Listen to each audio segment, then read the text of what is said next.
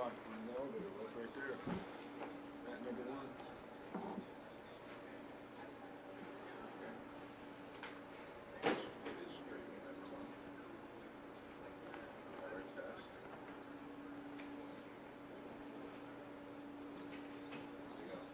Just wait a minute.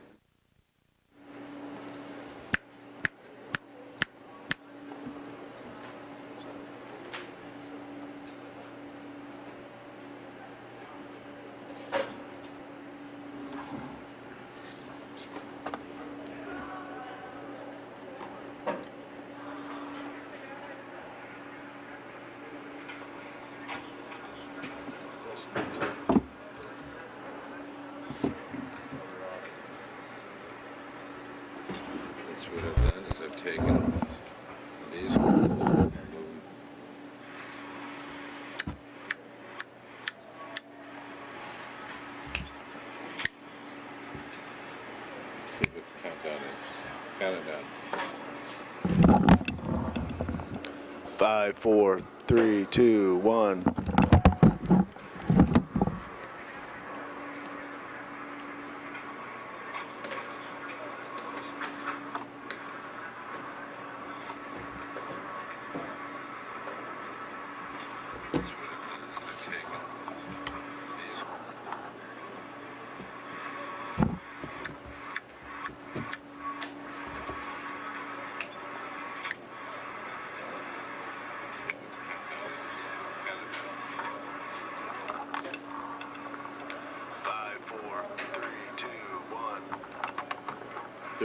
Second delay.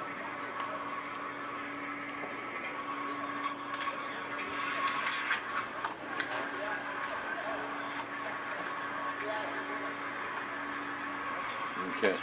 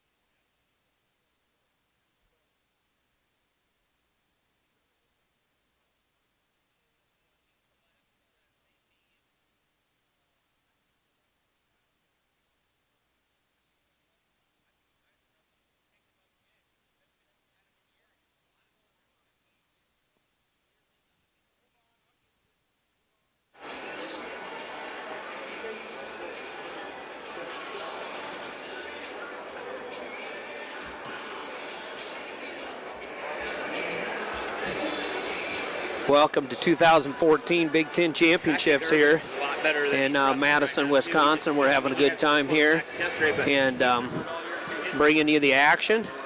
Steve Foster, Jeff Murphy, Tom Erickson to my left, Jeff Murphy to my right, and we're going to bring it to you guys, and we're going to have a lot of fun today because we got a lot of points that are going to need to be scored by some different teams, and we got a real fun, exciting team race going on here right before our very eyes between the Iowa Hawkeyes and Penn State Nittany Lions, but there's a lot of other great wrestlers here sorting out a lot of other matches, and it's going to be real fun. Go ahead and jump in, guys, and let them know that you're actually here, and I appreciate you being here and joining me today. Yeah, we're here again to bore, thrill, excite, whatever, give you a little feedback on the wrestling today.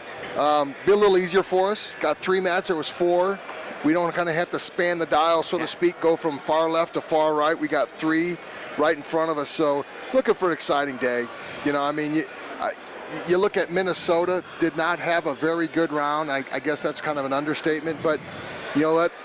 They are too good not to bounce back and make a run at this thing. Could get a lot of thirds, and I got to reading some stuff last night when I'm back to the room, as if I didn't have enough wrestling. I guess that's how we're probably all wired. That's why we're sitting here today. But and a lot of people said, hey, guess what? A lot of them just weren't even they were the lower seeded. Yeah, exactly. They weren't really favored in those semifinal matches. So they got a lot of those guys in that range of 3rd to 4th place here, as well as probably the Nationals, because they're that good. I wouldn't be surprised to get a lot of 3rds or 4ths. And I'm not saying they'll pull in Arizona State with back in the day with Coach Bobby Douglas, 1988, I believe it was, when they didn't have a single champ and won the. Right. But Minnesota has that kind of team. You know, I'm not saying they won't have national champs, obviously. That's why we go to the big tournament, sort it all out. But they've got a lot of real good balance. Yes. A lot of real good balance. So, Jeff Murphy? Well, I am here, so I just got to get a word in edgewise. So, it's going to be a great day of wrestling. Obviously, everyone coming into this event thought it would be a 3-team race. Minnesota, Iowa, Penn State. Minnesota with just an awful day yesterday, just an awful day. In fact, got out of the semis with only 1 guy through the semis. So they've got their chance to come back and pick up some additional points this morning, and that'll be very important for them because if they want to have any hope at all, but to be honest, it's going to be really an uphill battle for them. Both the Hawkeyes and the Penn State Nittany Lions with 5 in the finals. There's a couple of head-to-head matchups in those finals. And so, it's just almost impossible for Minnesota to climb back in this. So we'll have to see how the Hawkeyes and the Nittany Lions square off. It's going to be an exciting day of wrestling. I think 2 of those heads up, Penn State's probably heavily favored on paper, but paper don't wrestle paper. Taylor, Moore, and Ruth and Lofthouse, correct? Yeah, absolutely. Those are your head-to-heads. Yeah. So. The one thing I want to expand on what Jeff said about Minnesota. Minnesota had a dominating year in the dual meets, won the dual meet title and tied. But one of the things that makes it even tougher for Minnesota to catch up, they're not pinners. Yeah, they're that's grinders. Exactly right. Yeah, they're grinders. Exactly. They may grind a bonus point, on occasion, so to speak, but they're going to beat you. They're going to beat you by decision. Now, on the other side, if Penn State's in the same position as Minnesota, I'd give them a better than 50-50 chance to catch up because they're bonus points. They pin. They go for the major decision, Tech falls.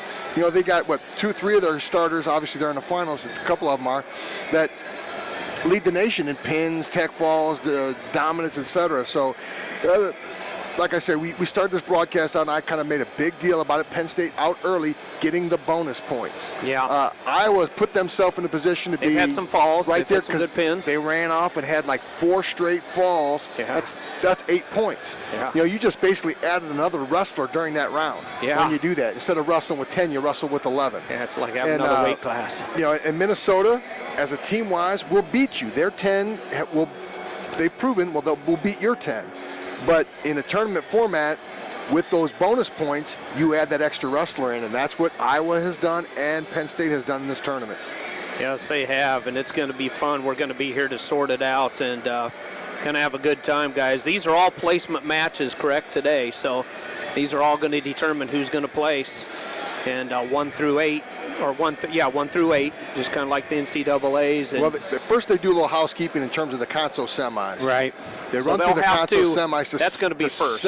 They set the table, and they've done this on occasion. I don't know if they'll do it now, but after the console semis, they've got 3 matches, so they maybe not, but they run that 7th place match. But the way it looks, they'll run the console semis, then they go 3rd, 5th, 7th. Well, yeah, that's true, but I don't think so. They'll run the console semis, and then I think they're going to run the championship match in the center, And then 3rd and 4th, third, and fifth, 5th and 6th. Yeah, Right, 'cause- but the 7th will be in this round before we Yes. take a little break. Okay. Yeah, that's good. That they do that. I've seen it done both ways. I prefer to give the championship finals. They're just due. Yeah. They've earned it. Let them have the spotlight by themselves. Yep, I'm probably with you. why they're going to finish at 3:30 today instead of 5:30. Well, they're and- going to run it all. It's kind of like the Midlands do. Midlands Yeah. are that way, I know. They do the 3rd and 4th, the 5th and 6th, and then the 1st and 2nd. Yeah, up there, so when we get to that point, we'll focus intently on the first place match, but try to give a little right. input on each of the other matches so that the folks at home have an idea if they've got a wrestler going for 3rd or a wrestler going for 5th. They have an understanding of what's going on at those 2 weights. And we'll be tweaking up on our identification, working on that. 125 pounds, you're going to have Megalunas against Taylor in the finals. Or no, pardon me, you're going to have Megalunas against Jesse Delgado. Jesse Delgado. That's going to be good. How do you guys see that one? Little NCAA rematch. Yep. I thought Delgado, God, he's a defending national champ, but I thought he limped across the finish line in that match yesterday. I like to see guys finish a little stronger. I'm spoiled. I wrestled with John Smith on the same team as John Smith. So that's a guy who won 6 world titles that was pushing tempo and pace. You guys have followed Tom and Terry Brands in the Iowa style. Kevin Jackson over there at Iowa State. They push the tempo and they push Cale their Sanderson style. came through. Sorry, I forgot. Let's not forget Let's Cale. not forget Cale. Yeah, But these are guys that look to score points. Yes, Yep. they do. absolutely. And when you limp across it, you open doors for guys that really shouldn't be in matches with you. That's an absolute fact. I believe we're going to do the national anthem now. Sounds good. We'll mic it up for you. We'll be back momentarily. Ladies and gentlemen, please rise and remove your hats for the singing of our national anthem performed today by Christina Bird. She's going to work out. Oh, see, can you see by the dawn's early light what so proudly we hailed at the twilight's last gleaming, whose bright stripes and bright stars through the perilous fight o'er the ramparts we watched were so gallantly streaming, and the rocket's red glare, the bombs bursting in air, gave proof through the night that her flag was still there. Oh, say does that star-spangled banner yet wave o'er the land of the free and the home of the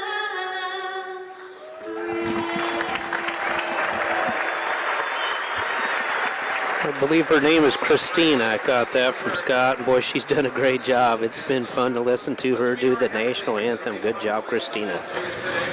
So we're back here and we're having a fun time, guys. 2014 Big Ten Championships here in the campus of University of Wisconsin, Madison, Wisconsin, and some good stuff going on here. They're going to get the mats all ready to go, and we're going to get ready for some fireworks.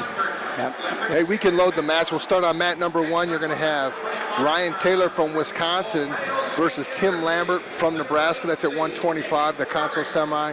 Mat number 2, we have Nick Roberts from Ohio State versus Corey Clark from Iowa, and that's other console semis. And we go to to Matt number 3 with Cash Quiroga from Purdue versus Johnny DeJulius from Ohio State.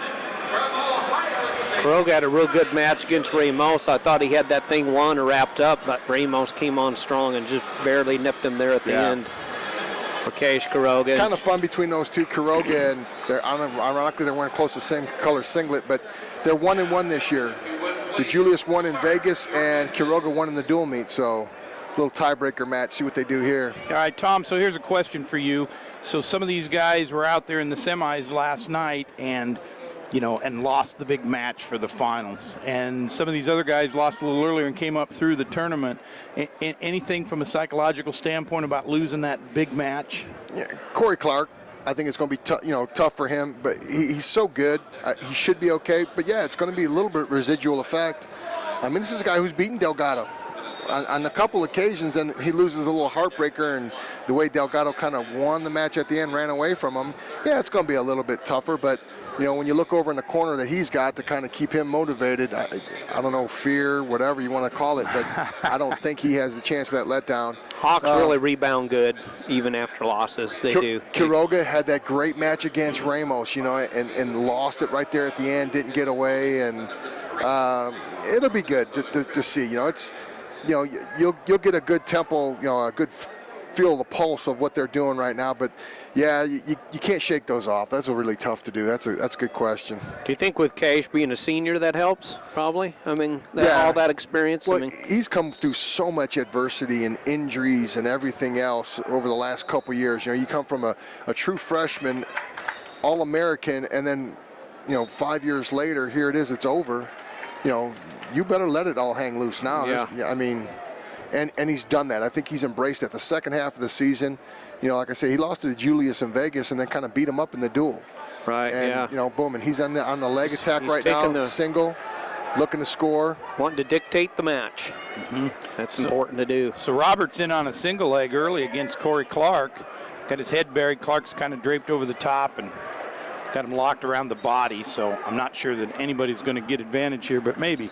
Restart on Taylor from Wisconsin, Lambert from Nebraska, potentially dangerous. They're going to do a restart. Quiroga finishes that single leg, and he is up 2-0 on DeJulius on mat number 3. Yep, and Clark and Roberts go out of bounds in the scramble. No point scored. Still 0-0 back to the center of the mat. A big bout over there. If you look at the team score, Ohio State's still in the mix and, looking to maybe run down Minnesota for third. So that's a big match for DeJulius to win. And obviously Quiroga, Purdue sitting in 11th place with 30 points. They want to get out of that. Him and Atwood, is that what's left? Him and Atwood, and I ran Kish. some point totals. They can, there's some 9 points available to those guys. Sure. Just base points they can move up, get themselves out of the basement. Maybe catch Northwestern. You never know, but. Mm-hmm. Nebraska's got a wrestler in here right now. We talked about Nebraska. I'm sorry, Steve. We talked about Nebraska. Here we go once again. Nebraska's in 9th place. Did that seem familiar yesterday? Yeah. The second session. That's Northwestern. I'm sorry. Yeah, but they're down in 6th. Right, yeah. They went from 9th to 4th and finally finished down in 6th. You start looking around. Let's see how they bounce around. They got Lambert back, and then they got the 3 big guys. Yes. They got their giants. They're giants or giant slayers. Actually, they're in the driver's seat. So we come to the end of the first period in our first match between Clark and Roberts. No score, and Clark takes down to start the second period. Little side note, today I was down on the floor talking to some of the coaches, kind of getting a little feel, and pretty good friends with Tom Brands, and walked up to Tom, and he was just the nicest, how you doing, etc. And gonna ask him how he's doing, and just how you doing? You doing okay? Just so focused, so locked in. Just kind of always fun to talk to Tom. You never do it at he's in the workplace, but it's always so fun. He's so cordial and nice. Yeah. But yet focused and intense. Yeah, you can tell he's intense. Their eyes light up. So that's the way they are. You guys traveled a lot together. Yeah. I know, because he told me, he said, I've roomed with Tom Erickson a lot of times, and we went across seas.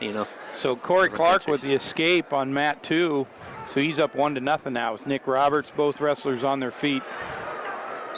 DeJulius starts the second period. He comes out right away to tie that score up 2-2 with Cash Quiroga.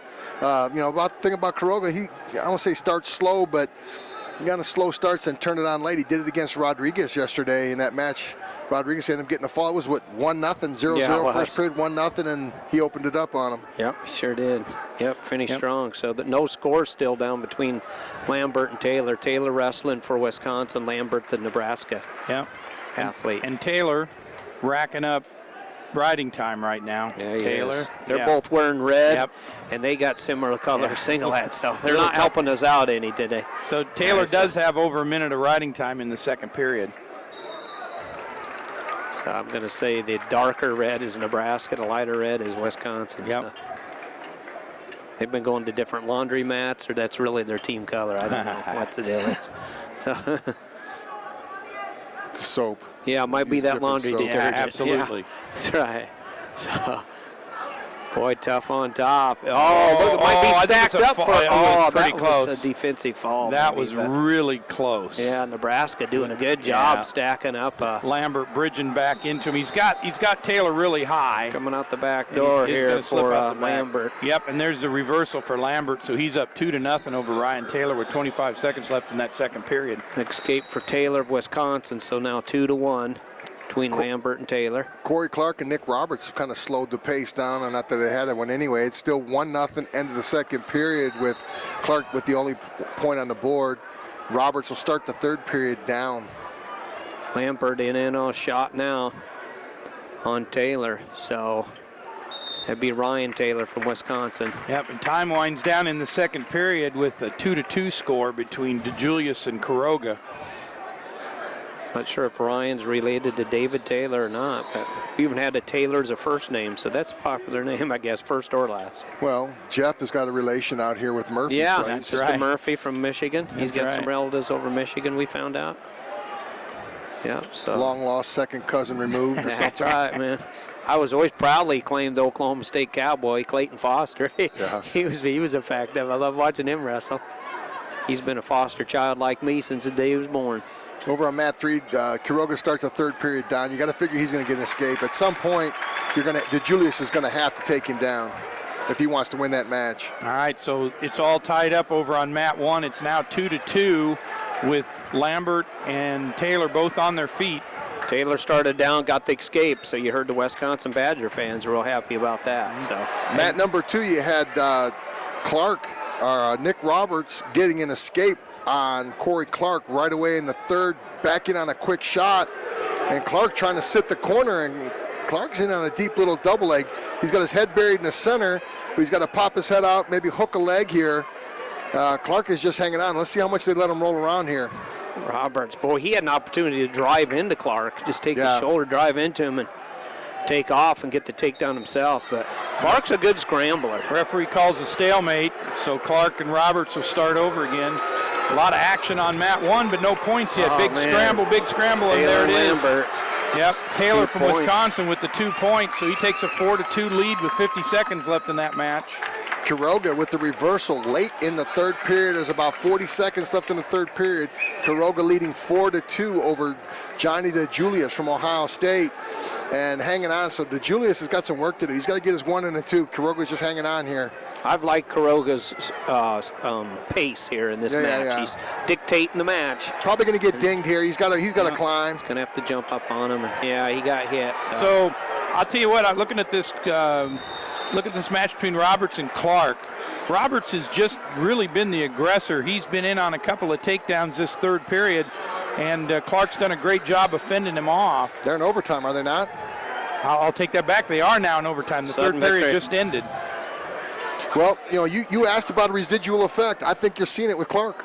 Boy, you are. Just a little bit. Not that Roberts is not the caliber wrestler Corey Clark is, but Corey Clark, he's an eyelash away from being in the finals, and now he's got a battle here in the semi-consolations. Yep. Well, and it's a 3 seed versus an 8 seed, so I think that really says it.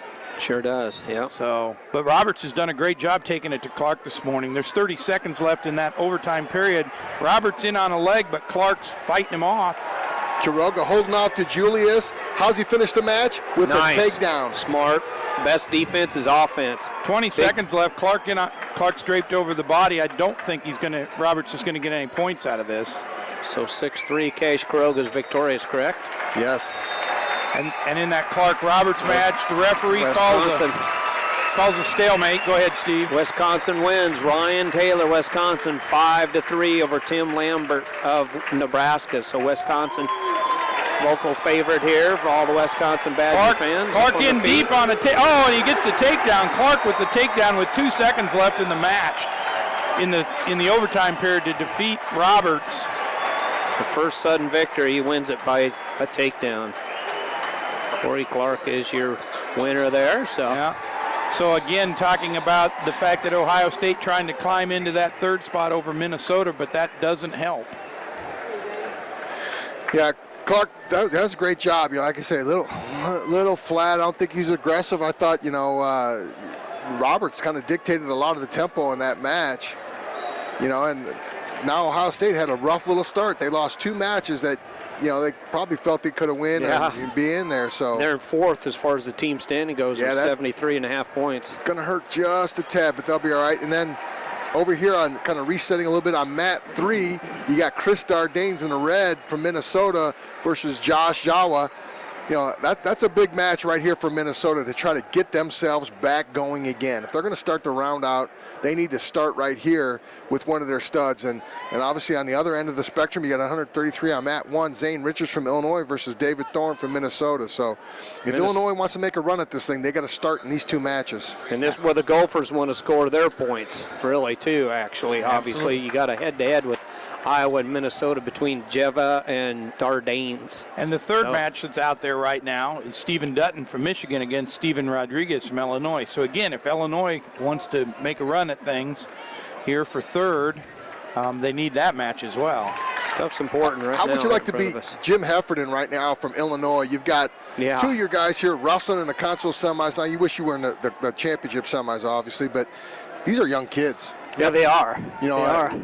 Looking at your future, you have your futures on the mat right now. This is like house money, good exposure for him. Yeah, him and Perry's done a good job in recruiting. Dardanes with the first taste of blood down there on mat number 3 with the first takedown over Jawa. So Dardanes up 2-0 over Jawa with halfway through the first period. Yep, he's got the lead, and we got down here a lead for Richardson. Is that right? Richards. Yeah, he's green. So Richards leads Thorne. Thorne's out though, right? Ties it up 3-3. Minute 25 seconds to go in the first period. It's 15 seconds of riding time in favor of Thorne. So Richards had that great match against Quiroga yesterday in that first round. Yes, he's the one that had the lead. Was winning, for a majority of that match, and then Quiroga broke it open late. Richards hung his head late, and Quiroga hit him with that cradle, put him to his back. Yeah, and scored the fall. Yep. Got the pin, so. Thorne, the son of John Thorne, who was an All-American for Iowa State University back in the day. Thorne in on a deep shot. Nice little high crotch, change it off to double. Rodriguez is sitting on his hip, Richards, sitting on his hip. Big 2. And Thorne gets the takedown. So here you got Minnesota out in front, both on the mat number 1 and 3.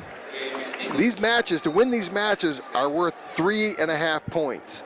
That's a half point for the advancement, and then guaranteed 3 points for the guaranteed third place. Guaranteed fourth. Yeah, guaranteed fourth place, and then when they wrestle their place matches, they were all worth a point. Except in the finals, they're worth 4. Yeah, so this is where they pick up the opportunity to pick up the biggest points. Yes, exactly. On his back is Rodriguez. Dutton. That real tough Dutton. Got the fall, is that correct? Yes. That is correct. Wins by fall, so Steve Dutton III wins by a pin over Steven Rodriguez. And Jeva, has he gotten out yet or not? No, he's still. Dardanes has just ridden him extremely tough. In fact, Dardanes has 1 minute and 14 seconds of riding time with about 27 seconds left in that first period. Now, I know we're here to broadcast wrestling, but Jeva, how do you get DJ, DZ? You got a J and a V in there that doesn't exist. And call me Ocker. Steve Ocker. My S is silent. Don't pronounce. That's a fun name, isn't it? Jeva. Yep. I think. Is that how you've heard it too? Jeva? Yep. I don't know. Yep. It'd be like calling me, I don't know, be Tom. I don't know how you do your name. When half your letters are not pronounced. Yeah. What kind of phonics? I got a great kid, love him. I want to find out what nationality that is. No, I think it's Czech. Is it I have Czechoslovakia? I have a lot of Czech blood in us in our family, even though we've got the Murphy name. But My daughter's Following up dating with a Jeff here, Dardanes rode him that whole period after the takedown. So you got 140 on the ride time, and now Jeva went back down. I mean, of course you've got to go back down to get the point. You've already given up. You know, the horse is out of the stable. You've given up the riding time point. Let's get that point. But He's been close too, Tom. Yeah. Jeva's been close. He just can't quite get it. I mean, he's up to there. And then Dardane kicks him. Yeah, he did. That was intentional, wasn't it? Yeah. I mean, because like you pointed out, he's got the 1:45 riding time that is Dardane's does. Yep. So both wrestlers on their feet, 2-1 now, early in that second period. Jeff and Dardane's on their feet. We got no score out here in the middle because of the pin. And if the we go, pin got early, so yeah, and go look at the other end. A lot of points scored here. Zane Richards up 8-6 over David Thorne from Minnesota. So those guys have been really going after one another. Another Minnesota wrestler trailing. Matt, number 2, you have at 157. We jumped up pretty quick. Yeah, we did. Isaac Jordan from Wisconsin. Number 1 seed. The number 1 seed versus Taylor Walsh. Mr. I'm going to hit you with the kitchen sink if I can. This will be fun. Taylor Walsh from Indiana. This will be fun, real fun, actually. So while you were describing that, Tom, Dardane's in on another takedown. He now has a 4-1 lead and over 2 minutes of riding time. Dardane's is tough. Both those brothers real good. Both the Dardane brothers for Minnesota Gophers. The neat thing about Dardanes in Minnesota, like you say, they follow the blueprint of the original Iowa style that was developed by Gary Kurtelmeyer and Dan Gable when they started their run, when Jay was working with those guys. And, you know, that original lineage of that physical, grinding, hard style started with that group, those 3 gentlemen right there. Yeah, I mean, real workmanship. Dan has done a phenomenal job. I kind of forget, you know, Gary Kurtelmeyer kind of started that Iowa run. Yeah, he did. Yep. Gary did a good job back in the day. Yep, back in the Iowa Field House, Iowa City, Iowa. Talk about that, and Jeva gets his escape, closes it up to 4-2, but Dardanes with underhooks there by Jeva. 2 minutes riding time. They end up going out of bounds, and no more score. 4-2. Dardane still leads. Yep, 30 seconds in that second period. We'll start the third period with Thorne down, trailing 8-6 against Zane Richards from Illinois at 133 pounds. Yep. And still no score between Jordan and Walsh. Jordan just waiting to get on top of him and ride him. Yeah, that's right. Walsh is just waiting for an opportunity to try to get a pin or some back points. So they both have their forte, don't they? What they like to do. So Jeff is in on a single leg with Dardanes, but Dardanes kind of sat back and he's fighting him off with the hip, and he slips out of the whole thing as time runs out in that second period. Thorne with an escape and immediately single leg attack with the takedown. So he gets a quick 1, then a 2. He's trailing 8-6 at one time. On Richards, yes, he started that period trailing 8-6. Quick escape and a takedown. Now he's back up 9-8. Wrestling. He's mat savvy. Boy, he knows where he's at. He cross-body ride in now, working the arm, maybe going for a guillotine. Yeah, this is some hard-nosed, on-the-job training for Zane Richards. He got it yesterday with Cash Quiroga. Now he's getting it with David Thorne a little bit. You got to wrestle for 3 periods. You know, the matches are 7 minutes. You can't wrestle 6, 6.5, etc. You got to wrestle a full 7 minutes. Freshman is Richards against Thorne, a senior. So we got freshman, senior, and seniors being real workmen about it. Yep. Dardanes elected to start with both wrestlers in the. No, I'll take that back. Dardanes gave him the 1 point and stood them both up. It's 4-2 in favor of Dardanes over Jeva in the third period. About a minute left in that period. Both wrestlers on their feet in the middle of the mat. And riding time's locked up. It's minute 10 left, 2:17 on the ride time, so he's got it locked up. Headlock and Jordan Walsh is. Nice roll through by Jordan. Boy, I tell you, they were both on their back at different times. But Jordan's got Jordan comes just out on got top. So I thought he was going to catch Walsh when he was rolling boy, through. that was fun. That was all off of a headlock. Well, no, actually, that started off the bottom. Walsh has started the period down. Correct. And like you say, you know that Jordan is tough on top, but Walsh has got to feel pretty doggone comfortable coming off the bottom. Yeah, well, he headlocked him from the bottom. Yep. Nick Simmons in his corner over there, and Dwayne Goldman, and East Lansing Strangler coaching him. Dardanes in on a takedown attempt, but big old pretzel, and then both wrestlers wind up back on their feet. See some Nick Simmons in this Taylor Walsh. He's just dangerous, and he's going to go after you, and you better be ready to go. So, yeah. 20 seconds left in that match between Jeva and Dardanes. And Richards comes back and ties it up. We are tied up 9-9 with 11 seconds left, but Thorne does have the riding time advantage at 1:21, so riding time's locked up. So it's 10-9 to Thorne, so Richards has got to score here. That is awesome. Yeah, and Chris Dardanes with the 4-2 win over Josh Jeva from Iowa, so it helps Minnesota's need for points and kind of hurts Iowa in the team race. Thorne wins down here with riding time, 10-9, 19-point match. So, and Jordan and Walsh still tied up 0-0. They've had a lot of action. There's been a lot going on there. So just that quickly, a quick 7 points on the team score for Minnesota pushes them up to 93 points, and they're climbing back in this thing. And they will in these rounds because they got a lot of guys that are going to come through these rounds, and they're going to be favored in a lot of these matches. So we've got another of the Dardanes brothers out on the mat now. Out on mat number 1, Ryan Lubeck from Wisconsin versus Nick Dardanes from Minnesota.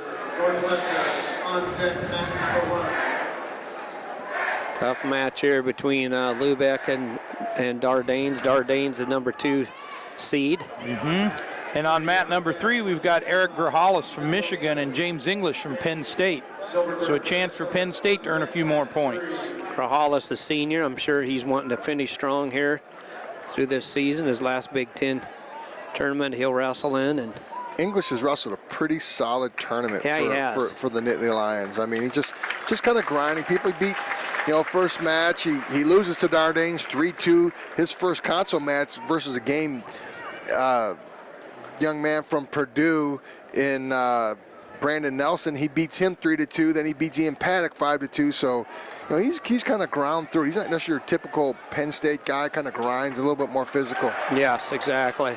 Boy, now look at Walsh was taking Jordan to his back. Simmons up on his feet, so East Lansing Strangler. He's pretty proud of it. He says he's got a little strangler coming, so he said little strangler's on the way. I got a photo to prove it, so he said just tell everybody, warn them, little strangler's coming. Yeah. So he's pretty proud of his wife and his kid on the way. So congratulations to the Simmons family. He was fun to watch, wasn't he? Wasn't he dangerous? Yes, he was. I'll tell you what, Nick didn't take no prisoners. Then Grajales with the takedown halfway through the first period, up 2-0. Nice little single leg takes him down. Yep. He's out of bounds with a tilt and a count. It's counting, Coach. He's literally out of bounds, wow. And he gets a 2 near fall. He got a full tilt. That's being Matt savvy. That's knowing where you're at. That's a guy that's applying the rules. You sit there and you watch that, and you're like, gosh, he's only got his foot in bounds, and he's got a full tilt situation. So he scored 2 near fall on that, completely off the mat. Tell you what, this Walsh, look at he likes to set you up. He gets in a position where what's he setting up there, Despladle? Yeah. And he's just waiting for you to do the wrong move, and then he's going to take you out. That's a good observation. So. Is he going to turn Jordan with that? And I don't really think so. But what it's going to do is Jordan's going to defend it one way, and he's going to try to come up with something the other side of it. So riding time's gone now. Walsh has been tough on top. So what you see is what you get. It's 0-0. That's the real score. He got rid of the riding time. So that was a smart move by him. I don't know why they stopped that. He had the leg in. If you kept the leg in, you definitely stop. It's a stalemate. But I thought Walsh did something pretty clever there. He let the leg come out, so the referee probably shouldn't have stopped that. He just kind of let Jordan get a reset in the situation. Jordan was laying flat. Walsh got the leg out. Means he was going to do something else. Yes. He was getting ready to go to another Which, as a method. referee, that's what you want him to do. Sure. I think, like I say, maybe. As long as they're busy. And yeah. Crab ride right now by Walsh. Jordan trying to get a reach back. And does it work or not? Walsh trying to get his hips out.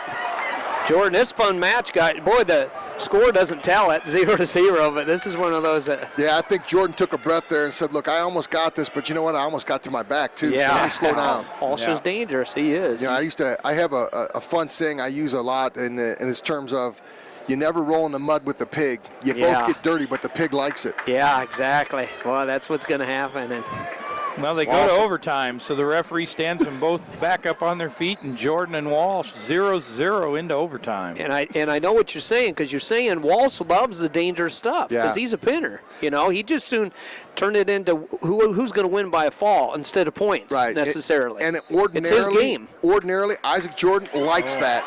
Nice shot. Jordan in a double. Big double. And they're deep on a double. He's got it. Gets the 2. Gave him 2. That's it. Sudden victory. Another point of note here. Referees should not stop that. He's in a near fall situation. They've got to let him try to finish that for a fall. Yeah, that's on that double leg going to his back, they've got to let him clear the position. Yeah, exactly. The takedown's over. He's going to win the match, but he's got to at least get the near fall points. I know they mean nothing. Technically, that's what it should be. You've got to let him try to get the fall. Right. Wow. And Lubick and so you're. Go ahead. Dardane's still tied up, guys, 0-0 down there. First period's over. Well, 2 seconds to go. So your number 1 seed still alive for a 3rd place finish. Yeah, that's right, Mr. Jordan. So if we look down on the format, we're about a minute left in the second period. It's a 4-0 score in favor of Grijalles over English from Penn State. English is another one of those interesting choices. It's a little bit like the Corey Clark-Gilman situation, because Penn State had a young man, Zach Bites, who wrestled most of the early season for him. Did quite well, in fact. Did Murphy just catch a forfeit over Ness there? Yep, your cousin. Oh, he did. So Murphy they just walked it out. I apologize for that. No, he walked did. it up. Yep. I don't want to get that No, lose he that did. real He quick. came out. Murphy. So Murphy got the default win over Ness. So that's points for Michigan. You know what? That's a drop-down effect. You know, looking at team race, the bottom half of the bracket, because if he takes that default down there against Walsh, that's going to be 2 bonus points and a walkover decision for that. So that's 3 points that they didn't have to work for. So kind of interesting. And he got that over who? Well, got that over Jason Ness from Minnesota. So maybe more importantly, what's cooking with Ness? I mean, did something happen in that match last night where he's dinged up a little bit, not out this morning? Yeah, he missed some earlier on in the year. I remember he missed some. He's kind of had a injury-prone career. It's unfortunate because he's a great kid and exciting wrestler, but there's been other segments of his career I know he's missed some time due to some injury situations. So English gets the escape. I'll take that back. We switch positions, and it looks like it's a 5-1 score now. Grijalles gets the escape. Yep. 34 seconds go in the second period between Grijalles and English. Nick Dardanes over on mat number 1 leads halfway through the second period 1-0 over Ryan Lubick of Wisconsin at 149 pounds. So they corrected the scoreboard. I was right the first time. English with the escape. It's a 4-1 lead for Grijalles right now. Both wrestlers on their feet. The second period winding down. The Minnesota Golden Goal for Dardanes just as quick as Tom Erickson says 1-0. He just gets a takedown. Now he's up 3-0. Yep. And we see another Minnesota wrestler out here at 174 pounds, Logan Storley. He's facing Scott Legal from Wisconsin. Storley and Legal. For number 4 seed is Storley from Minnesota, and Scott Legal from Wisconsin's number 7 seed. So, there is a lot of Minnesota guys out here. And they've had some wins today, so. Yep, well, they've had more opportunities to have wins. Yeah, exactly. Yeah. So we go to the beginning. They had a lot of opportunities yesterday, actually. We go to the beginning of the third period, and English starts on top. Grijalles underneath. Grijalles stands up trying to shuck that leg off. Lubick from Wisconsin did a good job trying to get out from underneath Nick Dardanes, but Dardanes riding him tough. 3-0. Yep. So we got 20 seconds of riding time, second period. Just about over 3 seconds to go. Nice pick attempt. Nice pick attempt. Storley comes in, head and heel him. Head and heel pick. So I'm sorry. No, doesn't get it. Sorry, just kind of want to give him a little feedback at 174. So Grijalles with the reversal. So he's now up 6-1 with 1 minute and 16 seconds plus a whole lot of riding time. If I'm Joe McFarland, I like to see this from Grijalles. Finishing strong. He kind of breaking a little the report on him, the word on him. Gets tired. Gets tired and stuff. Like I said, these guys train so hard. I don't think it's a physical thing. It might be a little bit more mental where he gets tired. But right. Yeah. This is a great job. He's beating a solid, James English, who's had a really good tournament so far. He And has, really. Grajales is, I think we set a high standard for him. So coming out of Florida, he was so good coming out that Sure, we look right. to see so many great things. And Yeah. here he is, going to be in the third place match if he finishes this out like he should. He doesn't look tired now. He's wrestling tough here right at the end. So the old famous saying of Jim Gibbons, Grajales looks tired getting off the bus. I think I've heard that. But he looks tired coming off the bus. But he's had a good tournament. I'm sure there were days people have said that to me. Yeah, that's every day for me. Once you hit in your 50s, things go different directions. English does get an escape in this third period at Happy birthday, 6-2 now Tom. in favor of Grajales. And the third period. Oh, English with a headlock. headlock right at the end. Or Grajales with a Grajales. headlock right at the end. He has English picked up some more, I got to believe, right? Yeah, So he should have. Grajales with the 3-point back points. Is that a 5 game? He's That's big. He's That's going to win it 11-2. 11-2. 12-2 with riding Bonus time. points for the Michigan Wolverines. Yeah. So Michigan right now in 8th place, but That's an Gonna extra help him out? a little point. Yeah. You got to climb up.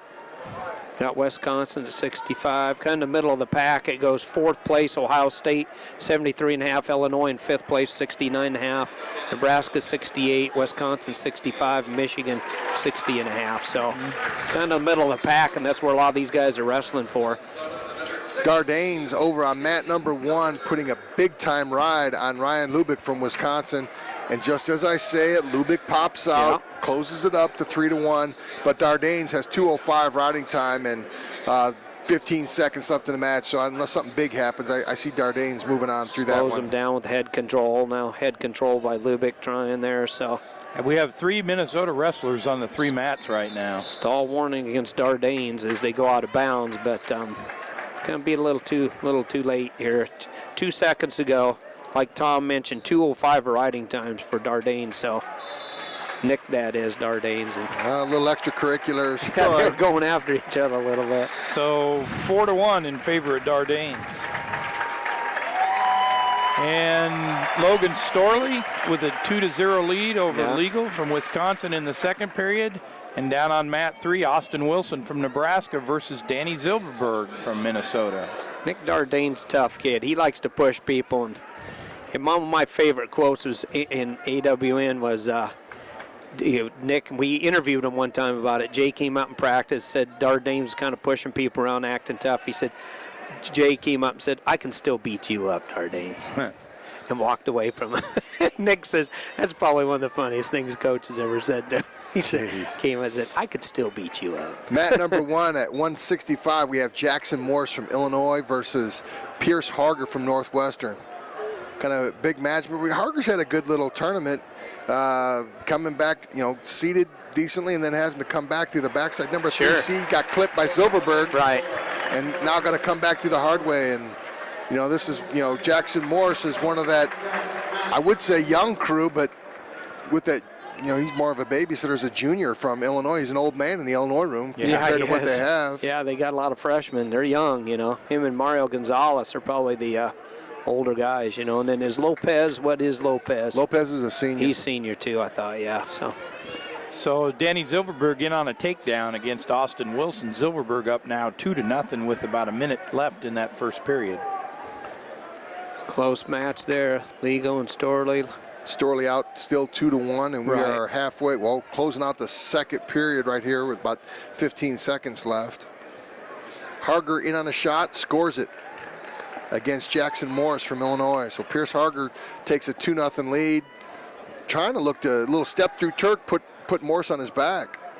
For the team lead, by the way, with Corey Clark's win, Hawks did pass Penn State. So now Iowa Hawkeyes are up 124.5 to 122 for Penn State because English was not able to win and Clark won. So English for Penn State and Corey Clark for the Iowa Hawkeyes. And oh, by the way, hasn't gone into it. Look at number 3, 96.5 points, clawing away. They are. You got picking 2 up. young men out on the mat right now. That's 7 points. All of a sudden, now they're at 104.5, et cetera. They're in Minnesota. Just when we kind of people were writing them off and complaining about him yesterday. By the end of this round, I venture to say this team race is going to be up for grabs. Not that it wasn't already with Iowa and Penn State, but put Minnesota back in the mix. And people I had some contact with not last night said, really, they did about what they were supposed to on paper. You don't want them to do that because in the semis. A lot of those, they weren't favored. And I could see they're just this good. I could see them doing this same thing in Oklahoma City. Yeah. Coming back and placing a lot of 3rd through 5ths and getting Just a lot like of points. Ramos, you know, you have a preset notion of what they're doing. You know, they're the dual meet champ, Big Ten regular season dual champs, won the national duels.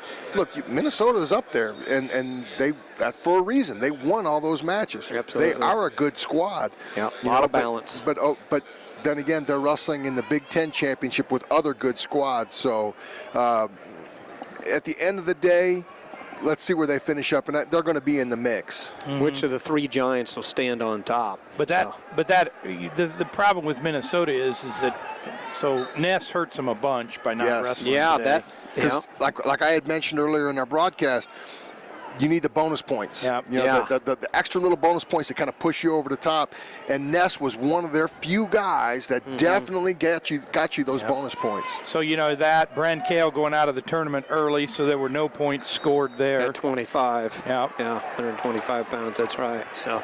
And then you have Storley in on a reshot. Legal takes a shot. Storley comes back with the reshot, and all of a sudden now we're in the ankle grab situation, the north-south ankle grab, and see who comes out on top.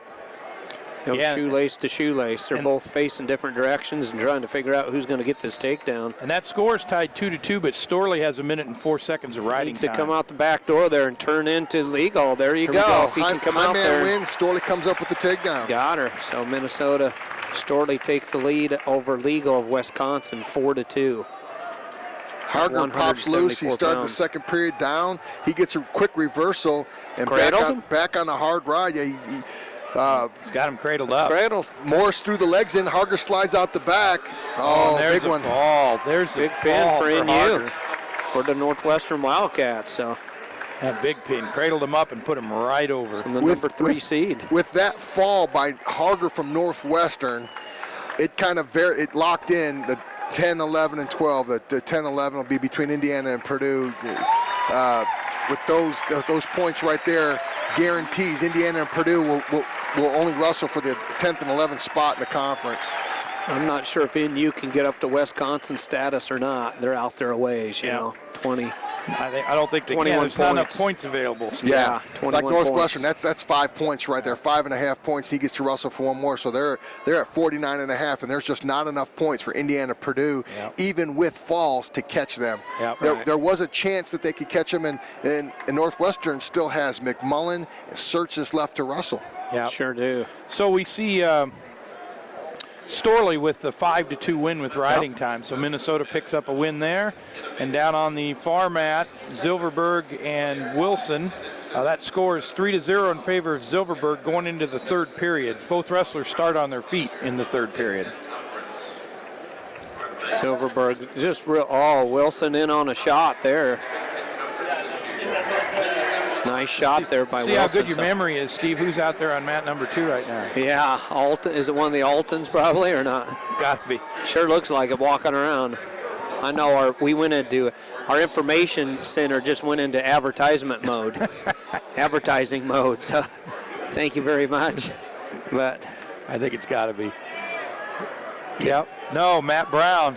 We're up at 2 heavy, 174. Oh, big Matt. Tony Delago from Illinois and Matt Brown from Penn State out on mat 2. It's going to be fun because Delago's a pinner. He likes to go for extra points, like Tom's pointed out Delago before. likes to roll around, but you know what? Matt Brown is such a vanilla, physical, hard-nosed wrestler. I just don't see him doing that. Yep, and Brown in on an early takedown, takes a 2-0 lead early in the 1st period. And then Illinois with its new generation of baby boomers down here on mat number 1. You got Nico Reyes from Illinois versus Kevin Steinhaus from Minnesota.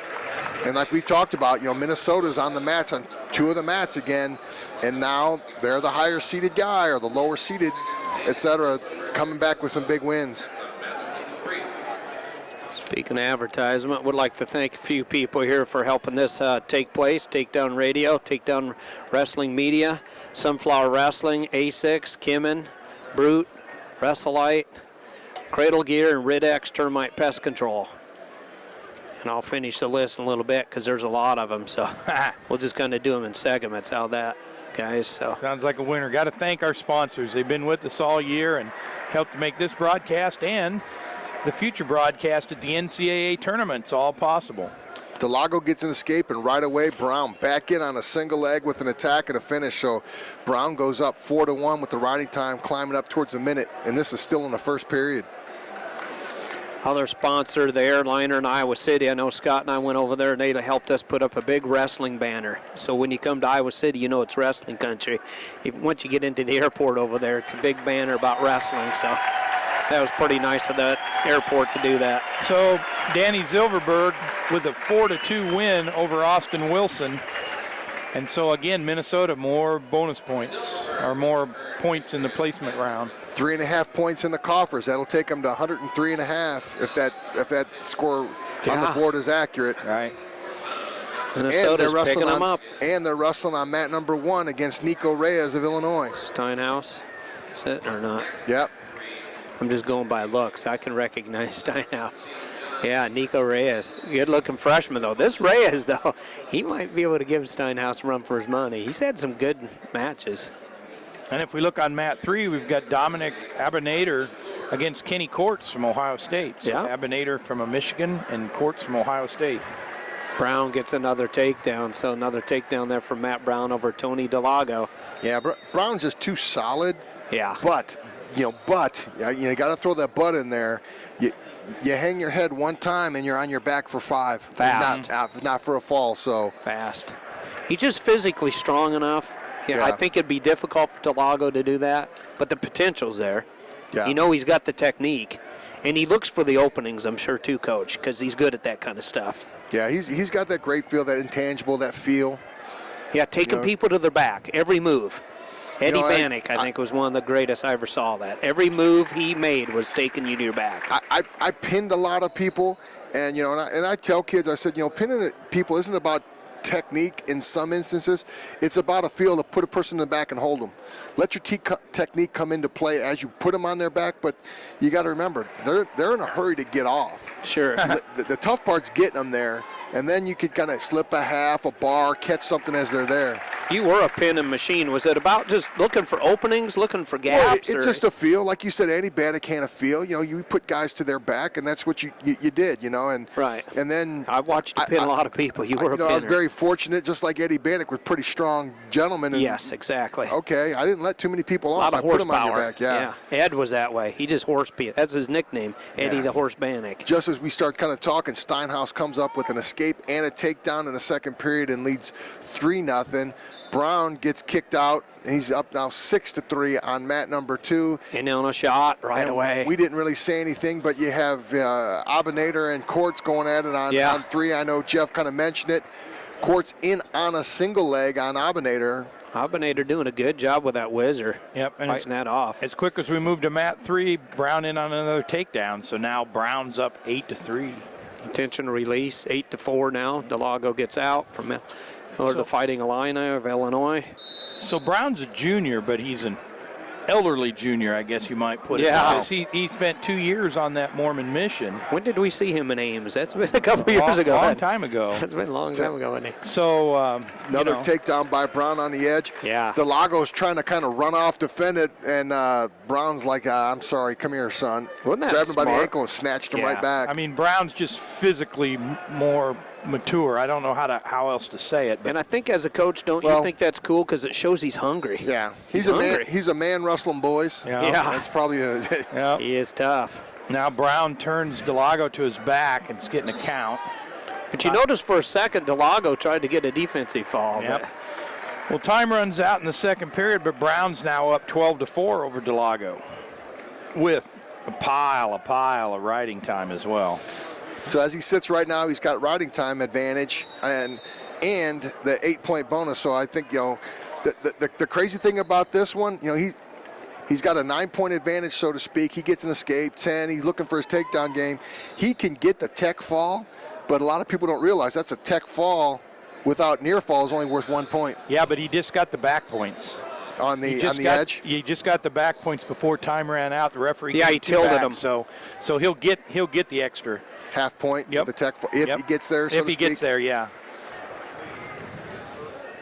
But this is kind of the modus operandi of Penn State. Yeah. Let's get our bonus points. They And need 'em. let's add to our bonus points instead of sitting on it with a major decision and picking our shots. Brown still being aggressive. Yep. Just as we say that, here Good comes Delago hips. with a nice shot. Yeah, but Brown just What kind of hips. flattens him out. And Big sprawl there circles with a around cross for the face. 2. He hasn't quite.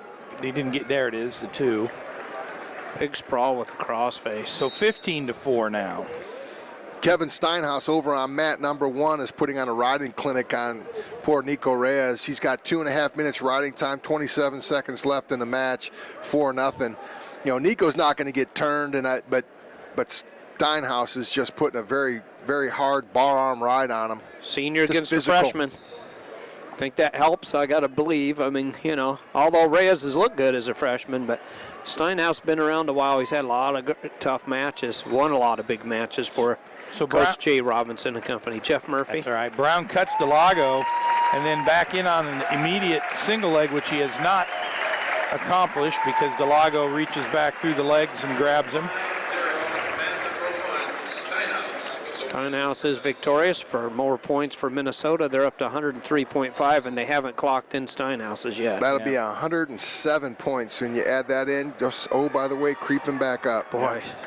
So Steinhaus wins 5-0, I think it was. Okay. What was the score of Brown. that Storley match?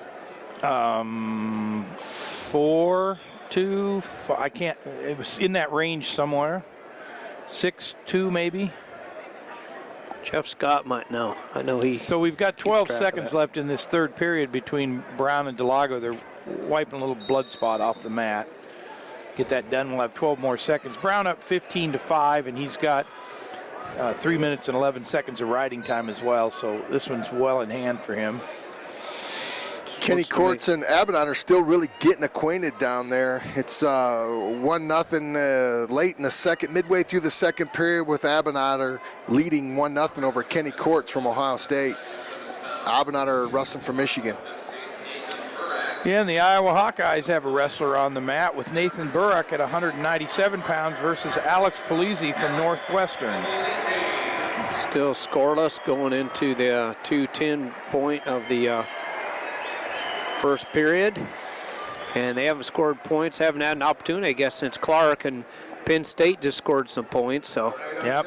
they might retake the lead. If Burrack would win, then they may retake the league. So Well, they're 24. Yeah, they just popped up. Yeah. 26 and a half right here. So they're gonna do the dance all the way into the place rounds, and we got to count.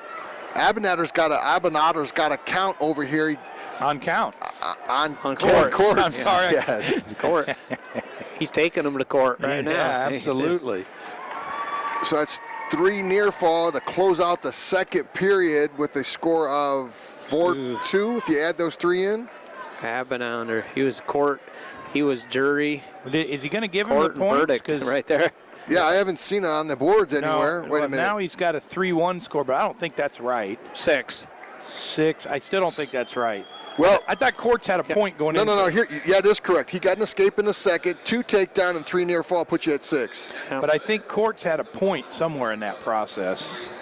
Maybe not. Escape. Maybe they just Yeah. gave it the wrong way on the Yeah, board. they had it posted wrong because Okay. Abernatter's down, escape, takedown 3 near fall, gives you at 6. Okay. I like this middle mat, the number 3 seat, Schiller. He's always in a thriller. He's got Mr. Atwood from Purdue, the junior, out of West Lafayette, Indiana. Big match, obviously, for Atwood. Coming in on a shot right away. Schiller, this is a bounce back match for Schiller. He number 1 ranked guy for most of the year this year at 97, kind of bounced. He got it midway through and held on to it until late in the year, but Lost a couple matches here and there. Not too many, it's a but good just enough guys. to I mean, bump that's him the down. kind of deceiving thing. You lose to Morgan McIntosh, which isn't bad, and Ivan Gatson, number Ivan 1. Gadsden. So Wow, nice shot by Atwood and a reshot by Schiller, Schiller and with some potential near fall. got the 2, but no backs, correct? Correct. He bailed out. Great shot, reshot by Schiller on that one. Our good friend Kevin Tan out there reffing. The Illinois, originally was in Illinois. I think he moved to Waterloo. Yes. I think he moved back to Waterloo, he told me so. Yeah. But, So the first period comes to an end down on mat 1 with a 0-0 score between Burak and Polizzi. Polizzi was in on a really good single leg at the edge of the mat, picked the leg up, brought Burak all the way back to the center of the mat, but he was not able to finish. Kevin Tan reffed in Illinois. I remember my friend Pasolano won a state title. He said, I kind of like Kevin. He helped me. He didn't help me win it, but he called my match. I earned it. I won my state title, but Kevin Tan was the man. Is that a Freudian slip? Yeah, that's right. Little Freudian slip there. Yeah. Abinader back on top. Quartz takes down in the third, and Abinader's back on top, grinding away. Boy, I tell you what, he's looking tough here, trying to pick up some more points for Burak with the takedown. Yep, Polizzi started on the bottom, escaped immediately in the second period, and Burak takes him back to the mat with a takedown. Leads 2-1 now. I noticed that Tom and Terry switched today. Terry's in the black, and I Tom's don't know in how the you white. tell them apart. I think they just really do that don't. to confuse people. They really do. Between them and the Polsons and some of the other twins that run around this sport. Polizzi right away with his escape to tie the score up at 2-2 with a minute and a half left in the second.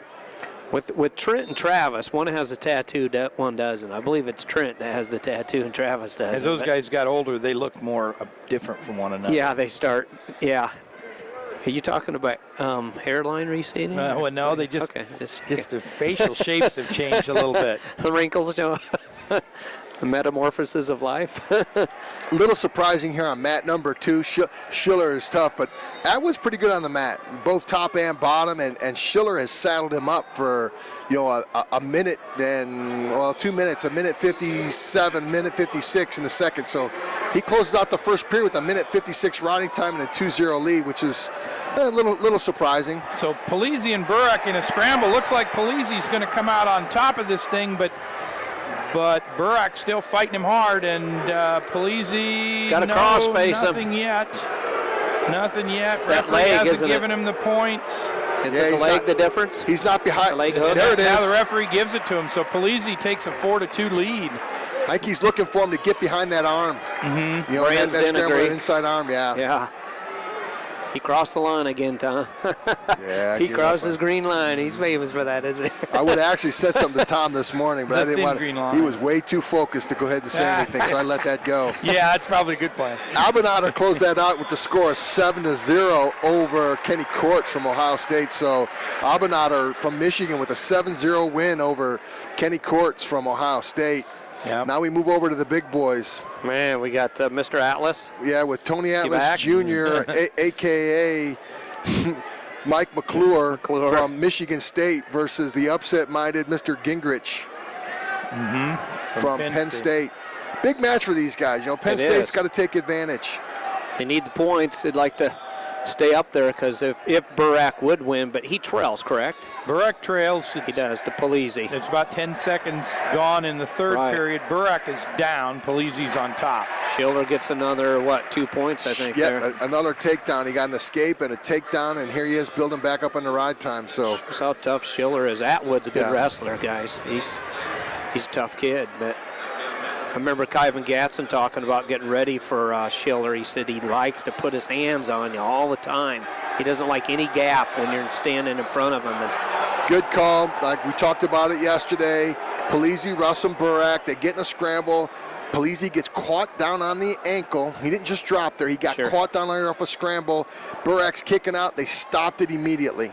Right. Stopped it immediately. Like I said, I've said this before. Now you kind of whisper. You go down there again, I'm going to ding you. But look, I'll give you a little free pass. Now he's there again. happening again. He came up the body good, Yes. though. Polizzi did. So And, as a ref, you I'd got to like keep to see track of that. that stuff. You like to see that. That's a mental note for me. I got a little column in my head Right, where you yeah. got to wrestle. So That coming down the ankle. I think they had a bad call on Kuroga earlier today because they called him Yeah. for stalling. But what he was doing, he was dragging his opponent back to the middle of the mat. So Yeah. he was being active. To me, he Polizzi- was being aggressive yeah. by doing that, and he got dinged for a stall. But that was down on mat number 3 earlier. So if That's my Polizzi, interpretation. But so Polizzi riding him, and he lets him out with 2 seconds left. He's got 58 seconds of riding time.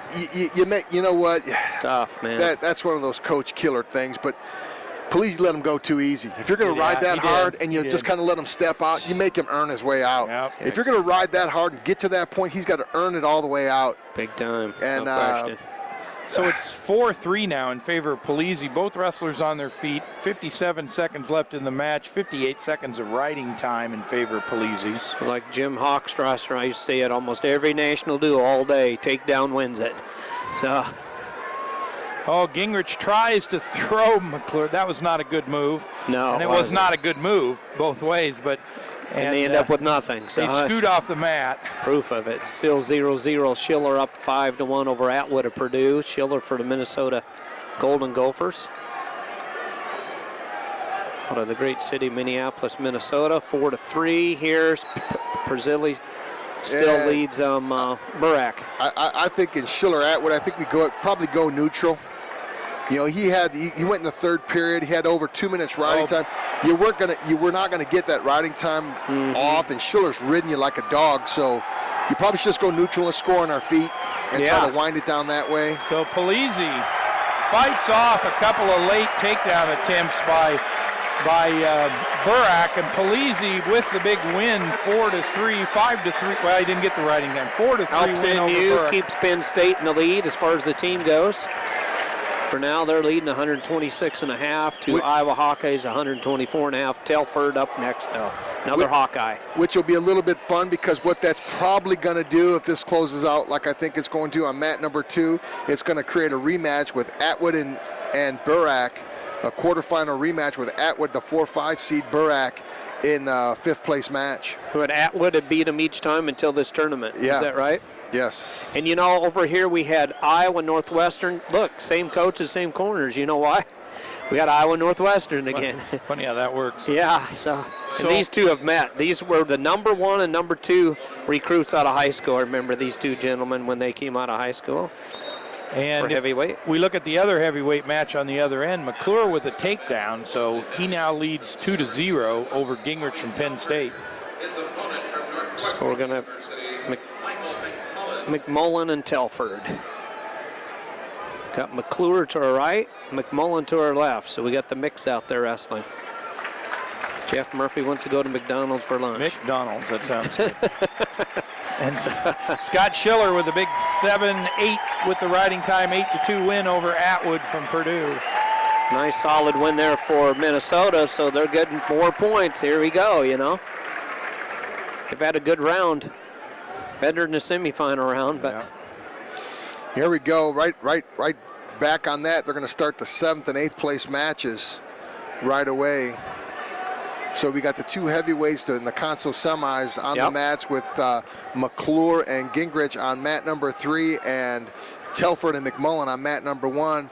And they're going to wrestle the 7th place match here on mat number 2, which will be Camden Eppert from Purdue versus Connor Yahtzee from Michigan. So Yahtzee and Eppert. Yahtzee. Used to be a dice game called Yahtzee. Yeah. They sure did. Like to thank Roller Productions, Zebra Mats, and Cages, Louis Wine Dive and Bars, the University of Iowa. They've been sponsors for us for a long time. Takedown Sportswear and Titan Mercury Wrestling for being the sponsors there. We appreciate you guys. And Max Massals, one of Jeff Murphy's favorite places, sports and nutrition. Absolutely. Big match here on mat number 2 between Eppert and Yahtzee, because it's a one-off qualifier, and it's one of the standards, the qualifying standards for, at-large bids. And if you get to be a one-off, you kind of move and meet criteria for the standards. So. And McClure had Gingrich tilted with Gingrich on his back, and Gingrich somehow got pinned in that move, and I just don't see, because McClure really never had any control over Gingrich's shoulders. It was entirely a Gingrich not being reacted quick enough. Yeah, big pin by the big Mr. Atlas. So Michigan State's going to get some more points. They're in 12th place. So that'll give them 5.5. So that move them up into 20.5 points. Stay in the same place, but look a little better with the points. So McClure ends Gingrich's run here today. I guess Gingrich will be in the 5th place match. And Telford and McMullen still, tied up 0-0. Mm-hmm. These two have really They've had a lot of matches. I've witnessed them, usually in the Midlands. The Telford-McMullen match is big because, for whatever it's worth, if Telford wins this match, Iowa will jump over the top of Penn State and have the lead going into the final round. Yeah, that'll give them 128 points because a win right here is worth 3.5. Northwestern's going to try to make 2 wins in a row over Iowa down on 1, with Polizzi just beating Burak down there just the match before this one. So kind of got a mini dual meet going on down there between Northwestern and Iowa Hawkeyes. Well, and I spoke wrong, so let me correct what I was going to say, because Penn State does have 2 gentlemen wrestling in the 7th, Gulabon and Alton, that'll be in the 7th place matches. So they'll have an opportunity to earn 1 point plus the bonus points each. And Jimmy Gulabon's out there right now, leads 2-0 over Dominic Malone of Northwestern. So seen a lot of Wildcats out here wrestling recently. Polizzi, McMullen, you got Mr. Malone out there, Dominic Malone for Northwestern. He trails Gulabon. Eppert and Yahtzee still scoreless, right? Up there between Purdue and Michigan. Yahtzee, Eppert in on a shot. Yahtzee trying to counter and turn the corner on him, but Eppert hanging on to his elbow pretty nicely. A little surprise in Eppert's match here. Eppert's usually a high-tempo guy putting on a shot, but Yahtzee's really been after him, so he's kind of dictated the pace a little bit. But like I say, Eppert talked to Camden a little bit earlier, before the round started. A little disappointed, but knows this is a big match for him. It is. Like I say, that one off the qualifying with the spot Gilman-Clark issue really made that happen, didn't it? Changed them from what, 7 to 6? Yeah. Is that right, if I remember right? This match could have determined the qualifier or one off. So right. So McMullen with the big escape over Bobby Telford. McMullen now up 1-0 with about 1 minute and 15 seconds left in the 2nd period. Yeah, Jeff, that's a big point. Telford's one of his best fortes. He rides tough on top. Absolutely. He gets that riding time point and makes you have to that phantom point, so to speak, and makes you wrestle accordingly. And with McMullen getting out in 34 seconds, he kind of is taking that off the table with Telford and doesn't have to worry about that so much. So Telford's going to have to open up a little bit more, which he took a nice little, forced a shot just a little bit. Yeah. Stall warning against McMullen, is that right? Yep. Red. Good call. Backing up towards the edge of the mat. McMullen flat on his belly, got his hands locked around a leg, stalemate on the whole thing. We'll go back to the center. Who would have thought Kuhn wouldn't be involved in the heavyweights, huh? Yeah, to the point I where think he's that's not freshman issues maybe, but yeah, like I said, I even in the beginning I said people caught up to him. I thought the pack caught up to him. I mean, being a freshman, it didn't make the adjustment, so to speak. A lot of people made adjustments on him. So sure, yeah, that happens. So we go into the 2nd period on mat 3. Jimmy Gulabon up 2-0 over Dominic Malone. Gulabon starts in the down position for the 2nd period and immediately gets to his feet and gets the 1 escape. So Penn State would like get these points. 3-0 for Gulabon. On mat number 2, Yahtzee's out in the 2nd period in 2 seconds against Camden Eppert and leads 1-0. But like I say, we're only halfway through that 2nd period. Long way to go on that one. And in the battle of the big men, we end the 2nd period. Goes down, I think, right? So Telford McMullen has a 1-0 lead. Telford starts on the bottom, so here's his opportunity to get his 1 point. Starts on the bottom, McMullen on top. See if he can ride the big guy. Telford's big. He's tall. I've stood next to him. He's a tall kid. Yeah, he's a big body. Yeah, he does. Has a big frame, doesn't he? And like I say, he rides really well. I mean, even being a big body, he's relatively athletic. I don't think he's on the line of Adam Chalfant, but definitely rides pretty, moves pretty well. Like you pointed out, that was so important for McMullen to get out. That was good for him to get out before those, as far as he's concerned anyway. Yeah, it makes it a takedown game, which swings the favor back to McMullen. Right. He's the technician, I think. Yeah. These other heavyweights I've talked to, coaches said he's good with technique. He's mat savvy. He knows where he's at. He's had some injury situations. I know he's missed some Midlands, I think 1 or 2 of them during his career, which is, he wants to be there. That's in Northwestern's backyard. Yeah, and he's done a pretty good job of gaining size. When he first came out, he was a tad undersized at heavyweight. Now he's kind of filled it out pretty nicely. And he gets the escape, Telford does, so it's 1-1 with 1 minute and 27 seconds left in that final period.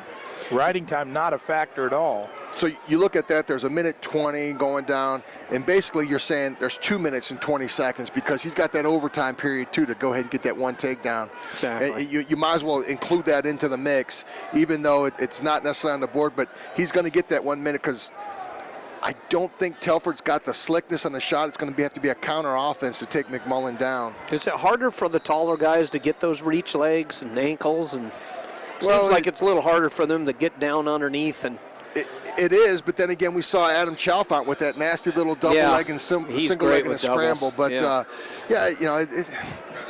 you're 6'4" like Bobby is. There's a distance that he's got a level change, and it takes time. Even if you're very quick, it takes time to cover that distance. All-American Matt Fields, I know people said that was his problem. He was so tall. Matt Fields was a giant, but it's hard for him to go down, grab legs. Great scramble on mat number 2. He was in an over-under. They still had contact. That was a great job by Kevin Tan. Over-under situation. They didn't break contact, so he did not give him the 1 point. Oh, and Telford with the takedown with 10 seconds, 11 seconds left in the match. That's huge. Counter offense, and McMullen tries to take that little swing single. They waited on it, swung around behind him. Great job. Looking over here on mat number 2, you got Yahtzee going over the 1 minute mark on Camden Eppert on the ride time. So even if he gets away, he's going to have that minute in the bank. Here's Eppert. Oh, man. And you go down to mat number 3, Gulabon with another takedown. Both men started on their feet to start the third period. So it's now a 5-0 lead for Gulabon from Penn State.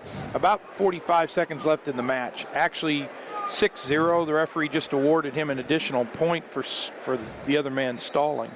McMullen, but they're reviewing something. I'm not sure, talking over there, and McMullen's really going to have to take a shot, guys. I think 11 seconds to go. I think they were looking to see if he ever, when they were in bounds, put his hands on the mat. I think it was a takedown. It looked like a takedown to me. It was total control. It just depends on where they ended up, maybe. Yep. It didn't take him long to figure it out. So McMullen's going to have to get up, get out, or it's Telford's to win there. There's a tight waist. McMullen up inside stand up, trying to get some hand control, and he gets out, maybe or not. No, trying to get a kick out, but nothing doing. So Telford, Iowa Hawkeyes, pick up some more points. Yep. Bobby Telford is victorious over Michael McMullen of Northwestern, 3-1. Only had 21 seconds of riding time, so not a factor.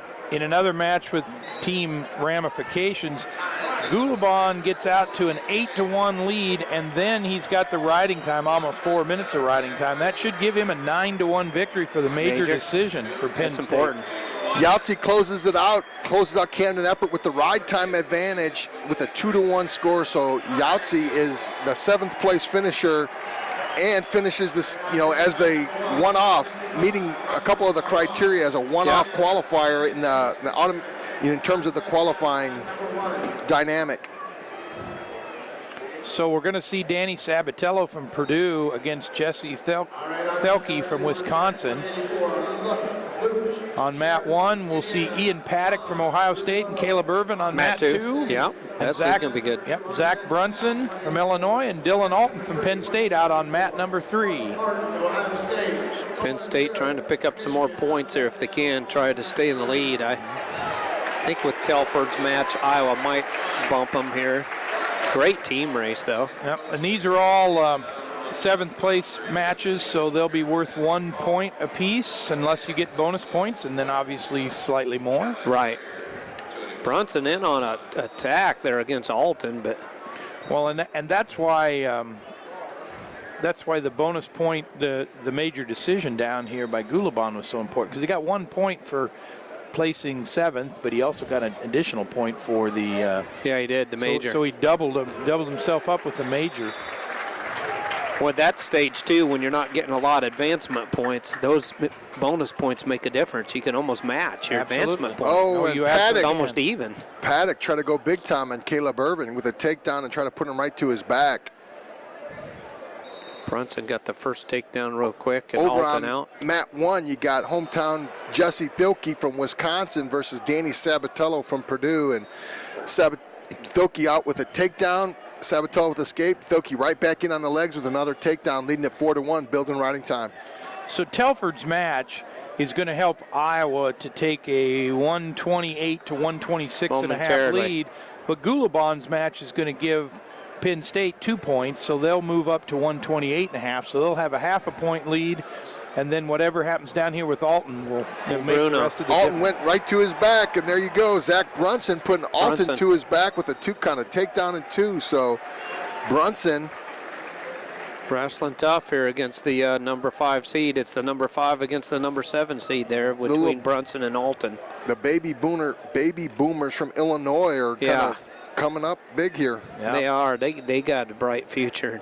So They Brunson, probably got some kids in the room too. We're going to see here coming up. I got a feeling. I know Heffernan and Perry does a with good the- job in recruiting. Over here, Thielke with a turn. I don't know, he got a count, 2 or 3.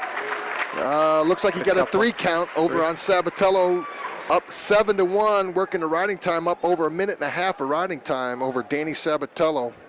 Yep. And Brunson out to a 6-1 lead over Alton now. Got a little blood timeout. I didn't Paddock know- of Ohio State still leads 2-1. Tom Erickson. Don't have my sheet on me, but I think they're taking 7 at 41, or are they taking 8 at 141? I can tell you. Give me a minute. You know, Right now, depending on what they're taking, I mean, both Thielke and Sabatello are AQ earners for the conference, so they both earn it. So they've already met one of the criteria. But depending on what it is, this match should be a big. I think either one of these guys will be in good shape. They're going to take 6. They're only taking 6. 6 at 141. Well, so this is a big match, and Thielke with a huge body lock and throw to put Sabatello right to his back. And even though they're out of bounds, he can still secure a fall if they have time. 3, 2, 1. The clock saves Sabatello. There's three more for Thielke. Beautiful throw. Yeah, Beautiful throw. Now Thielke's up 12-2. Wisconsin right now trying to come out of 8th place. It's close. I tell you, 5th, really 4th through 8th could change real easy. I mean, it So- could go any way. We get a mad scramble at the very end of the first period between Ian Paddock and Caleb Irvin. Paddock winds up with a reversal and 2 back points in the last few seconds of the first period. So Paddock out to a 6-1 lead now over Irvin. That was such a tight match, too, until Paddock did that. I mean, they were just 2-1 for so long between Ohio State and Illinois. Paddock for Ohio State Buckeyes and Irvin for the Illinois Fighting Illini. 2-1. So, and that actually Illinois OSU, correct? Yeah. So Yes. they're in 4th and 5th place as far as the team standings go.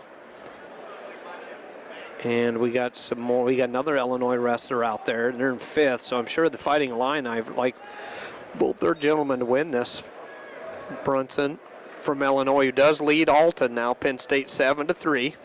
Irvin with the kick out here in the second, midway through the second. But Paddock back on a quick shot, spins behind, and gets the 2. So just as soon as Irvin climbs a little bit closer, Paddock right back in on a shot and a takedown. And we go to the second period down on mat number 3 with Zach Brunson from Illinois out to that 7-3 lead. Brunson starts in the top position. You see, notice Cal, he was telling Alton, go down.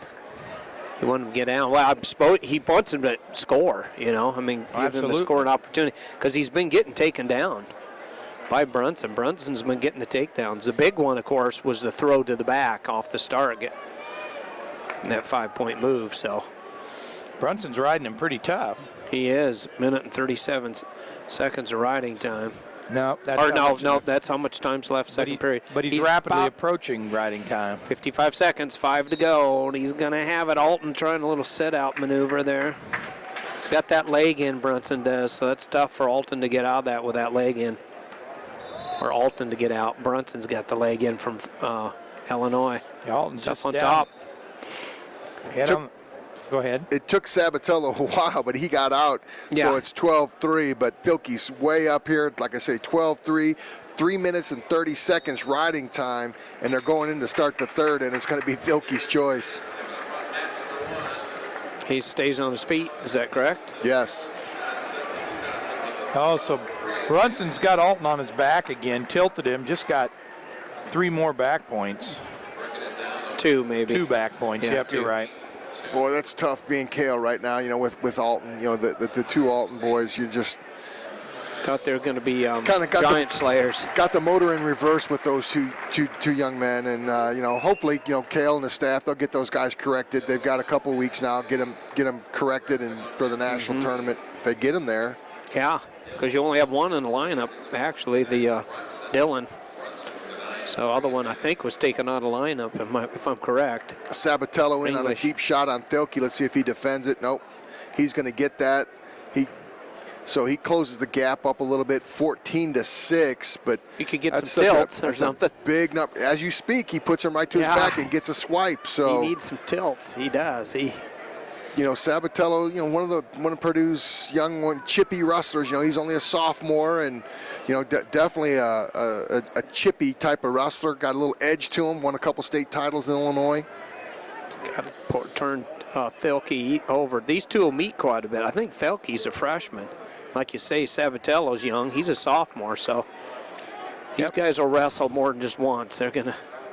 Warning on Thielke, kind of frustrating. Yeah, he's hanging out down there. Only reason I say that is because you scored 14 points and ridden a guy for 3 minutes, and you're going to say he's doing that. And I like the fight Sabatello's got. He's bringing it to him. Sabatello's right on the edge of being chippy. In terms of a little bit. Let's wrestle hard. So let me bring you up to speed on what's happening on mat 3. Brunson wound up riding Alton for the entire second period. As they started the third period, Brunson started down. He immediately got to his feet, got an escape. Then he took Alton down. Then Alton escaped. So now we wind up with a 12-4 score in favor of Brunson. Wow. He's just really taken over this match. Alton just has not been in this match. Absolutely. Absolutely. His technique or long. I mean, Alton doesn't look tired, but Thielke throws. Sabatello, did he get anything or not? 2. Wow, big finish. Right at the end. So Thielke, big win for Wisconsin Badgers, and they're the home crowd, and you can hear them in the background. They're happy. They are happy. Picking up some more points. They were in 8th place, so they can move up here. They're 68 points. They're just 3 behind Nebraska. But Nebraska big point potentials will be coming up in the finals here after a bit. So Alton in on a single leg on Brunson. Brunson with the whizzer. Fights it off, back to their feet. Dylan Alton, the number 5 seed, looks like he's going to go down to the number 7 seed, Zach Brunson of Illinois. I mean, Alton just has 12-4. no answer at all here. No, he got behind and he just lost steam, Stall warning against Brunson, but he can take that 29 seconds ago. A lot of riding time, Jeff. Oh, a pile of riding time, 2 minutes and 25 seconds. I mean, here in late in the third period, we're seeing Brunson just sort of defend and block. Yeah, but quite honestly, he'd been the aggressor the whole match at that point in time. As a coach, a spectator, wasn't Alton kind of stalling when Brunson was putting those 12 points on the board? Yeah, exactly. And then, when he kind of is reaping the benefits of doing all that hard work, you want to ding him a little bit. Yeah. Although I do respect Mike McCormick here, you kind of have to kind of encourage him to wrestle through a little bit. But in the same token, you got to give the kids earn some credit, did he not? Yeah. That happened over here with Sabatello and Thielke towards the end. Yeah. Thielke got hit with a stall because Sabatello was bringing the action, and they dinged Thielke. That's the end of the third period. So Brunson from Illinois with a 13-4 win over Alton. What that effectively does, gentlemen, is that locks up Penn State with the team title at the end of the 7th place match. Team lead. Yeah, team lead, sorry. They've got 128.5 points to Iowa's 128, so about as tight as you can get it. Yes, they are. I'd like to thank Oklahoma State Wrestling for helping sponsor us. Takedown Wrestling. Thanks, Cowboys. Got a big Cowboy superstar to my left here, big Tom Erickson and TW Promotions, Robinson Wrestling Camps. Thanks, Jay. I know he's on our show regularly. He does a good job for the sport. He doesn't just think about Minnesota, by the way. He is smart about the sport of wrestling. RecruitWrestling.com, Fight Now TV, and the University of Illinois, and Jim Heffernan. Thanks, guys, for all you do for Takedown Wrestling. Kind of going back, looking at that match over at 141 with Thilke and Sabatello, they're only taking 6 guys at that weight class. Thilke was probably on the borderline, and he goes ahead and wins the 7th place, so he puts himself in another category in terms of the one-off, the qualifier number at 7 with the 6 qualifiers, and Sabatello, who earned one of the spots, kind of falls to the 8th place. But I think Sabatello, you're pretty confident that he's going to get that bid right there. I mean, that's going to be one of the 3 bids that I know that are available right now at the wild card. Yep. So let's talk about that same thing with Alton, because Alton was at number 5 seed. He's and so I'll take that back. I think they've 7. got 8. They've got 8 going at that weight. With 57, so he'll pick up the last one. He'll be fine. He'll squeak in. That's why they wrestled the 9 at that weight class. To determine they figure the one-off, alternate one-off to see. Yeah, I got in the wrong column on my table. And in front of us, we got Rizagala. Rizagala against Michigan State. He's in the green against Luke Sheridan of Illinois. They're scoreless, just getting started. Rizagala's in and gets the takedown for Michigan State. So, well, let's talk about it. 2 important matches that are out here right now as well. Not that one isn't, but so Mark Martin and Colin Zurip. Mark Martin from Ohio State, Colin Zurip from Michigan. Now there are 7 qualifiers at that weight. And so this one's a big match. Yeah, you want to get the automatic qualifier by finishing 7th. That's the most important part of it. But the consolation prize is you become one off, which means you kind of fit in that bronze category in terms of a qualifier. I think there's 5 metrics you can hit, and that's one of them. So when Jeff mentions that weight, that's 174. Is that right for Martin and Zurip? Yep, absolutely. We're 174 pounds, so that is big. That's very important. That's why, like over here in LeBlanc and then Sheridan from Indiana, same situation. Yeah, it is. Yep, and LeBlanc trails, though, Yates of Michigan, so 3-0. Second period, minute 27 seconds ago. 2 minutes and 2 seconds of riding time for Yates of Michigan, so a lot of riding time right now already. Yeah, this would be big for the Hoosiers, kind of get both of these, and they're trailing and with a bunch of riding time again. So unless something really changes for these guys, they're going to kind of be in trouble here. Sheridan needs to get up and out. That's just getting, what do we start in second period here? They just got started, so. Yeah, and so this match between Sheridan and Rizquala, it's really important for Rizquala because he came into this tournament with a 19-10 record. They're taking 7 guys at that weight class. So he may be iffy if he doesn't win this. Sure, yeah. Right, and that was the one that I talked about where Sheridan wasn't even seated here, who was one of the automatic qualifiers for the Big Ten Conference at this weight. Mm-hmm. Rizagala looks like he's a little high maybe, but they might stalemate this or put the legs in. In terms of team race, obviously this is a big match for him. I mean, there's a lot of ramifications. Michigan State climbs a little bit closer to Purdue and Indiana, but a win here gives them 35 points, a 1.5 difference from the Boilermakers, and you got over there on LeBlanc on the other side, you got 2.5 points. So that 10th, 11th, I know it's at the bottom, so to speak, but it does matter to these coaches and to the kids. Yeah, and it really does. Administrators, you consistently finish down there at 11th place. There might be some answering to do. I know in Purdue's case, they're going to be guaranteed your 10th or 11th. They were 9th last year. At some point, Jeff and I talked about some of the different programs in the Big 12. What are they going to do? Exactly. We need a change, and you got to make a change for the right way, the right person and the right reasons, and Purdue's in a situation like that, Indiana's in a situation like that, Michigan State's in a situation like that. As an administrator, what do you do? We are, as coaches, are tasked, we want to win, but I think these 3 programs down here, they're been relatively consistently be down there. Let's face it. Yeah. But they're academics, great students, and great people in the community. There's a little bit more to it, but in the same respect, there's got to be return on the investment for the company. We can't finish in the bottom the whole time. Yep. And some of that, too, comes down to ADs. How interested are they in the sport of wrestling? How intimate are they? Because face it, we love wrestling. We're passionate about them, but a lot of them say, hey, football, basketball makes me money. I know at the NCAA tournament, there's a lot of profit. There's money made for NCAA at our big dance in Oklahoma City this year. But overall, it's a fringe sport. We love it. We're passionate about it. But in some universities, institutions, they have it, and they don't make the money. But they got to do what's right for the kids, for the athletes, for the institution. There's a trickle-down effect, because after a while, when you start on a bad path, it's just like when you start on a good path.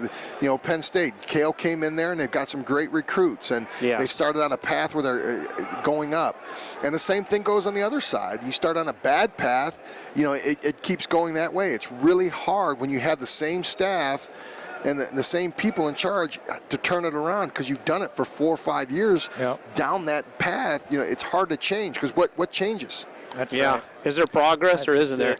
Rosgala gets the escape. He's up 3-1 now over Sheridan out of Indiana. But those are decisions those ADs got to sort out, don't they? And their staff members, they got to sit down and say, let's be objective here, and let's find out what's best for even in my situation, I was at Purdue, and Coach Hinkle had a conversation and needed to do some different things, and I applaud him. I totally understand and respect his decision for it. But on the other side of it, I look at it this way too. You have to hold yourself to the same standard as well as your staff. So exactly. Absolutely. As much as I respect it about me, I would hope that he would make the right decision for himself and his staff now. Exactly. Because they've gone backwards the last 3 years. They have. And they're on the fringe all the time, I notice. Yates wins 4-0 over LeBlanc, so the Michigan Wolverine defeats the Indiana Hoosiers, so a big win there for Michigan. They pick up some more team points. They're in 6th place. And it seems like Purdue, I've been watching the Boilermakers in this tournament.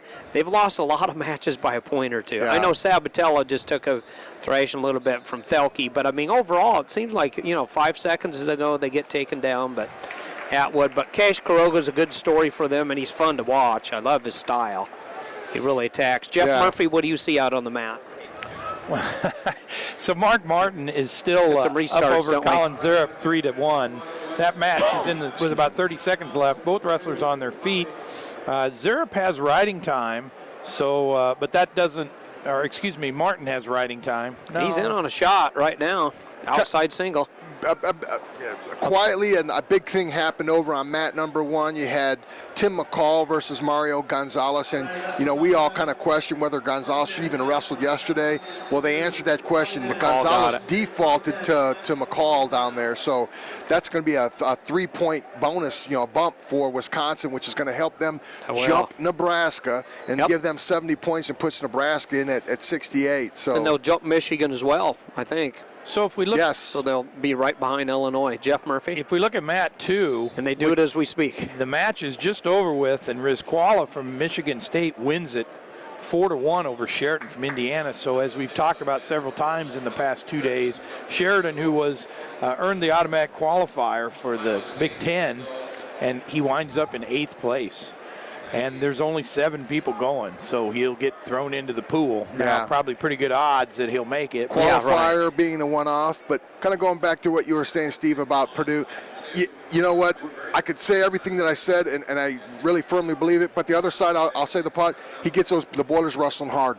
Yeah. Coach Hinkle and his staff, those guys wrestle hard. I know Chris Flieger's very, very instrumental technician-wise. Seems like they don't lose because they're tired. They go out there and they wrestle extremely hard, which is going to keep them in matches. Talking about 157, Jeff had mentioned about the 8 qualifiers. Right over here on mat number 1, they're wrestling the true 9th place. They wrestled the semifinals between 2 young men tonight, and over here on mat number 1 you have Alex Griffin from Purdue and Randall Languis from Ohio State wrestling for a true 9th place, which will put them one off the automatic qualifying number. So a pretty big match, because Griffin's on the fence right here. I think both these gentlemen are on the fence in terms of maybe qualifying, maybe not. So big match for these 2 gentlemen right out here. And Languis for Ohio State right now, they're in the team race. They're 4th with 75.5, so I'm sure No, Well, I don't that know doesn't how affect many it. points he gets. That I doesn't didn't- affect it. I didn't think they did. Yeah, that doesn't do anything. They don't One get a that does point, affect it point. is Mark Martin just picked up the win down here That's with big about a for- 6-2 score. So 1 bonus point, gonna help. 1 additional point for Ohio State. So It's going to help the Buckeyes. Yeah, because when you look at that and you look at who's in the finals, quite honestly, Nebraska's all the way down in 8th place right now, but Nebraska could jump all the way up into Oh, yeah, they do fourth. that. There's 12 into points fourth. available to Nebraska. Yep. So They're favored. that could be I'd say interesting. 2 out of 3. Yeah. Yeah, to jump from 8th to 4th. I mean, that's a big. And they've done that a few times because of the trifecta. Soufflon, Green, and Kokish. Now they've still got all win. Yeah, exactly. I'd say 2 out of 3 they're favored. Well, Here's a situation on mat number 1. Unfortunately, Purdue. Languis is wrestling Alex Griffin from Purdue, and Griffin got hurt. Kind of got banged his head a little bit, got hurt. Here's a situation we have not seen all tournament, not that I could recall, an injury timeout. yeah, And we've seen blood. Not much. But the one thing, the neat rule about that with this injury timeout that like I say, I haven't seen it. Now it's Languis's choice, top or bottom, Yeah. or neutral. He has choice now after they come out of this injury timeout, in which a lot of people You don't like understand. that change or not? Yeah, What do you because think? obviously we haven't seen it. Right, yeah. So I mean, think about past tournaments where that rule wasn't in place, where you have a lot of people throwing that tee up there to break or something like that. And it helps a guy if he likes to ride or if he's an escape artist. He's good at getting out. Helps so. kind of reload with the composure and stuff Right. like this. Yep. So Medbury gets 2 points Yep. takedown from Wisconsin. In the last match of the 7th place. Against Nick Tavanello from Ohio State Buckeyes. Medbury for Wisconsin. Connor Medbury, that is. There is also one other true 9th place match going on at the present time. Rossi Bruno from Michigan and Sean Nagel from Nebraska. this looked a little bit more serious over there. I mean, I didn't see it. I thought he kind of banged his head. He might be looking at his ankle or something like that. Randall Languis is going to finish in a true 9th place, and To the Alex injury Griffin default. will be in a 10th place. So Looks like a injury knee. fault. Yeah, Or a leg of some sort. absolutely. Right one. Yeah, they got a shoe pulled open down there, so I wish that young man all the best. Like I said, he's a local kid. Came through the Boiler Elite Wrestling program over there at Purdue. I know Coach Flieger and those guys run a great job over there at the Boiler Elite. He's a product of that, and definitely Alex wish Griffin. him. Yeah, he started out the season at 149. Alex did? Yes, Griffin? he did, and then they really couldn't find a 57-pounder, and Alex kind of stepped in and took over. Wow. Medbury now still up 2-0 over Tavanello from Ohio State. They're going to start on their feet. Second period, just 1:56 to go. Yeah, this match is kind of cosmetic only in the sense that both these guys qualified because they're taking 9 at the weight class. So Right. this is kind of a No, this Let's is stay 7th in and shape. 8th. or 7th and 8th. Seven Yeah, and so they're taking 9. So this is, like I say, this is kind of cosmetic. Both these young men qualified for the national tournament. Yeah. We can But- get team But it points could be here, a right? point. Yep, it Yeah. could be a point for Ohio State or more. But well, you look at it, as I say, that's no big deal, and that half point, that 1 full point will jump them over Michigan at 71 points, with Michigan sitting at 70.5. So, yeah. I mean, yesterday, kind of a neat thing that happened yesterday. We're in there grabbing a bite to eat in the hospitality room, and kind of ran into Barry Alvarez. Yeah, The athletic director here at Wisconsin, who's here at the tournament. it's good. Uh, Good for wrestling. Very active. Thanked him for a great job, and he, thanked me for coming and covering and Yeah. everything else. So, definitely an cool. administrator who gets it and understands the importance. Some don't even attend, by the of way. all guys. their sports. I'm not just going to Some say don't. wrestling, but all their sports. Sure, they should, I say. They're the AD, you know what I mean? I think Yeah. it should be required of him, but I mean, that is great. I appreciate it. It was neat to see him in there filling up his plate, by the way. He was hungry. Barry's a big guy. He had a pretty nice plate of food going on. He actually eyed me down a little bit. We kind of met eye contact looking at me. He's like, man, I never played football, coach. And I called him coach, too. I didn't say that's right. Mr. Alvarez, but, never I'm played surprised. football. But I'm surprised. we play against you? Were you? I'm like, no, Yeah. coach. No, I'm surprised. He'd had to put about a 50 or 60 foot or pound stomach on, though. I remember talking to Steve Neal once, and he said, my coach there at New England, he said, here's the deal, bud. You could be awesome, but you got a war sport tummy. You need to get it. You need to lower your center of gravity, Stephen. We need to get about a 50 or 60 pound stomach on. You got a wrestler's stomach right now. Yeah. I hate to None. say it, but you got to get fat. We None. need to get you Steve beefy. had no stomach. Yeah, he did. Just washboard. I remember it for a heavyweight. So, and he did. That's my excuse. He too. got obese and I had became to- great at NFL. So who's the better athletes anyway? Huh? I've had to lower my Wrestlers center are. of gravity over time too. Yeah, that's the metamorphosis of life too. Yeah, I'm trying. Yeah. I'm trying. I'm working my way towards your guys. That's right. Pat Robinson in on a single leg here over Bobby Nash from Michigan State, and big scramble. Still got the ankle pick. Nash scrambles out of it. Good little scramble. 40 seconds left in that first period. They've kind of exchanged little efforts on leg attacks with Robinson in the last one, and had it up pretty high. Had Nash taken down. Didn't get it. Big scramble situation here between Tavanello and Medbury. Medbury has taken one more point. He got the escape, so he's up 3-0. Yep. A minute and 30 seconds left in the match. 37 seconds of riding time for Medbury of Wisconsin, so you're going to hear the Badger fans possibly. Oh, Nash with cheer. a takedown, a little throw by and a takedown on Robinson from Purdue. Purdue back on his feet. Nash with the lift, trying to return. Short time left in this period. Man, big one. We got to see here. Robinson getting a point here. It'd be really nice to kind of close out that first period. Get himself a point here. 2-1. Won't get it. Won't get it. Big takedown by Nash. Frustrating when you don't get that return point back. Into the period edge of the mat. Yep. And in the other match that's going on at this time between Rossi Bruno and Sean Nagel for the true ninth place, Bruno still has a 1-0 lead in the third period. Picking up backs there maybe, huh? Yeah, I think he's he holding did. them. Yep, picked up two. Is that Gary Mayhab who's running that mat, the official? Two more for Bruno from Michigan Wolverines, and Nagel, by the way, is Sean Nagel from Nebraska Cornhuskers out of Lincoln, Nebraska. So Nash chooses down in the first period in the true ninth place nice match. little maneuver there for Nebraska. Picked up a couple, correct? No, Nagel got two more back points, and the ref is still indicating they get In up on their control. feet, he'll get one for an escape. So Bruno got two more, Nagel got one. Yep. So 5-1 now.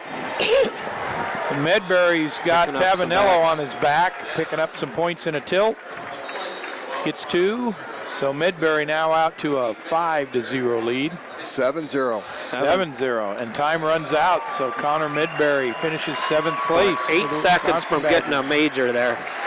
But congratulations, a big win for the Wisconsin Badgers, out of Madison right here where we're bringing the broadcast. Yeah, I apologize to Connor Medbury. I said I expected more out of him, out of his career, so to speak. But, he's the 7th seed. He finishes 7th. Yeah. He's got a solid record, 24-8, 24-9. He's got 25, 26 wins, 8 losses. So, yeah, he's having a good yeoman's work. But like I say, being a heavyweight, I'm a little more partial to those big guys. I'd like to see, when I see potential, I'd definitely like to see him capitalize on it a little bit more.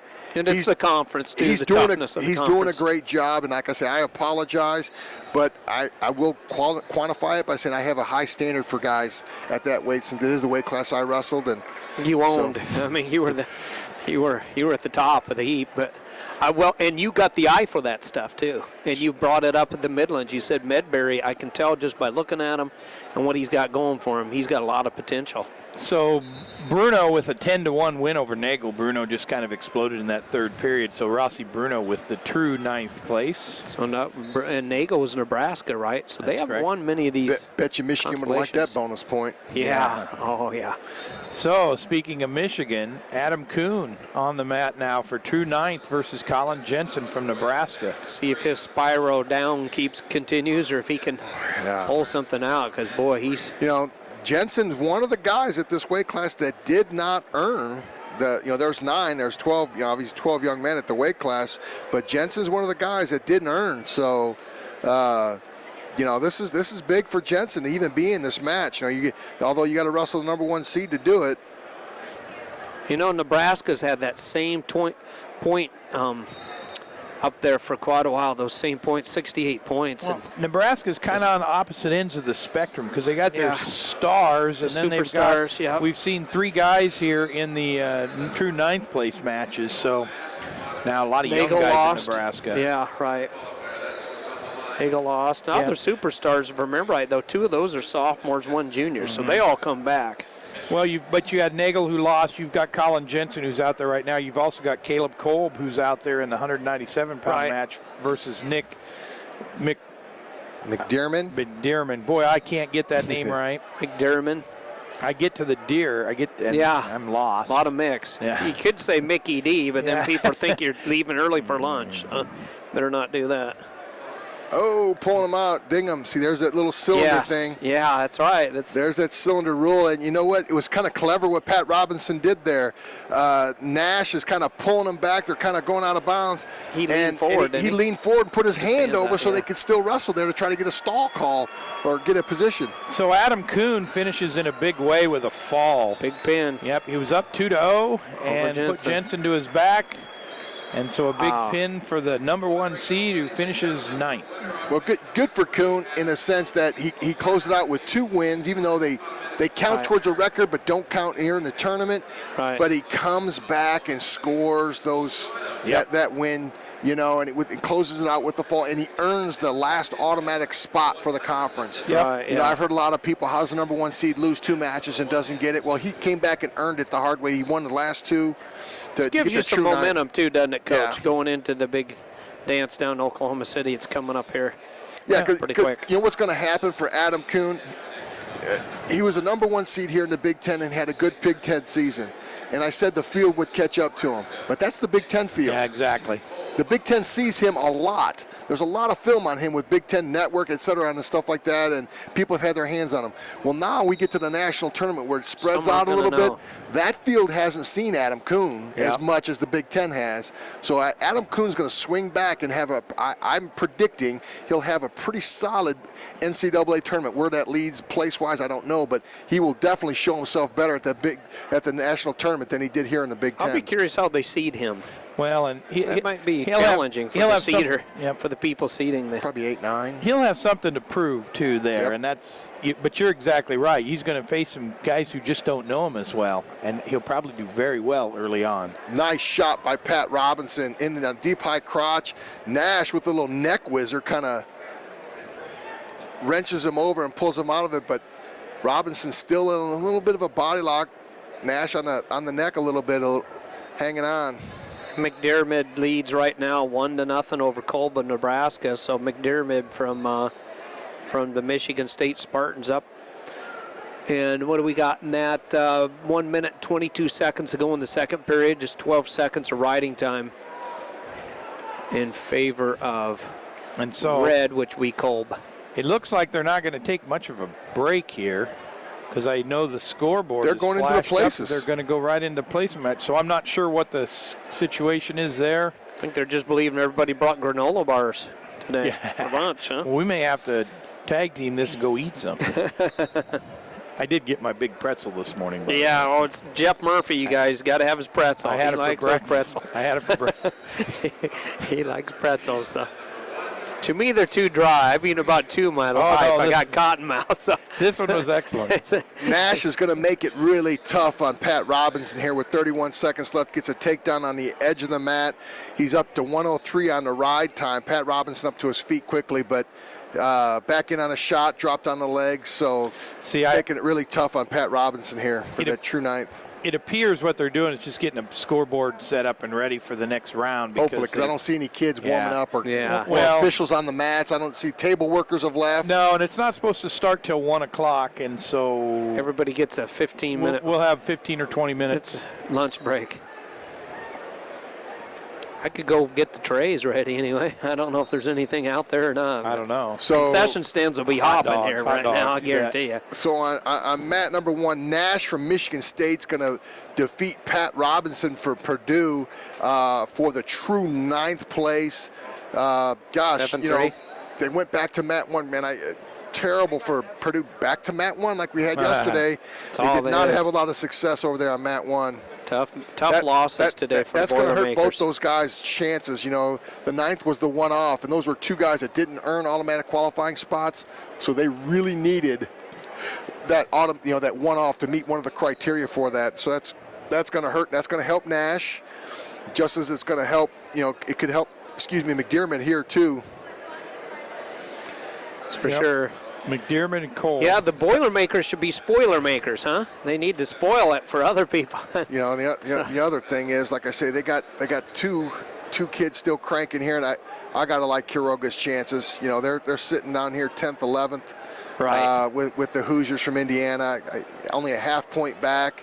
Potential points, they've got 2 potential points, base points with Quiroga, and then Atwood. Getting a chance to earn. And on the other side of that, the bigger side would be Chalfont at heavyweight's got 4, and Walsh has got a chance to earn his place points. So they got 5 potential points, base points, where Purdue only has 2. So, you know, like I say, looking at the points on that one in the bottom half of the bracket, now you go to the top side. We're all even on the top side. Are we not 5-5 with Penn State and Iowa?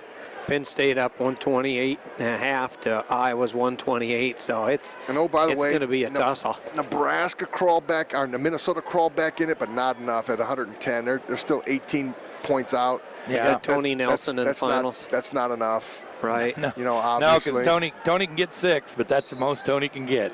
You know, even though you got go ahead, Schiller's going to have it, Storley's going to have it, Steinhaus is going to have it. Those are only 1 point base. You know, you look, when I kind of go through the brackets, you look at base points. You know, the bonus points. You can never assume a bonus point, but you can always talk about the base points. And got Kolb and McDermott still wrestling 1-1, tied up, 43 seconds to go. Jeff Murphy? They're going to have 5 guys still alive, I think, maybe 6. Golden Gophers? Yeah, not counting Tony Nelson. I think they lost 2 that last round. And they had a pretty decent round, real good round. So if they have 5 guys, that's 5 points. Plus, if everybody pin everybody, there's another 10. So there's 15. Plus, if Tony pinned his guy and got the 4 advancement, and there's Iowa loses 6. every match or pins. So there's 21. So right, yeah. So they could conceivably get up to 131.5, but probably not going to happen. They're taking 3rd place. Yeah. So really, when you look at the races, as we look ahead as this last 9th place match winds down, it's between Penn State and Iowa for 1st and 2nd. Minnesota's got 3rd wrapped up. And then there's a bunch of them, Ohio State, Illinois, Wisconsin, Michigan, Nebraska, that are all sort of grouped together between 76.5 and 68. Nebraska in the best shape of that whole group because they've got 3 guys in the finals. Soufflon, Green, and Kokish, and they're all tough and favored. And well, they could be favored in all 3, really. Kokish #1 seed, Soufflon is, and Green has defeated St. John. So yeah, so but, I mean, there's potential for. I'd say that's a toss-up, though. Green and St. John. 12 placement points plus whatever type of bonus points. Plus, Nebraska's got a couple of guys alive in the 3rd and 5th place matches. Sudden victory here between McDermott and Kolb of Nebraska. So here we go, sudden victory. Pyramid for the Michigan State Spartans and Kolb wrestling for the Nebraska Cornhuskers. They just popped it up on the screen. Yeah, a nice little camera shot, a straight down, a drop down shot, a look down. Sharp, isn't it? That's cool. God's eye view, and that's kind of nice. God's eye view. That's good stuff. Yep, 1-1. So they got to sort it out here. 38 seconds to go. Oh, man, McDermott trying to take a shot. These 2 wrestlers probably dreamed of being the only wrestling match going on in the center mat. They just didn't finals. Think it'd be 9th place. Yeah, exactly. But working hard for it. Yeah. Outside shot there by Kolb in on that leg. He's trying to cut the corner of McDermott. McDermott trying to get his hips out. Oh, there the shoelace, and Kolb, I think, secures it, and he does. So Nebraska gets a little bit more there. I don't know. Will they get a point for this, or this is non-point? No, this is not. No points, yeah. Here, another one. With that one, you definitely stop because there's no points awarded. But like I had said before, he goes to his back. You've got to let him finish. And referees make that mistake often, too, seems like, Tom. So. Okay. You want to take a little break? I know I need to get up and walk around. I think we will. Come back here. What time are we going to start? Well, we're supposed to start at 1 o'clock, but with all the hoo-ha and everything else that'll have to go on with the TV production, I'm sure that the wrestling won't start till a few minutes after. So why don't we come back right Short at break. 1, So if you're listening at home, thank you for listening this morning. We look forward to talking to you again at 1 o'clock. We'll be back in just a few minutes. Yeah, there's got to be a little something refreshment place for us, isn't there? I'm hoping so, Mr.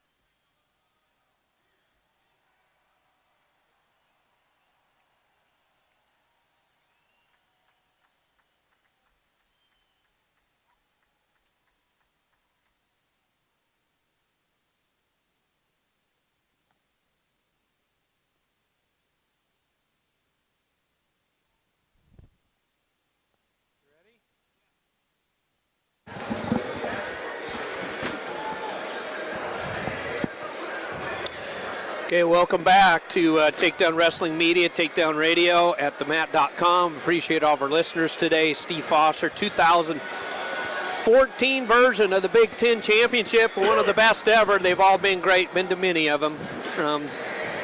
But this is fun. Steve Foster. To my right's Jeff Murphy and Big Tom Erickson. Tom, the Big Cat Erickson, joining us here, and had a lot of fun. And now we're getting to everything's great. I enjoyed the last round too, but this good. Got a fun team race going on too, don't we, Tom? Yeah. I mean, this is everybody anticipated a great team race.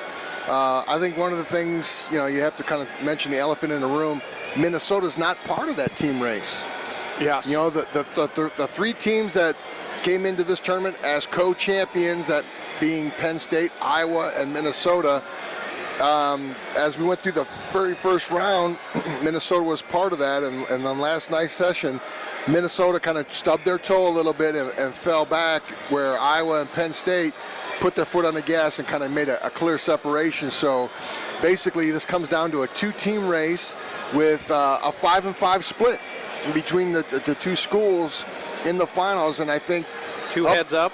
And with two heads up, yep. And the two heads up, I would probably give the lean towards Penn State.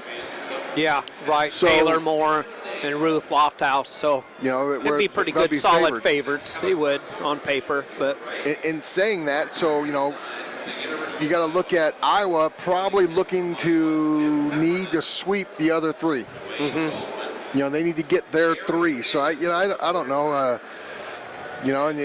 Penn State, they go with Megaludis, the number 1 seed here, going against the guy that beat him in the NCAA tournament at 25, and Jesse Delgado. 33, you got to like Ramos over Tyler Graft, although hometown guy, you never know what happens there. 41, Zane Rutherford, he's got to go ahead and repeat the surprise. I won't say upset, the surprise that he pulled on Logan Steber, which I don't see. Then Nebraska, Jake Soufflon versus Jason Sertzes from Northwestern.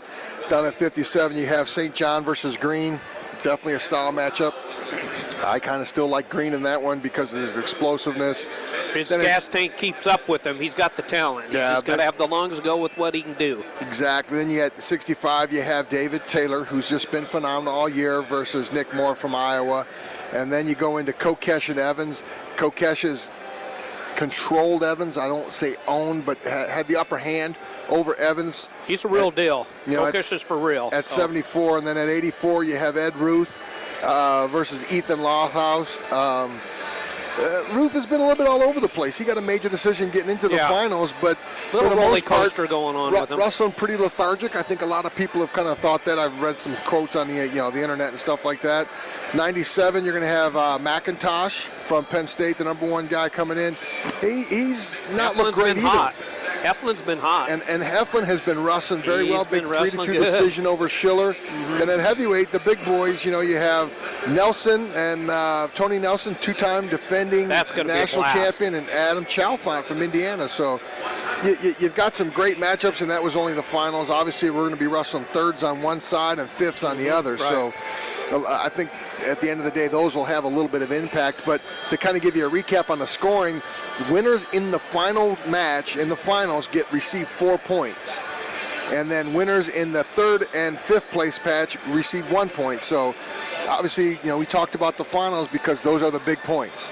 And really, the losers they've already earned their points there. That's right. Yes. So there's no more points. That's why that big jump in the semifinals, because you go from 6, and you get 6 points, 6 to 12, because you're guaranteed. It goes 16, 12, and then it breaks down. Obviously, still an opportunity for every one of these wrestlers that's on the mat to earn bonus points like they have through the entire tournament. And so they're no less important in this final round than they were earlier in the tournament. Yeah, exactly. That's why I want to quantify the points, just because definitely not denigrating, taking anything away from the young men that are wrestling for 3rd and 5th. But the fact of the matter is, the big points are to be had in the finals. That's right. Scott Casper and Paul Zazinski's got the lights on down there, and that's about it, right? Yeah. Yeah, if I'd known we were up this high, I'd have had my laser pointer kind of. Yeah, Yeah, there harass you them go. a little bit. Do a little Payback Incorporated, as Jim Hochstrasser used to call it. He wore a T-shirt around, said Payback Inc. on it. Yeah, Jim was great. Loved watching his boy wrestle too, Andrew. In fact, he's wrestling World Cup. I think Andrew Hochstrasser. Yes, is. he's on the roster. Stuff kid. Hey, Jeff. Anybody come to mind? Any big? Oh my goodness. You got to admit. Let's admit David Taylor. I hate to take that one away from you, but any big surprises? Like, wow, this guy's wrestling really hot. You see anybody? Boy, that's a good question. Sorry, I didn't mean to throw a curveball No, and at I'm you. not. I'm about to think a minute because I haven't. No one's. So let me put it this way. Maybe Nelson heavyweight. There's maybe. no one that comes to my mind that really was that kind of came out of nowhere. Yeah, because the seeds have all held Because pretty they've true. all held very true. They did a very good job of that. And for me, honestly, like I said, I came in talking to us about 125 weight class just because of the scramble. But the one that really jumps out to me is and I apologize, but it's a negative, and that's Adam Kuhn going from the number one seed to the ninth place finish. Absolutely. I would agree with that. I think on the plus side, Steve, I think you're right. I think Number 5 seed. Tony Nelson's got to be, he's really proven himself. I realize he's the 210 defending champion, but he's had a great tournament thus far. If it determines on if you go by history or what the seeds are right now. Yeah. I would say that another guy that I think's really impressed me, and I think he's going to have a great NCAA tournament, that's Nick Heflin. I think Heflin's done just a phenomenal job here. You've said it a couple times, Tom. He's turned it up a notch. Yeah. Yes. He went from a counter defensive wrestler right into an offensive machine. And here we go, right here in the finals, and first versus Nico Megaludis, against Jesse Delgado, Penn State and Illinois. Over here on mat number 3, to our right is going to be Tim Lambert from Nebraska and Nick Roberts. And over here on our left for third place is going... Clark and Taylor. Other way around. Is it the other way around? Yeah, I'm sorry. Clark, Corey Clark. Yep, against Taylor. And Taylor from Wisconsin. Yep. In fifth, for third. For third and fourth. No, for fifth. For third's down here. Oh, third is down here, yeah. Okay. Lambert and Roberts. Right? Well, Clark Clark is in for third. Clark and Taylor are for Clark's got to be for third because he won. He beat Roberts. Yeah. So that's right. I'm sorry. Taylor defeated Lambert. Yep. From I'm Nebraska. sorry. I had it backwards. But, boy, you heard the noise, and it's exciting. There's a lot of great wrestling fans, and you know why? One thing, everybody's passionate about wrestling, plus Scott Casper just went in riot mode. That's what I call it. He's a riot star. He just got this thing all wound up, didn't he? Hey, and the job, reason Scott why Casper. it got really crazy and Casper got him fired up is because Clark is Taylor from Wisconsin took down Clark and just did it again. So Clark out right away. Taylor come back with another takedown. So Taylor sitting with a 4-2 lead over Clark, looking to get another one. Mm-hmm. Wow, Nebraska in 8th place. So I'm sure they'd like to get this because they got the trifecta coming up. No score between Megalunas and Delgado right now. Minute and 20 seconds to go. Jeff. Yeah. So you look at the Megaludis Delgado match. This is a rematch of earlier in the season when the two met in the dual meet, and when they did, Nico Megaludis came out on top 5-4. He's real tough. It's. Yep. Megaludis has only lost twice this year, both times to Nishan Garrett. Big Tens have had some good 25. Taylor matches. in on another shot and finish. Clark trying to hit a little headlock, a little sag headlock off Taylor's Look at his finish. knee right and there. He's got a headlock locked up, but he still doesn't have a control of it. He's tapping out. Taylor's trying to. No. And he does not get it, but he gets his escape. Well, he got the point, so 6-3. Taylor right away with fireworks for third and fourth place match. No score down here, and 43 seconds ago in the championship match. And Big Tens have been great at 125. They got blessed a few years back with the Matt McDonough, Andrew Long matches. Those were fantastic. I'm not sure what they're looking at. Maybe, and since it's Barry Davis kind of chirping about it, they're going to hit a video review here.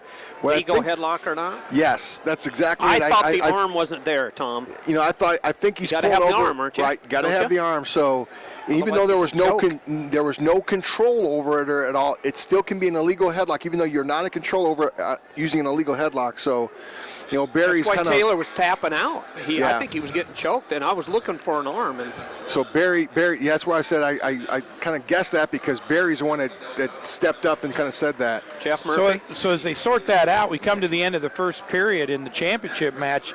0-0 is the score at the end of the first period, and it looks like Megaludis will start on the bottom at the beginning of the second. Delgado from Illinois on top. No score, as Jeff just mentioned. Megalunas up a little nice inside stand-up now. Cover the hips is Delgado. It's kind of low. He's going to have to move up the body here. Trying to get the leg Turk here. Tight waist ride. Tough on top is Delgado. Yep. Megalunas, maybe shake him off. Maybe he's trying to go swimming there, seeing if he can catch a head and shake him off. Maybe. You know what he's got to do there? He kind of do a little butt shake, honestly. Yeah, you really do. You got to become long, straight, Yep. where there's nothing to hang on, and you kind of butt shake him a little bit and try to slide him off. Absolutely. You know, they're still early in the first period, maybe not lathered up as much, but, you know, later in the match, you know, second, third A lot period, of sweat gets going. you get sweat, that little bit more effective, that little, you know, body shake to slide them off. But what happens is kids get in that situation and they'll post one hand and hand fight with the other, where that arm stops them from sliding. Yeah, you know, where you have to absolutely. just stay long and let them Sure. slide off like a pole, like a greased pole. Megaluna starts again. Delgado trying to get the legs, and he had to finish with the grapevine. Almost looked like he was going for a far side cradle there. See right here, Delgado's got to like this, even though there's a chance that Megaludis can score here, but riding time clock is running. Riding time clock's running. He's in on the leg. Settling back. He's got to keep the hips high. Megaluna's doing a good job keeping those hips up. You know, Megaludis is looking for two. He's not looking for one here, which is hurting him. You know, he's losing riding time clock here, and that, like I say, it's not a big deal, 110, but we're in the 130s, 140s. That point starts really becoming evident. Taylor for Wisconsin trying to get two more against Clark, but back in the championship match here, Delgado with a real good ride. 1 minute, 25 seconds of riding time. So. Yep. And Taylor gets his two, and he leads 8-4 over Clark from Iowa. Wisconsin's got to love that, huh?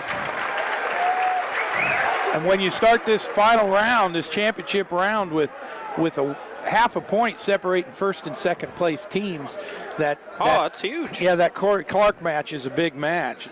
And Ryan Taylor, by the way, you guys, is a freshman for Wisconsin. So him and Clark will see each other plenty. Two freshmen battling it out for third, fourth. We go 1-0 here in favor of Megalunas. He did get the escape. 6 seconds to go. Minute 25 seconds, 28 seconds riding time for Delgado from the Fighting Illini of Illinois. Out of Champaign-Urbana. So we'll switch sides and see how Megaludis can ride. Megalunas going to be on top here. College Station. Big if he gets out early here, and he's going to force somebody to take down. Absolutely. Up on his feet is Delgado, so Megalunas on a leg, trying to get back into body control. Nice little hip out there by Delgado on the edge of the mat. Whizzer situation there, covers the legs. There is Megalunas. Megalunas is in a great riding position. Only a toe in the cylinder. That's a great place to hang and kill time. That's right. Exactly. Man.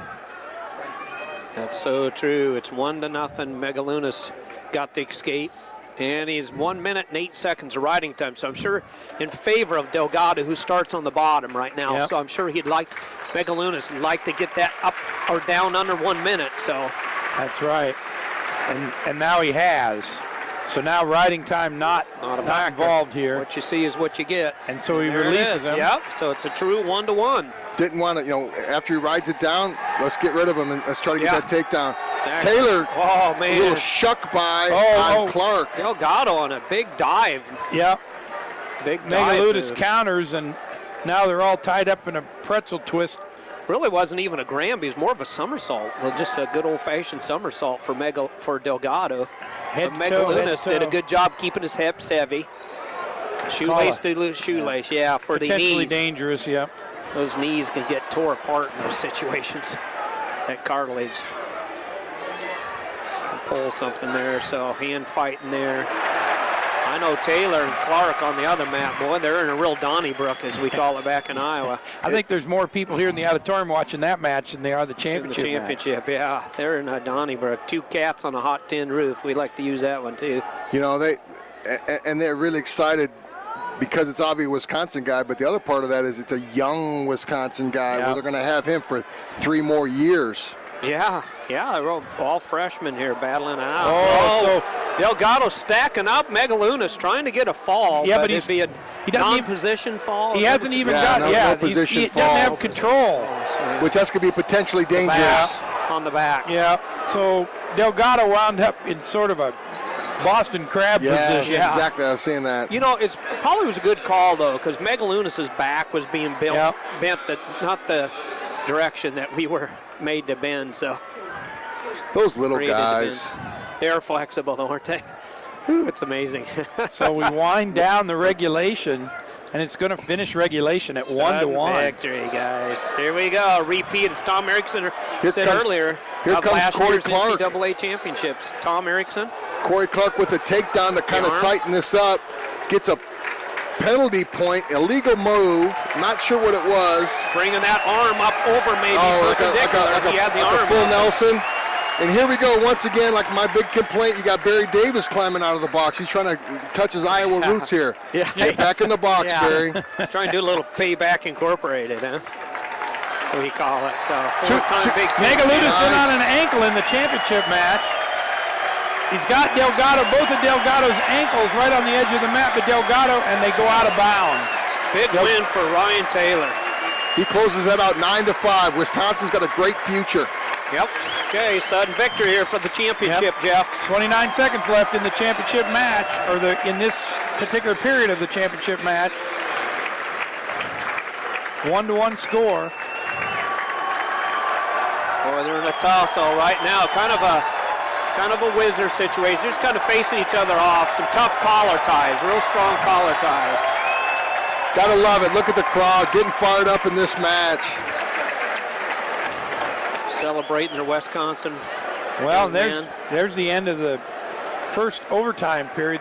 Here we go to the tie breaks. Like I said, the way these guys are we going, go. it could come down to the second tie break in a matter of time advantage. Yep. Yeah, right. Yeah, You who know? gets out quicker, or if there's Yeah, an exactly. escape or something of that nature. So All yeah, right, wow. So Megalunas starts on the bottom. Delgado on top. Megalunas Oh, nice head control. reach behind. Yep, Delgado gets high, but boy, he's got it tight. on the Yep. on the neck. Does he got an arm? Oh, they broke it. Yeah, he had that Potentially head on. dangerous. Yep.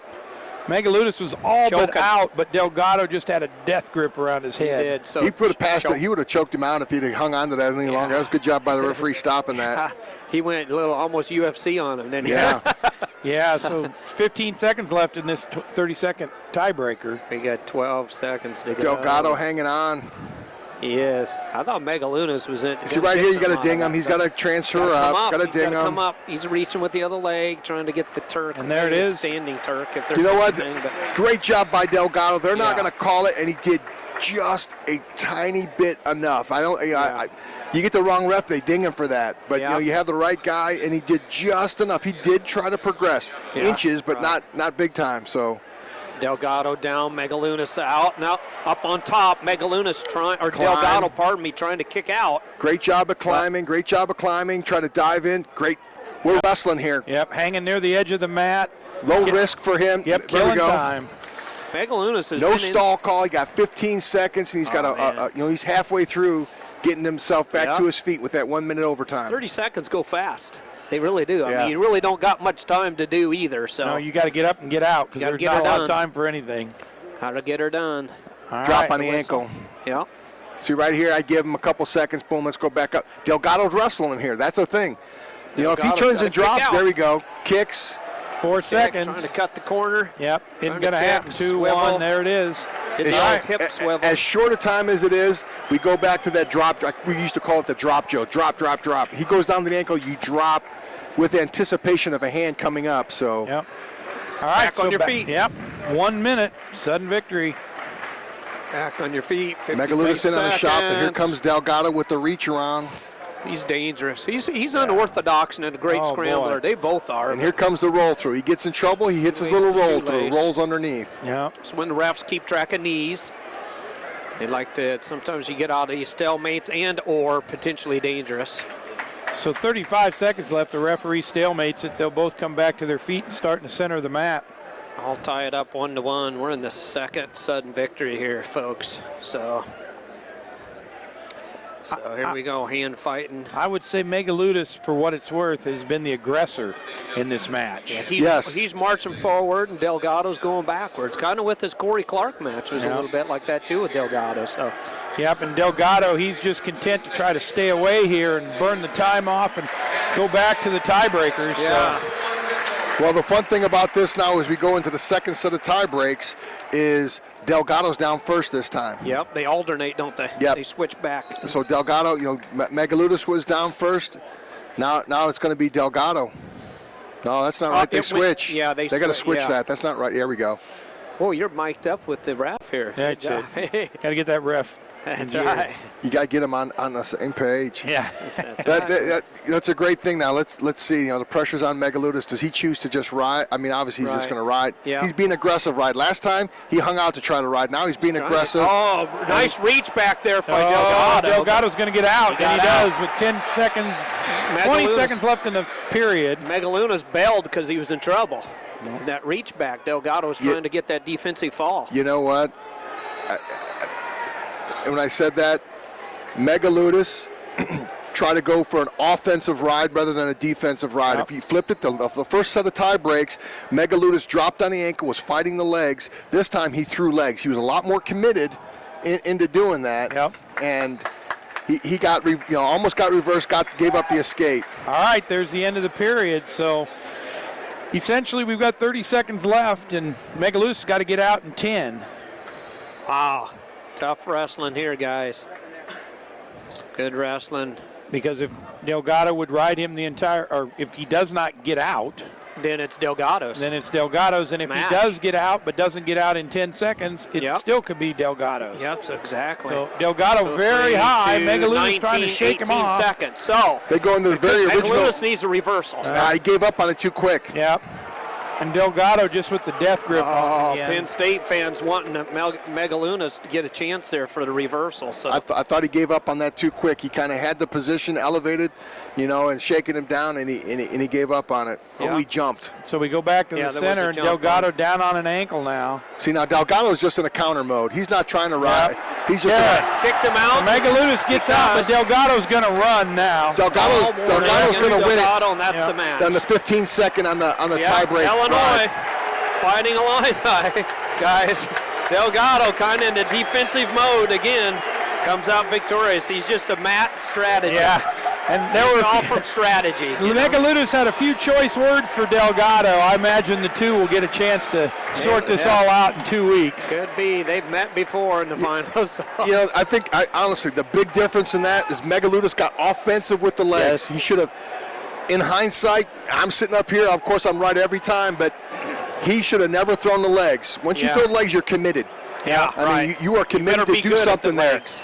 And he is very good, but in that situation, in a tie break, and we're trying to get time, we are just trying to ride in the tie break. So I brought it up already, but you got to be Hochstrasser good. He was one of the Yeah. greatest leggers I ever saw. He gets those in. Yeah. Andrew, Yep. man, he gets those legs in. You are in trouble. Well, one of the funny things is, a year ago, Delgado was sort of everybody's favorite. And today he's sort of the evil villain. enemy because all he really did, he was very defensive the whole time. His last two He matches. ran. And that just didn't make anyone very pleased in the crowd. Well, he set the table with that one in his semifinal match. When he ran on that semifinal match, he didn't look too offensive in the semifinal match. No, it just looked bad. It just looked bad, and then he, celebrated his win a little bit, and I don't know that set well with some of the fans either. Yeah. You know what? They'll never admit it. Well, at least not publicly anyway. But officials don't like that either. Yeah. Right. You know, you have officials. They're not real happy that athletes do that because in a roundabout way they show them up as well. Yeah. Well, you know, there's one way to have joy that you won and just sort of a natural reaction, and then it's a little much. Showing you know? off, yeah. Well, it kind of reminds me of maybe who's up next. I remember Tony Ramos waving bye to the Cyclone fans this year after he had a win over Dakota Bowers. I still remember him going, is there such thing as a standing boovation? Yeah. He got a standing boovation, I guess you'd call it. I don't know that he enamored himself to the Cyclone fans from the very beginning. Yeah, I don't think so either. But maybe he was just saying, I'm going to miss coming to Ames, Iowa because I love their food. I think that's probably it. Probably eats at Hickory Park, so free little commercial there for them. Here we go, guys. All right, It's going to be fun. This one's going to be really loud because you've got Ramos in the championship match from Iowa with a lot of fans here, and Tyler Graff, the hometown favorite from Wisconsin, with even more fans here. So. Yeah, Ramos is the perfect villain in a sense. You know, you have that 50-50. Play that part. You got 50% of the people love him, 50% of the people hate him just naturally. And oh, by the way, in this case, he's got his Iowa fans that are going to love him, and basically the rest of the stadium, which is a majority of the Wisconsin fans, that are going to hate him because he's wrestling Tyler Graff. Yep, two seniors. If I remember right, I'm just going by memory, but early in their career, Graff had the upper hand slightly. Yeah. And I believe Ramos has won the last two out of their four. I think they're about even, but Graff kind of had the upper hand earlier, and Ramos has won the latter matches. So it's going to be interesting. Seniors, Graff has grandchildren, doesn't he? He's been around that long. I'll tell you what, between him and Andrew Howe and maybe Travis Rutt, but especially Graff. Well, speaking of Hochstrasser, I remember Tyler Graff and Hochstrasser going at it. Exactly, that's what I'm saying. You know, and He's got grandkids, doesn't he? Hawk beat him each time. But the two of these wrestlers have not faced each other this year.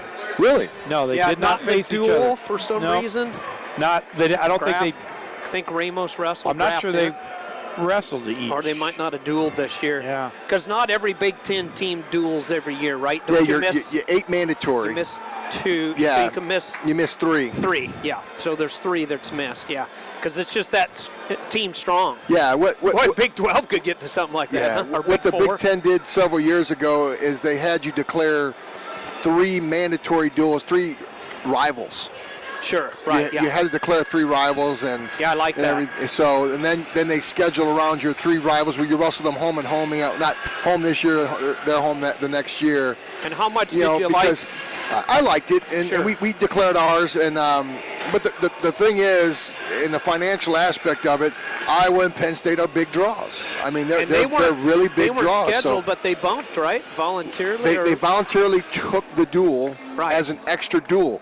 Now, there was no, and it was kind of threw the Big Ten back a little bit, but there's no rule said that you can't wrestle one of these other matches, you know? And it was, and you got to applaud Tom and Cale. Yeah, Tom Burns, Cale Sanderson. They're not afraid to wrestle. They take enough hits with the national duels and other different things like that, but they both chose for the betterment of the sport of wrestling to wrestle each other. Right.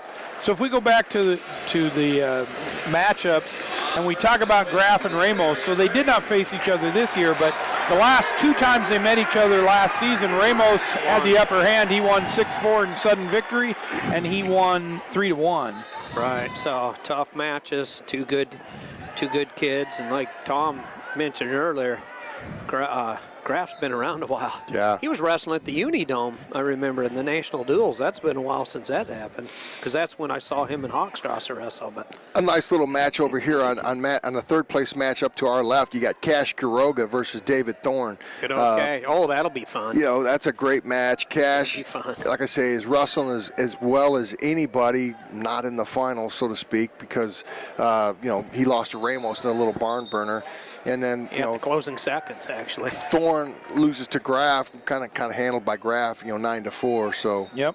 And in the 5th place match, DeJulius from Ohio State and Richards from Illinois. Okay, DeJulius and good old Richards from Illinois. We've been saying that name through the tournament. Yep. He's had a good little tournament. So Graff's lost 3 times this year. He's lost twice to Joe Colon, and then late in the season to Aaron Schopp from Edinburgh. Oh, by the way, at one time, both those guys were #1 in the country. Yeah. Yep. Yeah, Schopp. Yeah. Graf, Cologne's now, what, he's tops at this weight class, I believe. Cologne, Wrestling in the MAC. he gets through his qualifier. I think he did already. I'm not Jeff sure. looked at the MAC a little bit, didn't you? You're looking at some of that. So. And Ramos has lost 2 times. Guess to who? Got paid by Cologne. Joe Cologne and Aaron Shop. Yeah. Well, Shop was early in that dual meet, really early Out in there. November, December, and then Out in Cologne, we had that one in the finals of the Midlands. That didn't take long. Those double underhooks. Yeah. Cologne's tough. If you go upstairs with him, you're going to be counting the lights. So. You know, and both those guys are big 33-pounders and physical 33-pounders, a la Tony Ramos, and kind of outhorsed him a little bit, I think. Yeah. You know, I won't say intimidated Tony, but definitely showed that they weren't intimidated by him. Yeah, absolutely. I love Cologne's style. We're no score here. Karoga on a takedown over on the third place mat to jump out into a 2-0 lead. I love it when Kish attacks. When Kish Corona attacks, I'd say more times than not he gets the takedown. In the weight class is what I've seen and everything. He's probably got one of the best leg attacks. He does. He's got a great low center of gravity. He's very explosive, very quick. He's got to pull the trigger. So we got a headgear situation maybe for them, huh? Yep. Over in your 5th place match, you've got Richards from Illinois up 4-2 over to Julius. Oh, Tyler Graf in on a leg of Ramos. Yep. Trying to double off. Does he come? No, the referee doesn't give it to him. Whoa. Ramos got that leg back out just in time, Tony, and Graf wasn't able to secure that takedown. So. And Barry Davis is up on the edge, and he's getting excited, and he's going to see it. He's going to ring the bell and want to talk to the ref and what have you. Would you call that a flash takedown? I mean, I wouldn't even give it a flash takedown. I think they're going to waive this. You know, I mean, he touched the leg, he swatted it maybe. Did he ever have a hold of it? I don't think he actually even grabbed it. No, I don't think he had any control over it at all. He did. He touched it or swatted at it, but it looked like he was close to it, and the referee was signaling the 2 prematurely, and then he just waved it off. Brands is in the ear of Ramos. So we got Terry wearing black today and Tom in white. Is that right? They've switched. I'm glad you're here, Mr. Erickson. Well, they only had to bring 2 shirts that way. Yeah, that's right. It might be switching every other day, knowing those 2. So being identical twins out of Sheldon, Iowa, northwestern part of Iowa. Got a big sign outside of town I've seen with their accolades on. Oh, do they? Yeah, they do. Great, good for them. Good for them. South of town, big sign. Great accomplishments between those 2 gentlemen. Great accomplishments. Little farm town up there. Love to see them get their due diligence. Around Cherokee and south of Lake Okoboji. All right, so we're going to see what we get here. Badger fans. Nothing. Badger fans are upset. Yeah, that makes the crowd happy. I think it was a good call. I think it was too. Like I say, he might have touched it, and scratched it as his fingers slid across it, but I don't think he had any kind of control over it. Right. That's trying to push the rules back the other way. Sure. All right, so we end that first period in the championship match with a 0-0 score. Now here's where Tyler Graf really excels. Yeah. He's so big. He's a big 33-pounder to begin with. He's so long. Yep. Here you are. They weighed in, hours ago. So, he's going to feel strong. Yep. He's going to feel powerful. So Graf obviously starts on top. Yep, he's on top, up to his feet a little bit. There's Ramos. Nice just little as turnaround. I say that, Ramos explosive, continued to move, came out in 11 seconds. Yeah. No big deal. 1:44 to go in the second period. Both wrestlers collar tie again. Couple shots there. Graf had the true, real big shot, I think, obviously off the first period. But Cash Quiroga kind of having his way on top of Thorne. And Thorne caught his ankle, kind of scrambled around. Let's see what he does with it. Nope, and he's out. But not before the riding time. It creeps up over a minute. yeah, Quiroga got the riding time, right? 1:03. So Purdue, Case Quiroga from Purdue and Thorne for the Minnesota Golden Gophers. Over here, Richards is doing well. He's up 7-2. Riding time not a factor over Johnny DeJulius from Ohio State.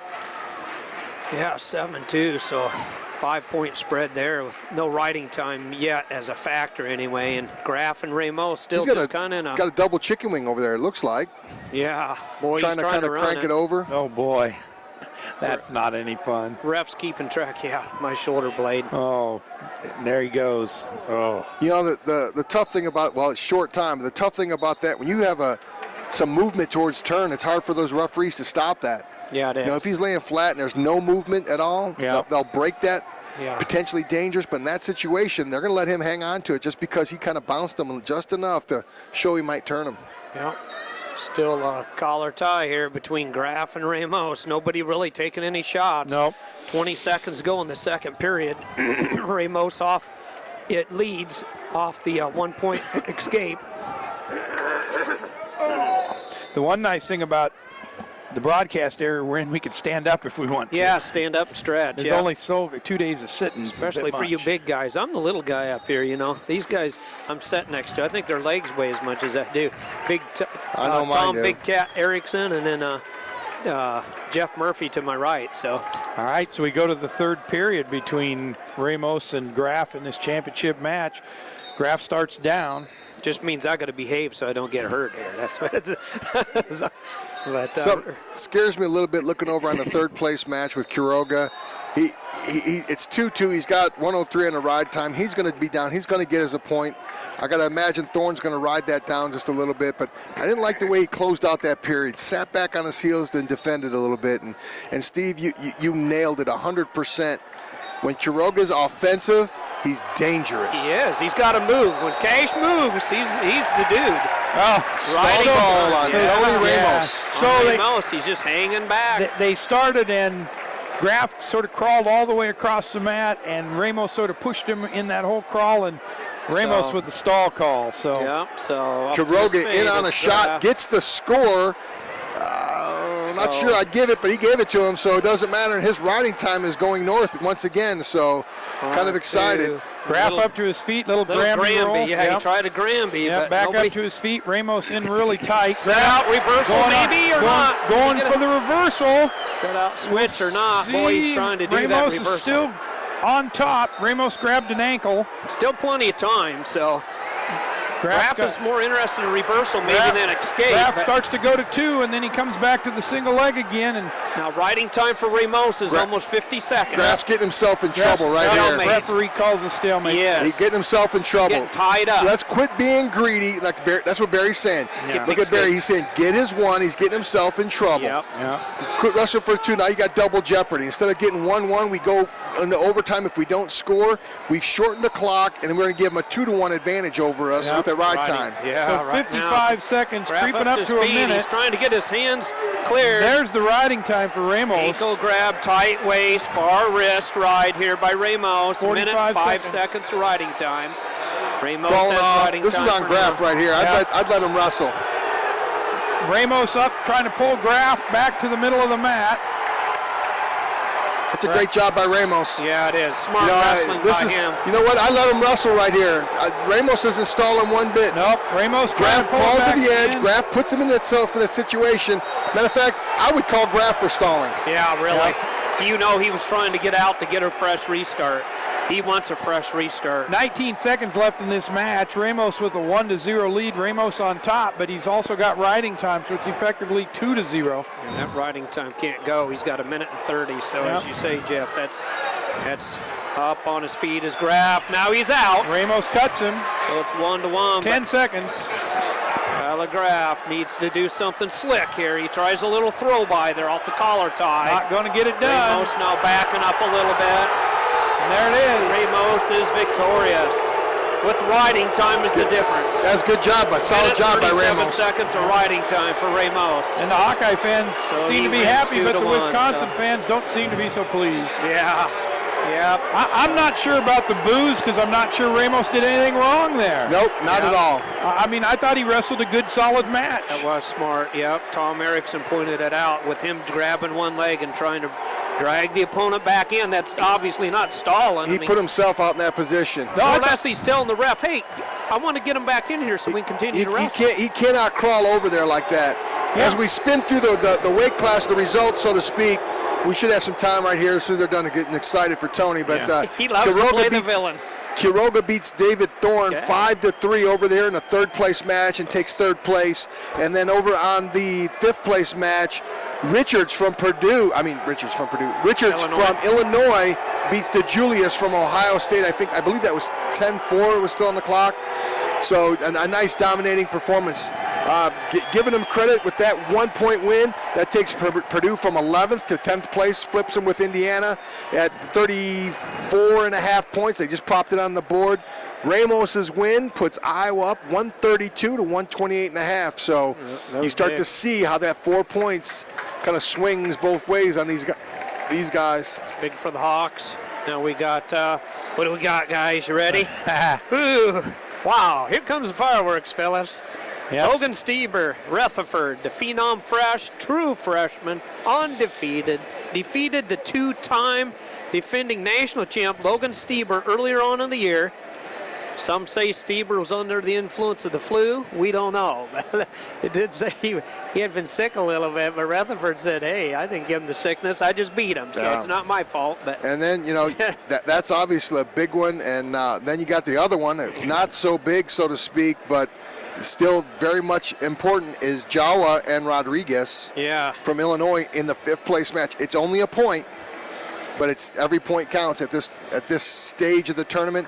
Every little point you move, every time you move that needle in northern area, it's very important. Yeah, Jeva and Rodriguez, and Jeva right now for Iowa could pick up more points on the backside because they don't have a championship match here. This is important for Penn State from team standpoint, obviously. Yeah. Penn State gets this. They go ahead and they slide it in first by half a point, depending on what Jeva does in the match with Rodriguez. This is a match I think Java has an advantage on, but like I say, paper doesn't rustle. You said it multiple times. Yeah. Paper doesn't rustle the matches. Yep, this helped me out in the past. Megalunas, I'll tell you what, Megalunas lost that first match, and Penn State didn't get any points. So Illinois got him, so that really helped the Hawks out there. I'm sure now, Big Tom, that Penn State needs this, would love to get this from Rutherford. Yeah. But even though he's undefeated, his #1 seed, I'm sorry, guys, and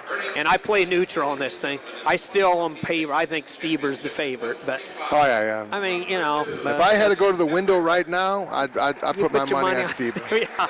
But Rutherford, heck, man, he's a blast. Is he good or what? Man, has he got a bright future? He's got a great upside, doesn't he, Coach? Absolutely. Rutherford. So, yep, they're giving out the place winners there. We'd tell who they are, but we'll probably miss one, so we'll let you look that up online or read your local newspaper. So while we talk about the Rodriguez and Jeva match because of the importance, they did face each other earlier in the year, and Rodriguez won 4-3. He did. So Rodriguez beat Jeva, you say, right? Yep. As young as he is, Rodriguez is no slouch. I mean, he's had a pretty solid tournament. The anomaly in the whole thing is, his Dutton pinned him. I don't like to use it when I used to fight, etc. I never liked the term caught, so to speak, but he did, put him in a bad situation and pinned him relatively quickly. So, not sure, and that's more of the outlier on this thing, but Rodriguez has wrestled a really, really good tournament so far. He won the Battle of the Stevens. He had wrestled Stephen Dutton III from Michigan. Battle of the Stevens there. Rodriguez came out on that one. So, he's got a good upside for them. And then our 3rd place match, we got another Minnesota. Yep. Right. Chris Dardanes versus Stephen Dutton in the 3rd place match.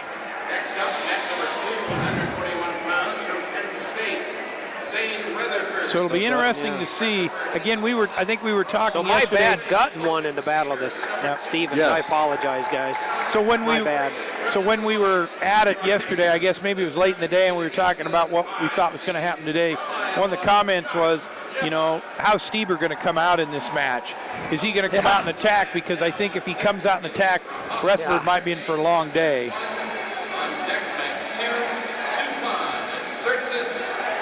So, what's the problem? We're running. We're just checking. We're running. Okay. No, I don't see anything. Good deal. I just got a text from my wife. Got to love my wife, Randy Erickson, at home. Appreciate her listening. Absolutely. She's been shooting me comments and stuff like that, and she said she couldn't hear us, so I just kind of showed Steve a little note and said, hey, look at that. Ticker's going, so hopefully we're on. Yeah. Appreciate you listening, The Randy. stream status says we're good, so. And Steber says we're good because I'm sure he's wanting to get this back and go in his direction maybe against Rutherford. But I'd like to Steber thank is Mrs. a Erickson lot. for listening. She appreciates it. And there's Steber with the takedown early. Steber is a lot like David Taylor. You know what? He Nothing's really going to is. happen, but all of a sudden it's like a waterfall, just gushes, and all of a sudden the points start flying. Yeah. Wow. You know, he did that to Rodriguez in the semifinals. You know, he tech falls in 15-0 in 3 minutes 25 seconds. A lot of people, of course, always keep track of Kel and his amazing record, never losing. But they one circumstance or scenario, people online have said, well, Rutherford could outdo him if he won all four and stayed undefeated as a true freshman and did it. But I got news for you. It's a long road, isn't it? Yeah. From start to finish. You know, he's at the starting line still. I mean, he's done great. Yeah, this but- is a sidetrack, and I apologize, but I'm going to tell the story anyway. I got in an argument with someone about Jordan Burroughs with 3 titles and how incredible that was. And absolutely, I know Jordan, worked with him, and tremendous athlete, but I kind of made the comment, I go, yeah, he's doing great, but he's only halfway to what John Smith did. Yeah, absolutely. They're like, yeah, but he's got the record. I'm like, the record will be the tiebreaker in my opinion. Like Sure. Pat Smith and Cale at the time, the tiebreaker was the 0 losses. Exactly. But 3 is only halfway to 6, and Yeah. and it's a testament to John Smith, to how many he won. People are going to be And- figuring them out. And yeah, They figure might him out. do a but coon, but the catch other up with him, the other maybe. thing that goes on in a situation like this, and as these kids get older, is you get married, you have relationships, and oh, by the way, they have these things called kids Yeah, exactly. that take a tremendous amount Oh, of yeah. your time and effort and energy, and Takes its toll. then you start missing that extra little sprint that You helped lose- you win that match at that stadium, that practice, that drill time.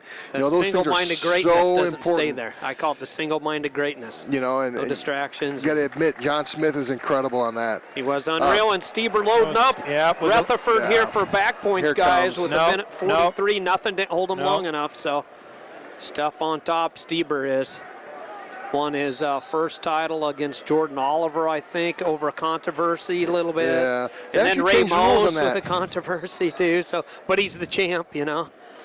He won last year against Tony Ramos. Bumped up a weight class, by the way. Logan Stever's up a weight. And then Kendall Cross was the champion at this weight last year for Oklahoma. He's bumped up. No. Not Kendall Or no, Cross. Kendrick Kendall. Maple. I had the right first name back. Kendrick Maple, yeah. Yeah, I was going back to your era real fast. Wasn't Yeah, he I? was. Tom Erickson era. I was going to say, he came Maybe it out was of all that John retirement, Smith talk. I don't know what did. On the but- third place match, not to kind of shell those guys short, we have Dutton from Michigan versus Dardanes from Minnesota, and Dardanes is leading that with a 2-1 score. They're closing in on the first period with 25 seconds left. So, you know, give Dardanes his due over there. They're wrestling over there. And on the 5th place match, we have Steven Rodriguez versus Java from Iowa, and that score is 2-1 as well in favor of Java. Yeah, in favor of Jeva. Yep, so- Jeva's green. collar tie here. Rutherford did get out, so he got the escape, and he's wrestling Steber tough. Face it, guys, a lot of times. Well, he got- Steber's up by 5 usually by now, or 8. Yeah. He did get out, but not before Steber put 1 minute and 7 seconds of riding time Correct. on the board. Good observation, Jeff Murphy. In on a shot's Rutherford, so Steber wrestling tough. Rutherford, it's hard to imagine. Last year, you ready? He was wrestling in high school. Yeah. So, He just got finished winning the state title. yeah, this time last year. And so, yeah, Pennsylvania, PA. A lot of these kids are tough and strong, and they said nobody will beat them. I've often said, oh, yeah, I bet there's a kid in high school that's going to come up and shock somebody next year. It happens every time. So. Yeah. It only happened once, and, you know, and Cale, Cal, never losing, 4-time champ right there in the corner. Ran at 159-0, correct, Jeff? That's correct. yes, sir. 159 in a row. That's pretty amazing, guys. Dardane's back in on shot over there on Dutton. Can't finish. Looks like they're going to step out of bounds. Thing I've always been amazed about Cal, not just his record and how awesome, how good of a human being he is. Very non-braggadocious. He never brings attention to himself. Well, how do you That's pretty brag when you sweet. don't talk? Yeah, right. You just go out and you talk on the mat. Oh, you know, really. he'll talk a lot. He just doesn't do it in public. Yeah, Yeah. We've caught him a couple times in a talking mode when he's back in Ames for Iowa State Cyclones. I follow his tweets. I love when he starts tweeting in the Yeah, off season. yeah. He gets a little crazy. Yeah, he will. He has fun. So he's coached this team. His Big Ten champs last year. They're trying to go for their 4th team title, by the way. For those novice listeners, if you didn't know, Penn State's won it 3 years in a row. The Big Dance. They're going for the 4th team title. They're trying to come back and take the lead in this Big Ten. And they got a guy out here, Rutherford, right now that could do it, but he's got Logan Steber, a two-time national champion. He's got to do it through. And right now, believe it or not, Rutherford trails, but he impresses me. He's kept it within striking distance. I know we got a ways to go, but I could have imagined Steber being up by 4 or 5 by now. But Rutherford's good, guys. Well, Rutherford's good-looking freshman. If he gets through this, he's got another minute in this period, so I don't want to look too far ahead. But right. There's Steber in on a takedown. Went from a single into a bear hug, body lock. Kind of body locked him down and got 2 more, now 4-1, Jeff Murphy. Well, I was going to talk about the riding time, but that's a moot point. I was going to say if he got through there, then he's going to need to ride him for 10 seconds or so, get that off the clock. But Dardanes with another takedown over there, and Dutton with the escape to make that a 4-3 match. Wow. Yeah, and down in the 5th place match, it's all tied up 2-2 between Jeva and Rodriguez. You know, looking at Steber right here, you know, we talked about throwing legs, and I talked about Megalutis throwing legs in the finals, being offensive with it. Steber's one of those guys that can be offensive with legs. He's so good on top that you know, he will turn you right here. So when I see a guy like Steber get a leg set, you know that's a good 10-15 seconds worth of riding time. Whether he's stalling or not, he's going to grind out that riding time. And so true, Tom. And right here, he's rustling in a perfect spot. Jeff mentioned it before in Megalutis and Delgado. He's rustling right on the edge of the mat. Right. If you feel you're going to lose him, you're just going to pull your foot off the mat. Boom, we go back to the center, restart. If not, you're going to hang there and rustle and act like, you know, you give you an Academy Award performance on acting ability and what you're pretending to do on the side of the mat. So true. And I don't know if it applies to Rutherford necessarily, Big Tom, but I'll tell you what, Coach, freshmen are known to have trouble getting out. Yeah. They in college level, D1 so college level. Back to this championship match, we started the 3rd period with Steber on top. Rutherford tried a little move to get out. Steber tilted him and got 2 back points. He's up 6-1 right now and riding him tough. Kind of cost him too, didn't it, Jeff, really? And in a match that's important in the team race, it is for the 5th place match, still tied up 2-2, but Jeva from Iowa's got 1 minute and 7 seconds of riding time. We're down to 17 seconds in this match. Both wrestlers on their feet. So again, if nothing happens in the next 17 Rodriguez seconds, needs to shoot. Jeva's going to win that match. No stall. What do you haven't seen any stalling yet? No stall warnings. No, he's being aggressive. You know, the neat thing about there should Steber be a stall there. He's trying to score. Yeah. I thought you were talking about Steber. I apologize, but Jeva, here, I'm sorry. Yeah. You take your pick. Dardanes, Dutton with a big takedown to tie this match up and run the riding time down. So go down to 40 but even seconds. more important, fellas, I don't want to jump in, but Rutherford just reversed Steber. And now he's down 6-3 and on top with 1 minute left in this match. But that riding time is so high. He's got 2:40 in riding time, so it's 7-3 irregardless. So he's down by 4. He needs to either pin him or turn him twice. Yep. Good reversal there, as Jeff pointed out there by Rutherford. 6-3 in the championship match. 48 seconds to go in the 3rd and final period. Can't get rid of the riding time, as Tom Erickson mentioned, so it's really 7-3. Well, Rutherford's trying to cradle him up. I don't think that's going to happen. Steber needs to do something too, though, because Rutherford's really doing the work here. Yeah, ref's in talking to him. Out.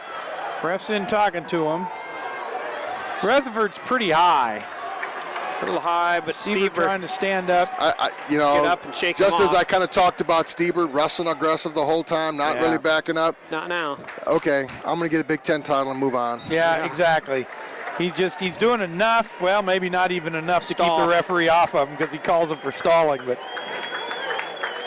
And Steber's going to win this one. Steber wins 7-3 by 4 points. So Ohio State wins it. Well, I guess two-time national champ. I guess the argument can be made now that he was sick at the time. Yeah, well, or just getting over the flu. Or he can validate that statement, so to speak. Maybe the two will meet again in 2 weeks. Good. And here we go. We are in overtime in the 3rd place match with Dardanes and Dutton and Dardanes. Dutton's and Dardanes, that's right. Stephen Dutton III from Michigan Wolverines. So, and I correct myself. He was the winner of the Battle of the Stevens earlier. I made a mistake there earlier. Dutton did beat Steven Rodriguez from Illinois. So, Jeva was victorious over there. Correct? Yeah, so we'll talk about that when this match is Iowa. over. But I gave him some more Nice team shot points. by Dardanes. A little post and go off a high crotch. Dutton counters with the little front body lock, trying to put Dardanes on his head. Wow, Kind of Rusty fun. Both tough here. coaches standing up, really excited. Jay standing up, which I know has got to be extremely difficult. And here he goes, Dardanes with a Three, finish 2-1. two. They did not give it to Nothing. him. No. Nothing. Wow. Did not give it to Position him. of the hips, I think. Yeah, he didn't let his think head. it was He the had that hips. little front body, had the head tucked a little bit. Position of the hips, I think, was the difference of that. Brandon Eggum coaching for Minnesota Gophers, and Jay Robinson. And Jay's moving pretty well, actually. I'm a little, Yeah. impressed. Yeah. He's He's had for how many, tough 15, couple 30 years. operations? oh man, last year yeah, wasn't good when they stuff. took his It was- knee out and put it on the shelf for a month, Yeah, then put one back in. yeah. Like I said, I was on a trip to Minsk this last week, and Kevin LaValle, who wrestles in their club, Sure. was talking to me about Jay in the sense that, Dardanes with an escape here in 13 seconds, so Wow. he gets out Yes. well in 12 seconds. Sorry. Right. But finish up in that story. He talked about Jay when they were at the Southern Scuffle. Was it last year? And almost passed out in the hallway. Yeah. He put Jay on a garment cart from the hotel and wheeled him downstairs in the elevator on the the luggage cart, and got him in the van and took him to the hospital. And that was LaValle. And that was Kevin LaValle. And Kevin said, Jay swore me to secrecy. And then I think he said he went on Takedown Radio and told everybody that Yeah, he he got told put the on whole a cart. story. So he goes, Whole well, I'm going to story. tell the story too then. Yeah, he exactly. did. It was on Takedown Radio. I was there in that studio, the radio studio, that morning. Yep, KXNO. All right, so we're on that second Kick of the out, 30-second attempt. periods. Dardanes, tight waist, drop to an ankle, back down to a tight waist. He got out, you thought, what, 12? He's going to hip roll him. Yeah, he got out in 12. Dutton up to his feet. They go out of bounds. Nice Granby attempt there by Dutton the third, Stephen Dutton the third. But 14 seconds left to go. Now Dardanes is gaining some time advantage, so to speak, since he got out so quick. Like I say, notice, obviously we're on radio and you can't watch it, but there's a way that these guys wrestle in the tie breaks, Yeah. They're one of their first things is to drop on ankle, tight waist and ankle. And I go back to the 25-pound match where Megaludis, the first thing he did is start to throw the leg. yeah, exactly. I He's out. I He's got it applaud back. him. Is that stall? No, nope. No, So that's Dardanes. Dardanes wins the match 7-6. That's it. Minnesota Golden Gophers. So Dardanes picks up some points for. Climbs a little closer, but not You know too who little, hasn't too really late. scored so far is Penn State. Am I correct? Yeah, That's right. Minnesota's been scored. OSU scored. Illinois. Well, that's Wisconsin got a. If you win look for at that third. last round, so with Rutherford not winning, Penn State still stays at 128.5, but Iowa picked up a point from Jeva, and so they creep out to a 133 to 128.5 lead. nickel dime. They're going to inch it up. You'll win big one, you hit two little ones, and you know what? The points add up. Yep. Yeah, they sure do. Those head-to-head matches are going to become really big. Yeah, they will Yeah. become real big. As I finish that point about the riding, that tie break, there's an art to the tie break, and how to wrestle in a tie break. And even Steber was defensive, so to speak, wrestling in the tie break. And and normally I applaud the aggressiveness, and it's really hard to be upset that Megaludis was aggressive with that within that tie break. But in the same token, we got to understand the situation. We need to ride through the tie break. Yeah, Let's not be aggressive. And I think because he wrestled first, yeah. he threw the legs. If he wrestles second, knows he has to just hang on, he hangs on, rides the thing, maybe gets a stalk all, hangs on. But because he got to go first, he tried to do something a little bit outside the box and got aggressive with the legs. Paid for it. And paid for it. He ended up paying for it. So, yep. Okay, we got Sursus, as we used to call his brother T-shirt, but Sursus against Soufflon. So it's not Anderson and Smith, a couple really cool sounding, but different names. Sursus, Yeah. So one of the two brothers out of Indiana, correct? Out of the state of Indiana. Crown Point High School in Indiana. Crown Point, Indiana. So Soufflon, Yep. Jake Soufflon, a junior, came in the tournament 29-3. Jeff. Well, let me tell you about Surtsis first. So Surtsis has lost 3 times this year. He lost to Eric Gerhalis. He lost to Brody Grothus from Iowa. and he lost to Chris Dardane. So those are his 3 losses on the year. Probably Dardane's in the duel and all the rest in the Midlands. He had a tough Midlands, and he was. They said he was fighting a flu bug, maybe too. Yeah, he was. There was definitely something wrong with him in the Midlands. Yeah, and ever since then, except apparently from Dardane's, he's been on a tear. So if we look at Soufflon has also lost 3 times this year. One of his losses was to Surtsis back early in the season, and that was a 3-2 loss. He also lost to Drake Howdeshelt from Missouri and Kendrick Maple from Oklahoma. Maybe the 1 and 2 right there. Maybe Maple's going to be in the run, and then Howdeshelt, I believe, is number 1 in the nation right now. And I don't think he's lost. I think from Missouri. He's wrestling in the MAC. I still think of them as a Big 12 school, though. Missouri was in there forever in the Big 12. I still think of Nebraska as a Big 12 school. Search is out with an early score. He's leading 2-0 and building riding time early. He's got 41 seconds ride time. So big takedown there by Sursis. Sursis jumps out early on Soufflon. Big takedown there by the Wildcat. And you know what? Last night, Minnesota couldn't win a match, and now in this session, they can't lose a match. Yep. There was people online that were pointing that out. Said they're going to. I bet they almost run the table tomorrow. So, well, like you said, they were all the lower seeded. I mean, the higher seeded. So they were 3 through 5s. They own that era, kind of.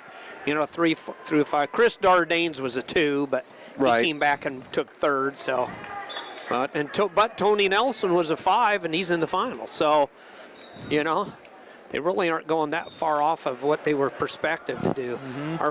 What's our 5th, 6th place match? Well, 5th, 6th is James English from Penn State and Ryan Lubeck from Wisconsin. And this is a big one for Penn State because obviously there could be points in this match as well. Yeah, they got to start making a move. I mean, they can't just wait for their big guns to take care of business. They got to make a move. They're 4.5 out. Yeah, they do. It's been tough for the defending champs, both Big Ten champs and national champs, Penn State Nittany Lions.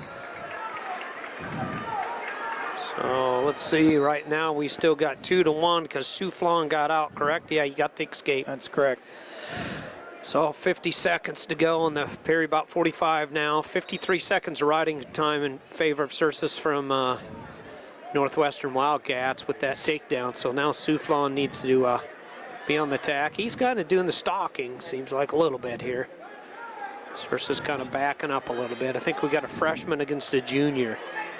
Dardane's kind of controlling the tempo down here against Grajales. He's out to a 4-2 lead, got 34 seconds in the ride time. By the way, Soufflon would be your junior, and your freshman would be Sursis from Northwestern. Yeah, the first period comes to an end in the 5th place match, and that score is all tied up 0-0. Northwestern's done a great job coming into the state of Indiana and cherry-picking its best talent. Yeah. They've done it 3 years in a row where they've taken the number 1 kid, number 1 recruit out of the state and brought him up to Northwestern. They're scholastics. They have something to do with it, maybe. I mean, they're known for that. They are, but give me a Big Ten university that has bad academics. Yeah, Purdue's great. They got Surtis, and then they got a young man named Mitch Sliga, and this year they got another multi-state champion named Stefan Misic out of Hanover. So they've done a great job coming into the Boilermaker and the Hoosiers home state and cherry-picking their best talent out of there. They really have. And speaking of one of them you just mentioned, Sursis is out. The Indiana superstar, high school superstar is out and now leads as a freshman in the finals of the Big Ten's 3-1 with 1 minute and 41 seconds to go in the second period. So Northwestern, I just always got a kick out of their football. They used to not win football games ever, and remember their little cheer, right? Yeah. We don't care if we lost 10 years from now, we'll be your boss. So yeah, that's what they were famous for, that cheer at their football games. So in a match of importance to the team race, on the 5th place match, James English started the second period on the bottom, came out and got a reversal. I saw him get a count. I think he's got 2 back points for sure. We'll see the referee what he gives. Maybe not. No, nothing. I think he just indicated that position-wise. Yep, I think so. Which I thought he had a couple swipes. I did too. I thought he was going to get 2 for sure, but evidently not. So he's up 2-0 on top right now. Cal Sanderson in his corner. Yeah, you kind of would like that. You get 2-0, that's 5. You get riding time, 0.6. You need to take down, get a major decision. That's get yourself dictating the match, isn't it, Coach? That's where you get a bonus point. Yep. And the stall call on Lubeck from Ohio. Maybe he might get a stall on Sursus. I mean, I don't know. He's backed out of bounds about two to three times right now against Soufflon. Soufflon's doing, I'm not saying you can't score by backing up, but. Yeah, John Smith did made a nice little career out of it. Yeah, he did, didn't he? He did. He'd back up and then ankle pick you. He'd hydroplane over the mats, what I call that. But, like I said, I just got back from, Minsk, which is in Belarus with one of our national teams. And the one rule and the international rule I really like is that step-out rule, that push-out rule. Yeah. And I don't mean sumo push-out. I mean, you step out. Keeps them in out. the cylinder, doesn't it? And you would be amazed at how much you do not go off the mat. Yeah, you stay in the middle. If you know you can't, you won't. You head in the middle. Yep, and whether that should be adapted here or not, you could be more gentle about it and just hit people with stalls every time they go out or something. Do it a stall, just kind of stair step it in instead of immediate, an immediate point. But Dardanes from Minnesota is opening up a nice little lead over there. He's now leads 10-5 with the takedown, 10-5 with 1:24 on the ride time. So Mr. Dardanes is starting to turn it on. Nick Dardanes, the bigger one that is starting to kind of open it up on Grajales. End of 2, leading 10-5 with 1:33 riding time. Yeah, and in the championship match, we've gone to the third period, and it's still a 3-1 score. Yeah. But Sursus has 1 minute and 3 seconds of riding time now. Soufflon's got his work cut out for him from Nebraska. He really does. Tight waist here by Sursus. Good-looking freshman for Northwestern of the state of Indiana, as we mentioned. He's the brother of Alex, who wrestled for the Iowa Hawkeyes. Alex Sursus, who at the time was one of the highest recruits, too. Yep. United States. Soufflon gets out, makes it 3-2. But riding times is different, as Jeff Murphy mentioned earlier. 1 minute and 19 seconds of riding time in favor of the Wildcat of Northwestern Sursus. So Soufflon needs to score, guys. He's got about a minute to do it, so see if he starts taking some shots. Sursus, like I say, it seems like he backs up, but he's got a little of that John Smith where he scores off of that. As long as you're taking shots off it, I think the ref's a little more reluctant. Oh, my. Big move. English Big move, but down. it isn't going to matter on the 5th place match. So Lubeck catches English and throws him to his back, but English rolls through. Penn State finally gets some team points, do they? So it's 2-2 at the end of but the riding time advantage for English, and English 124. pulls out the win. 3-2 on a riding time. But that was almost disastrous for Penn State because if he'd have caught English for just a half a second more, there were back points. And back to the championship. Sursus, guys, gets the takedown 5-2 here off of Soufflon's shot. So this freshman's looking good for the Wildcats of Northwestern. Yeah, out of Evanston, Illinois. Yeah, 19 seconds left. Yeah, wrestle their home duels there in famous Welsh Ryan Arena. A lot of wrestling's going on there at the Welsh Ryan Arena. Riding tight waist, far ankle is Sursus. Soufflon, 9 seconds to go. A lot of riding time here for Sursus. Sursus really looking good. Going to be a championship, I think, here for Northwestern, and it is. So the Wildcats get a champ. Sursus has probably wrestled him up into a 3 or 4 seed national tournament. Oh, absolutely. Looking solid. Absolutely. Maybe a little better than that. Jason. 3, well, yeah. Maybe a 2. Well, Hallisholt and Kendrick Maple probably gonna, I don't know. Yep. Then you have Kindig at 49 too. Kindig's in there, up there pretty high. Yeah, but anywhere probably, north of that, yeah, I'd agree. Maple's had some disappointing losses. I think he's got a 3 at least. Yeah, maybe Maple a 2. has had some disappointed losses this year, going up a weight from being last year's champ at 41. Yeah, I think from Oklahoma that Sooners. adjustment to the horsepower is just a little bit, much. Takes a little bit of time to adapt, probably. And yeah, we sorry about that. We skipped over it. Nick Dardanes closed that out over there in Minnesota. And yesterday, Minnesota couldn't win a match. Today, they can't lose a match. Yep, that's right. And on paper, they're doing about what they're supposed to. So That's one of the things when I was, coaching in college, I used to do in terms of, try to do an honest assessment. Yeah. And I'd go through the brackets and see where we were seated. And I'd do a plus minus kind of thing. When, if we were seated 5, we finished 3rd, that's a +2. And, Sure. we finished 8th, we were seated 3, -5. It's a nice way to gauge it. Really. And it's an objective way to gauge it. We lost a tough match. Well, the fact of the matter is we were seated this, we finished this. Yeah. That's more kind of fact-based, not, well, we did this. And, you can add that in later, but just the hardcore fact numbers, and that's what it was. That's how I judged it. Yep. So Iowa has the chance to maybe get some more points here. Nebraska would like to win. Got 2 finalists in a row for the Nebraska Cornhuskers. The first one went down to Sursus, defeating Soufflon in Nebraska. Now we got Mr. James Green, Yep.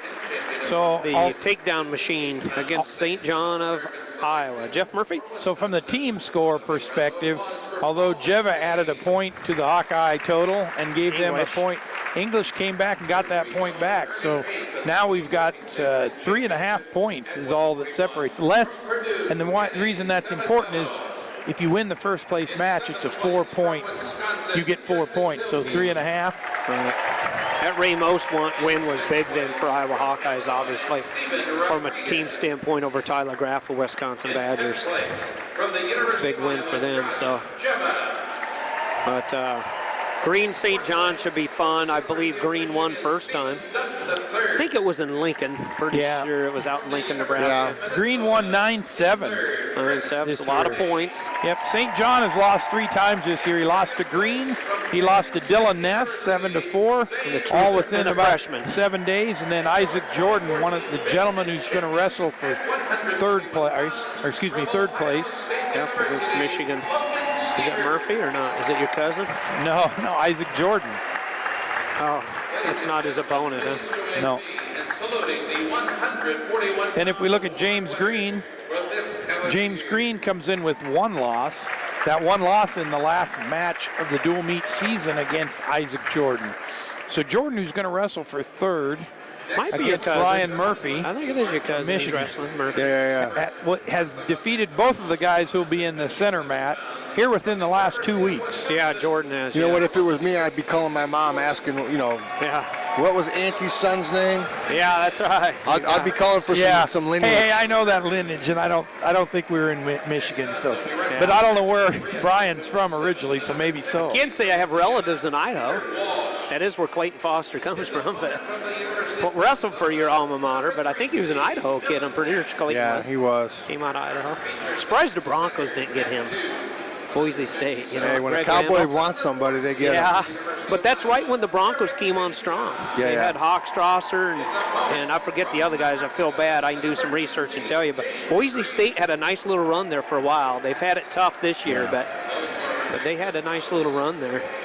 So won the Pac-10, placed high a few times, and that's neat. I like to see those West Coast teams do good. It just shows some diversity.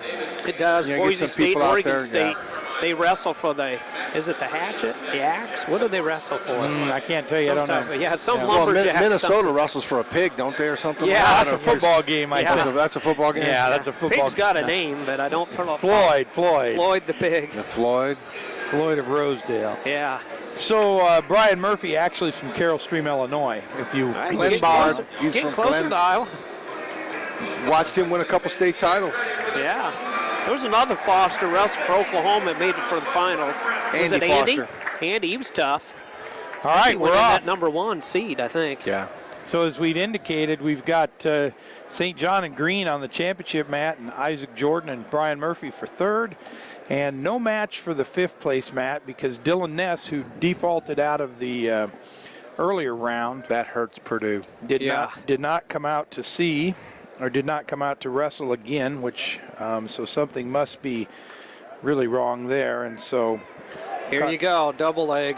Here you big double leg takedown. I didn't get a chance to say it. With Green from Nebraska. Right before I did say it, he gets a takedown. But one of the things that St. John does very well, and what people try to do to Jordan Burroughs, close the distance, hands on him. Yeah. Don't let him wrestle, quote unquote, in space, because that's where that double leg Explode. comes. Yep. That's where you can't judge that speed and quickness. Yep. And when you got your hands on him, you feel it. You can make the level change. But he got away from St. John right there, and he exploded through him with a nice score. Yeah, 2 years ago in Jordan Burroughs' senior season, Caldwell, who at the time was wrestling for Oklahoma State, at at Hilton. Oklahoma at that time. Yeah, Oklahoma. Before I'm sorry, he transferred, that's but right. he did probably. Tyler Caldwell did as good a job against Jordan Burroughs Close. as anybody I've seen One-pointer by at exactly that, doing exactly that.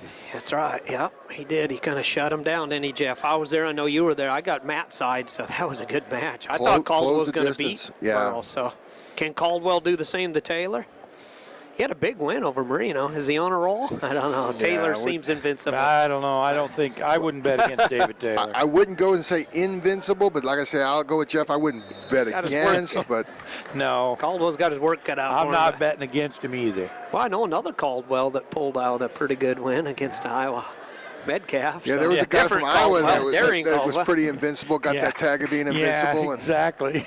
And so, yeah. And the same last name. Hey, so- stranger things have happened. Your name could be Jenkins. Yeah, it doesn't matter. Yeah, that's right. Yeah, relative of Fergie. Yeah. Anyway, St. John up on his feet. My take on this, for what it's worth, guys, we'll go back to live action, is I think Green can match or even has better skills than St. John athletic ability, but I don't know. His gas tank's going to be important. Yes. St. John's real mat savvy. He's a good technician. He knows how to use his long body. One of the things that I see right here is Green is working really hard to hang on to St. John. Yeah, he's using some energy. And you know what? Tom and those guys and Ryan over there at Morningstar, they'll spot him that 2 points, but they'll take his lungs out in the first period. If they could go ahead and give him 2 points and take his lungs, they'll take that trade. Yep, try to tire him out just a little bit. They'll There he make goes. him wrestle hard. He's make him looking wrestle good, hard. but he's using a lot of fuel. Yeah, but like I said, we're only a minute and a half, we're only halfway through that first period, and I bet you he's wrestled, a minute and a half. He's probably wrestled in actuality off on the mat about 3 so far. Right, So exactly. Yeah, and I hope his gas tank holds up. Not because I'm partial. I'm not. I just like to see the guys do their best from start to finish. Right. We can see who the champion is. And right now he's up. Green leads 2-0. 45 to go. Jeff. The one thing Green's got period. going for him, he's got a lot of riding time built up. Yeah, he and does. Good that'll be a observation. good one to have in the Yep. tank later on. Count on it. I mean, if he could hang in there for 36 seconds and ride St. John out the whole first period, that'd Yes, be just pretty big. massive. And then you know what? If I'm a coach, I'm hoping for the red on the flip, because then I'm putting them down right away. Yeah. That's We're- a good point. We're Really still good fresh. point. We're still explosive. Let's go down right away, and I'm going to come out right away. So now I'm going to Get have the legs in. 2.5 minutes riding time and an escape point. Oh, jeez. St. John John's was almost all got but out at the end of the out. period. Wow. And Green, now if Green can hang on to him for 8 more seconds, Rode which him I out. think he probably will. Nice transfer on the ankle. No stall call. He 3, jumps up 2, on the arm. 1. That's it. Wow, that's a big first period. St. John did the strategy we mentioned to It's red. Here we go. get out at the end, and he wasn't able to do it, though.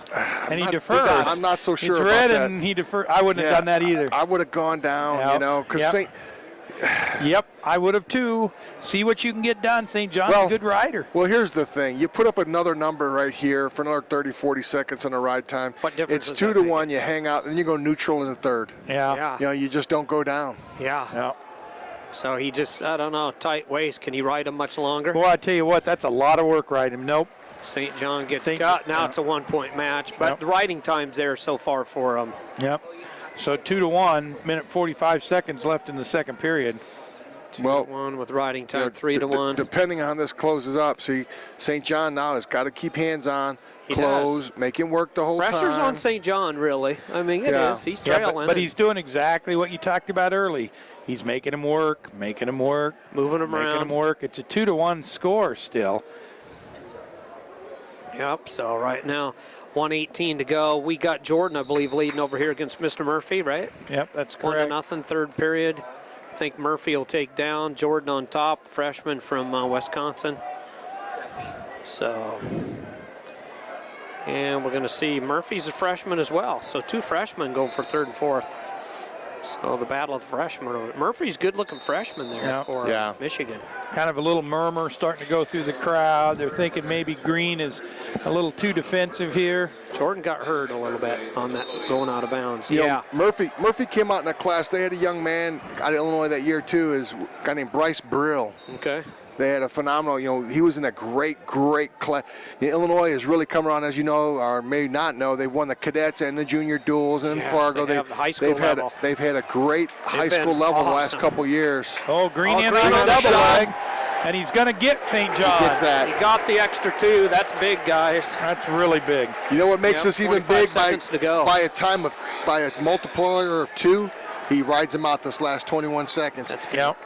And honestly, God, I'm sorry to say this, it's almost worth a stall call Yep. to maintain that 4-1 lead. It's going to be a 5-1 lead, 2 more or less, because of the riding time, which will be locked up. Yep. Yeah. So it's almost worth it to take the ding on the stall call here, ride an ankle out, and fight here, not to give up this 1 Don't want to point. give up the escape, especially at the end of the period here. So Give up the stall one, not St. the John. point. So 10 seconds left. which he'll get right here if he doesn't try to return. Yep, There's a it nice goes to the return. double. Almost a double Take him out of again, really. bounds. Yep. And then you can hang Russell, there forever. 2-1. nothing. Yep. Stall warning, or what did he do? No, that was Green. He raised Green's hand, so No, he might have gave him He one. gave him 1 point. He I gave don't know him what he gave him a escape. point for. how do you give escape? Gave him escape. I don't know. I don't see that at Oh, all. referee number 5. Now, Oh. here's that's Mike McCormick. Here's the thing that they've done on the international wrestling that That was I bad. like. They have a jury that looks at this. Yeah. You know what? Yeah. If I make a call in a situation like that, why am I going to admit I'm wrong? Yeah, exactly. Yeah, they I'm should not gonna not admit allow I'm him wrong. to be. They should have somebody totally You neutral. get a totally neutral party, someone from a governing body, so to speak, and an older official or whatever, and even then I'd be worried, but I'm not going to let the guy who made a wrong call No tell me question whether he about was it. right or wrong. No question about it. And I apologize to Mike McCormick. I think he's a phenomenal referee. He's one of our better ones. That wasn't but an escape, I'm though. not going to ask a guy to admit he's wrong. Yeah. Yeah. I Exactly. don't want to do that. Most people have a problem with it. Jordan gets Hey. the take. No, Jordan does takedown. not get the 2. I just got a We're tied up. great piece of advice from our colleague right next to us. Oh, by the way, guess who's getting a little O2 time right now? Yeah, Green. Yeah. I noticed that He's too. getting a nice little recovery time. Mark Manning he's was standing out there next to like Mark this. Manning. He went up to Green like this. And it was like, get air in your lungs, get the breathing. You know- So it's a plus and minus, but I don't think St. John really got the escape. So. Well, while we're waiting for this, so the reason that was important with back on the third place match is they're going to go to overtime now. It's all tied 1-1. yeah, Murphy and Jordan, Yep. the battle of the Phenom Fresh. So back to Good-looking the freshman. championship match. Think about this, fellas. This is critical for Iowa's hopes for a team title. It is. It's very because important. Iowa's got a couple more guys that are going to be on the mat. They had a sweep to 3 that the Penn State was favored in 2, and they had a sweep. They gave it to him. Yeah. They gave the Like I said, how do you? Jordan gets the takedown and wins in sudden victory for Wisconsin Badgers. I think there's a lot of young men at this weight class at the NCAA tournament need to be worried about that young man. I think Jordan's going to really look good. Comes from a good lineage. His dad won 2 titles. I remember when he did. So they did give him the escape. They gave him the escape. And his brother Ben Jordan was an All-American. But you know what, though? In the positive side of this, coaching-wise, I'm running through my head. Okay, they gave him the escape, but we still got the free stall call. Yep. So Yeah. I don't have to be as active. Yep. St. John is not the turning monster on top that a David Taylor is, so Yep. I can be as active on it. Oh, by the way, I just got a lot of oxygen time on the video review, so he got himself a nice good breather, and he doesn't have to come up. You know, he can play in a tripod. He'd come up. Yeah. You know, he'll take the escape if he's given to him, but look at him. I don't see the urgency out of it. Yep. Yeah. he's Riding just- time's a lock, so it's a 5-2 score right here. That bonus point's there. Now, St. John pushed him out. That's not on him. St. John carried him there and pushed him there. Yeah, So good observation. You know, I don't see the urgency on Green to come out here off the bottom. So let's see how it plays out. The other thing that's really important is the riding time's locked up. Yeah. St. John can ride him out for the rest of the period, and the riding time's locked up. Yeah, Tom's been saying that. Let's tripod. You know, he's a little effort coming up. He's gonna. Yeah. You know, he's trying to work on his Academy Award performance right here. Yeah. Yeah, so true. You think I'm the Penn coming up, State leg fans up. think the Penn State fans are cheering for Green? Yeah. See, it's not an Now escape. That was chippy. That's not an escape. He's got a face. See, okay, St. John, you want to send a message? You just wasted time. Yeah. Now, here, let's go back to it. There's an automatic release. If you're going to release him and you want to play the game, let's cut him right now. Yeah. Cut him and go Don't for waste it, too. your time. Okay. Exactly. So, If he can't turn okay, him, so what's the benefit of this? yeah, I'll ride He back just in. wasted 8 seconds Yep. playing hand games with him when he took 8 seconds off the clock.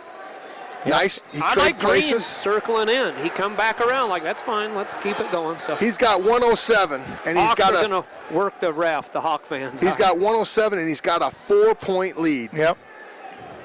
Yeah. He's got to wrestle smart. Yeah, Green St. John's does. going to have to do something. If I was Green, I'd shoot an ankle and just hang there. He's got those blast No, doubles. I'd agree, but look at him. He's doing Yeah. good. He bangs, gives ground. Bangs, gives ground. He bangs, gives ground. Bangs, Yeah. gives ground. Yeah. But there he There's goes. your shot. The blast double Yeah. attempt. That's okay. Nice fight That's off by okay. St. I just John, put that him ate up right time. because the referee will wait a while to ding him for a stall now Because of that he's- nice shot Yeah. he took. So You know what? What's more effective? And here's the difference between freestyle and folk style. That shot counts as big, and freestyle that means nothing. Yeah. The hand position and the hand fighting is what they count on. Yep, they do at the freestyle right now. 29 seconds to go. 5-2's the lead of Green from Nebraska. Bang, give ground. Bang, give ground. St. John in on John a leg. Shot from the Iowa Hawkeyes. I on like the the edge of the stubbornness mat. in Green right here. Yep. Oh, that whizzer. He's in That's- he's in conservative mode. Let's be politically correct here, but he's not going to give away the point. Yep. He ended up getting it that time, but he didn't give it away. He's not like going to Nope. lay there. Seeing he's mad at himself. He's beating the mat that he gave the point away. Yep. I got to love that attitude. Yep. You got to love it. But still, 5-2. Green goes 7 back to seconds center. to go. 7 seconds. So Green 5-4. wins. I'm sorry. Well, if Green can It's just hang 6-4. there. He's got that riding Yep. time's a lock. Yep. Let him go. Let him go. Okay. Don't let him take you down. 1 second. There it is. Green wins. There you go. So that helps Penn State. You got it. Yeah, you got to believe the Penn State people would. Oh, loving absolutely. that, 'cause that- Absolutely. So Green's the Big Ten champ for the Cornhusker fans over here. Section number, can't read it, but that section to my Section left. number, can't read it. Yeah. Can you see it? Do you see a number? No. All I see a number above them. It says 100th. So Yeah, there's the section 100. That's right. Yeah, annual Big Ten Wrestling Championship. So, but there is Nebraska Cornhusker fans here all the way from Lincoln, Nebraska, coming down I-80. Really strategic. I'm not going to say out-coach there. I don't want to go there, but they could have played it better. St. John could have done that a little bit better in terms of the automatic release. I don't know if coaches get caught up in the excitement and forget about the automatic release or what. Are so intent. In the grand scheme of things, the Iowa-esque style, hands-on, make him earn the escapes, put Ramos, jam the head down stuff. I think that's okay, but you're wasting time. In that case, he probably, shaved off, 10 seconds, and then the 1 point instead of the stall, the 1 point. Do you remember John Guerrera? Yes. Hey, look at him. He wrestled freestyle forever, didn't he? Yeah, he did. I remember he hung around this sport for a long time after he graduated from Wisconsin. Always wonder whatever happened to John Guerrera. Now you know. Him and Carr had some good matches. Solomon Carr. Not Nate, but Solomon Carr had some good matches. English Solomon wrestled a actually beat good him. tournament. A lot of people don't remember that brother of Nate, Solomon. From the University of Minnesota, Nick. Boys, Michigan. See, I got a shiner. Is that Grahalis? Yeah. Man, his face looks like he's been in the cage, huh? Wow. Look at that, guys. Yep. Lip in his eye. Beat up. So, Okay, so if we look at Wins it. if we look at our next wrestlers up, yes. 165 pounds, you've got David Hawkeye. Taylor. We don't have to talk about who beat him this year because nobody has. Yes, that happened. And he's going to wrestle Nick Moore from the University of Iowa. Moore with 2 losses on the season, 1 to David Taylor right before Christmas, 12-3. And then he wrestled Stephen Monk from North Dakota State. Monk's kind of a pinning machine up there, but Monk won that match 4-2. And those are the 2 losses for Nick Moore on the season. So pretty darn good season for Moore. And Unfortunately, then for third, fourth. wrestling one of the best. Yeah, Third he to is. fourth, you've got Pierce Harger from Northwestern in the third place match versus Danny Zilberberg, another one of those Minnesota Golden Gophers. And in the the fifth place match, you got Jackson Morse from Illinois and Austin Wilson from Nebraska. So Nebraska wanting to pick up some more points there. They just got some from Green, and they're in sixth place right now. So this is the first of two head-to-head matches between Penn State and Iowa. Iowa goes into this match with a 133 to 129.5 lead, so 3.5 points. So David Taylor, if he wins this by a regular decision, can put the Nittany Lions back into first place. Which they haven't been in for a while. That's been correct. In a while, so.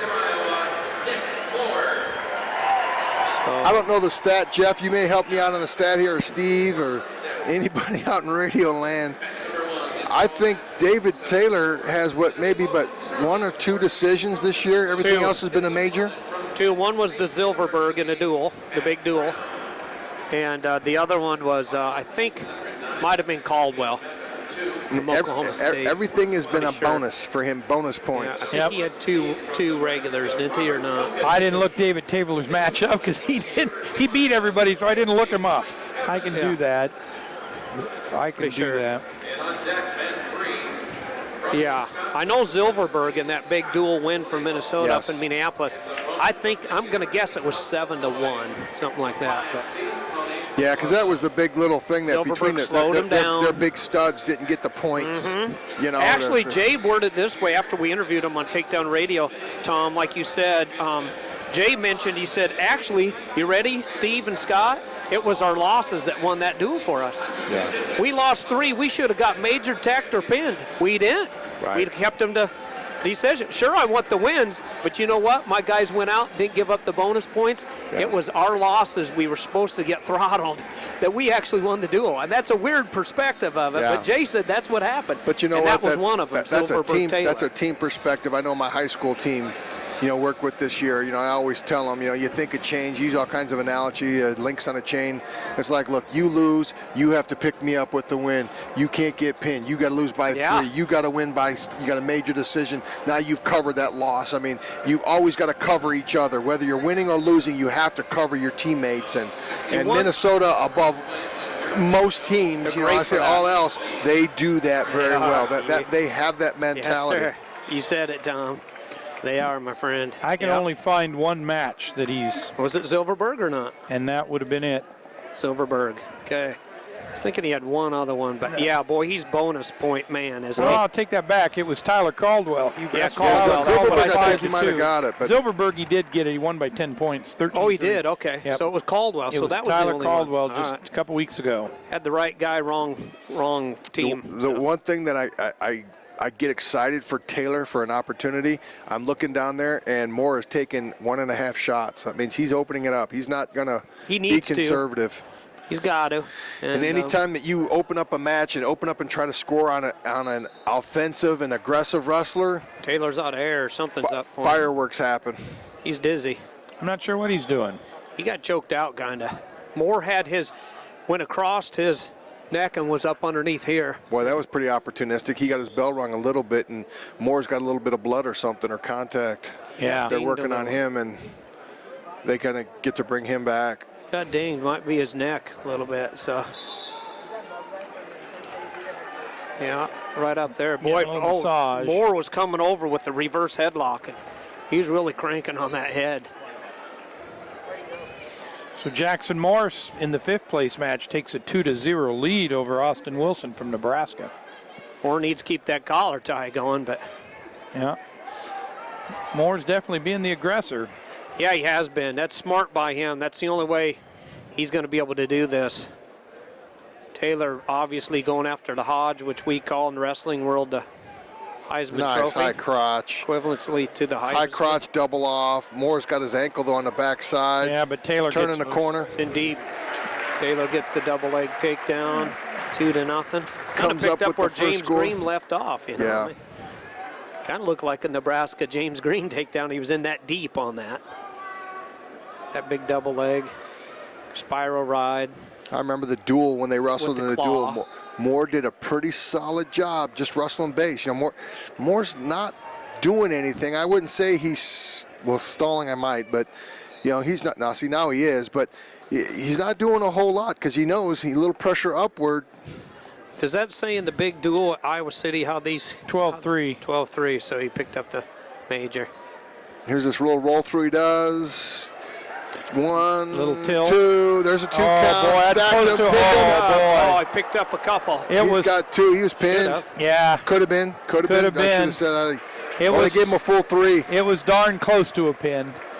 Did you see a 5 count out of that or not? No, I think that's probably. I should have called the pin, but I'm gonna give you three instead. Exactly. I think Yeah. that's exactly. Maybe should have Sorry. called the pin twice. Yeah. Once on the way over and once on the way back. Freestyle, it's a pin. 5-0 now in favor of Taylor. Is 30 seconds left in this first period. And Silverberg's scoreless down there against Harger. Yep. Here's Harger. And still 2-0 in the fifth place match. Harger was a big upset in the earlier on, being number 3, got upset. But guess what? He's wrestled himself back here. Actually, you want to know what, guys? This is a rematch.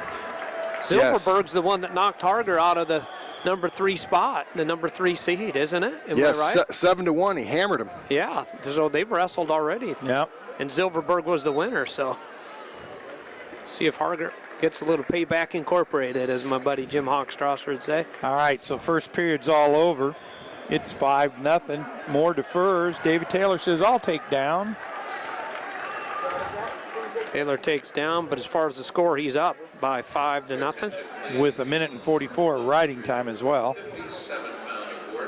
And, you know, real quick well, I want to stay on the championship one, obviously, but what nice little interesting side note on the match over there between Wilson and Morris is Illinois-Nebraska. Look at their team standing. Mm-hmm.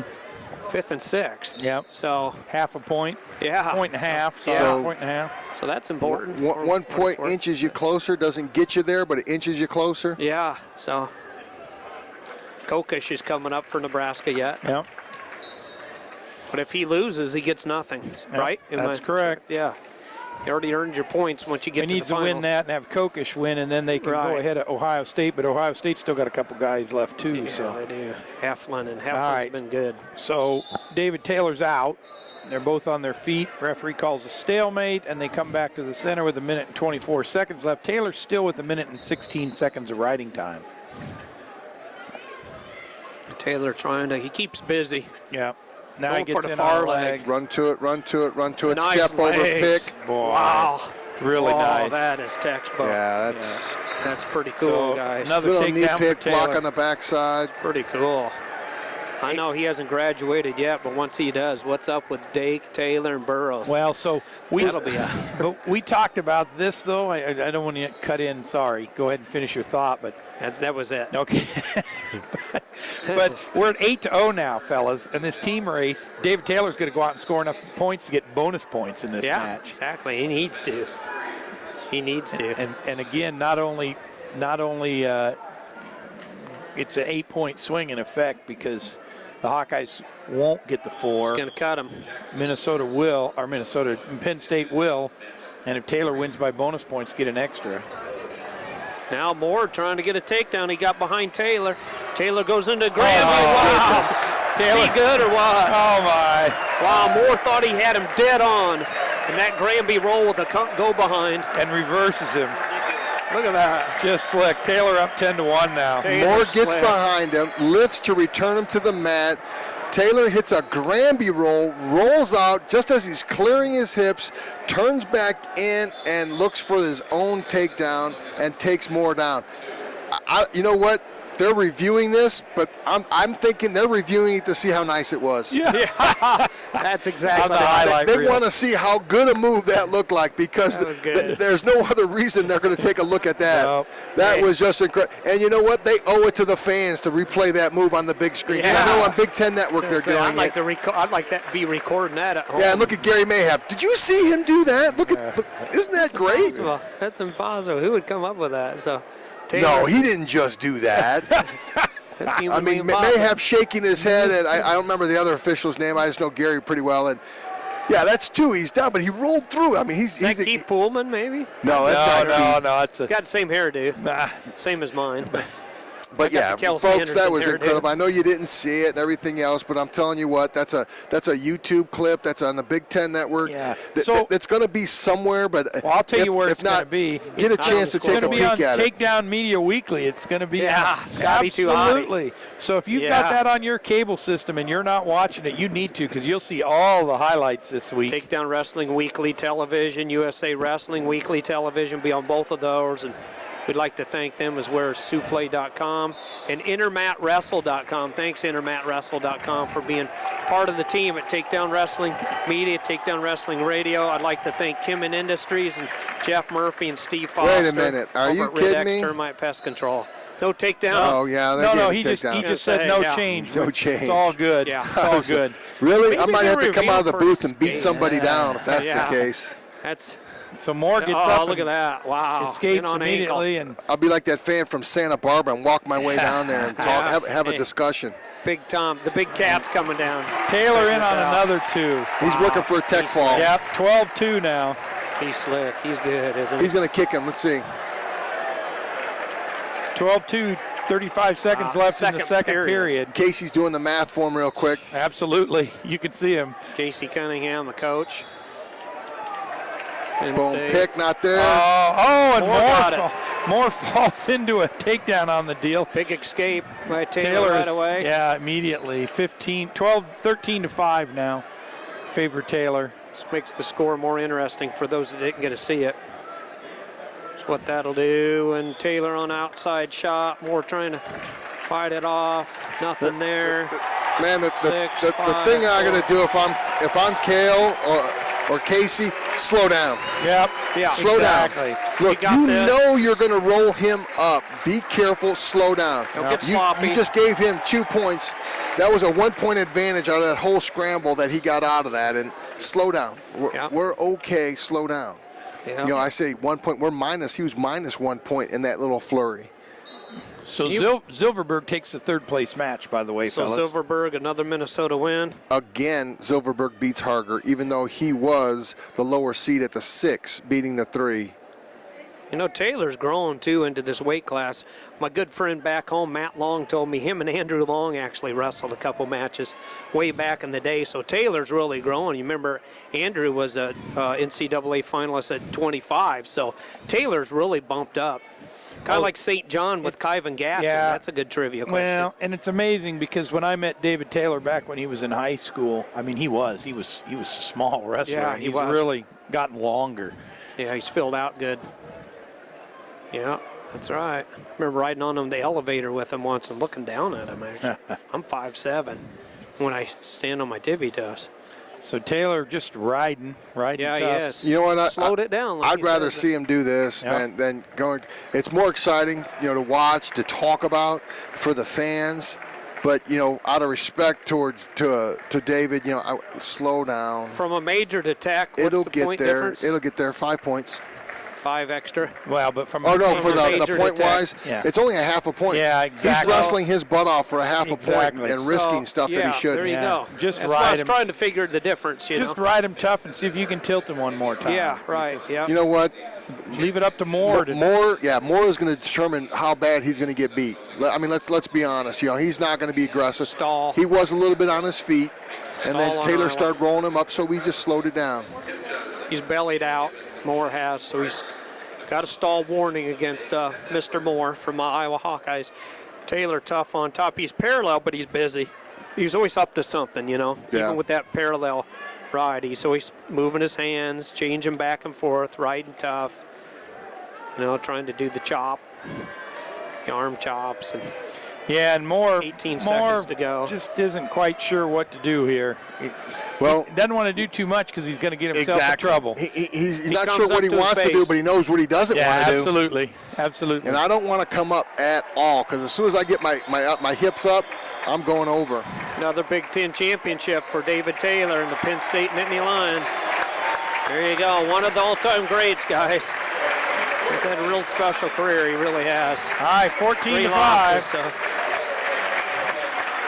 Pretty cool. A lot of the Hawk fans are even up cheering for Taylor. He's been a special one. He has. He's been something special. 4-time Big Ten champion. Yeah.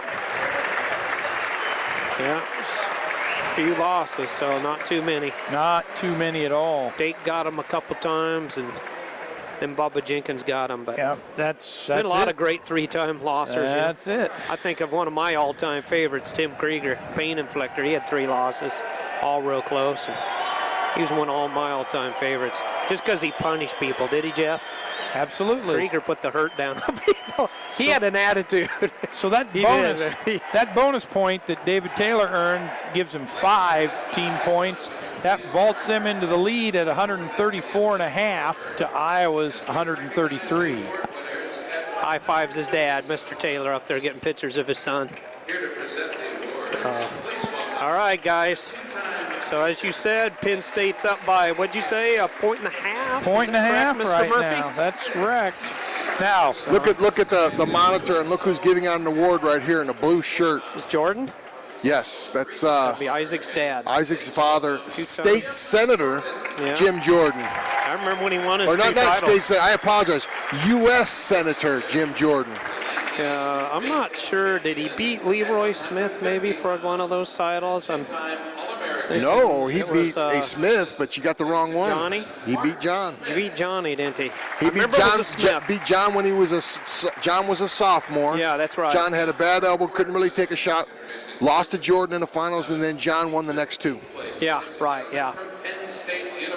Just not sure who Jordan's other finalist was, but he did win 2 for him. And boy, his sons have really come. Ben got a All-American. Ben Andrew is Iowa State's Andrew Sorensen.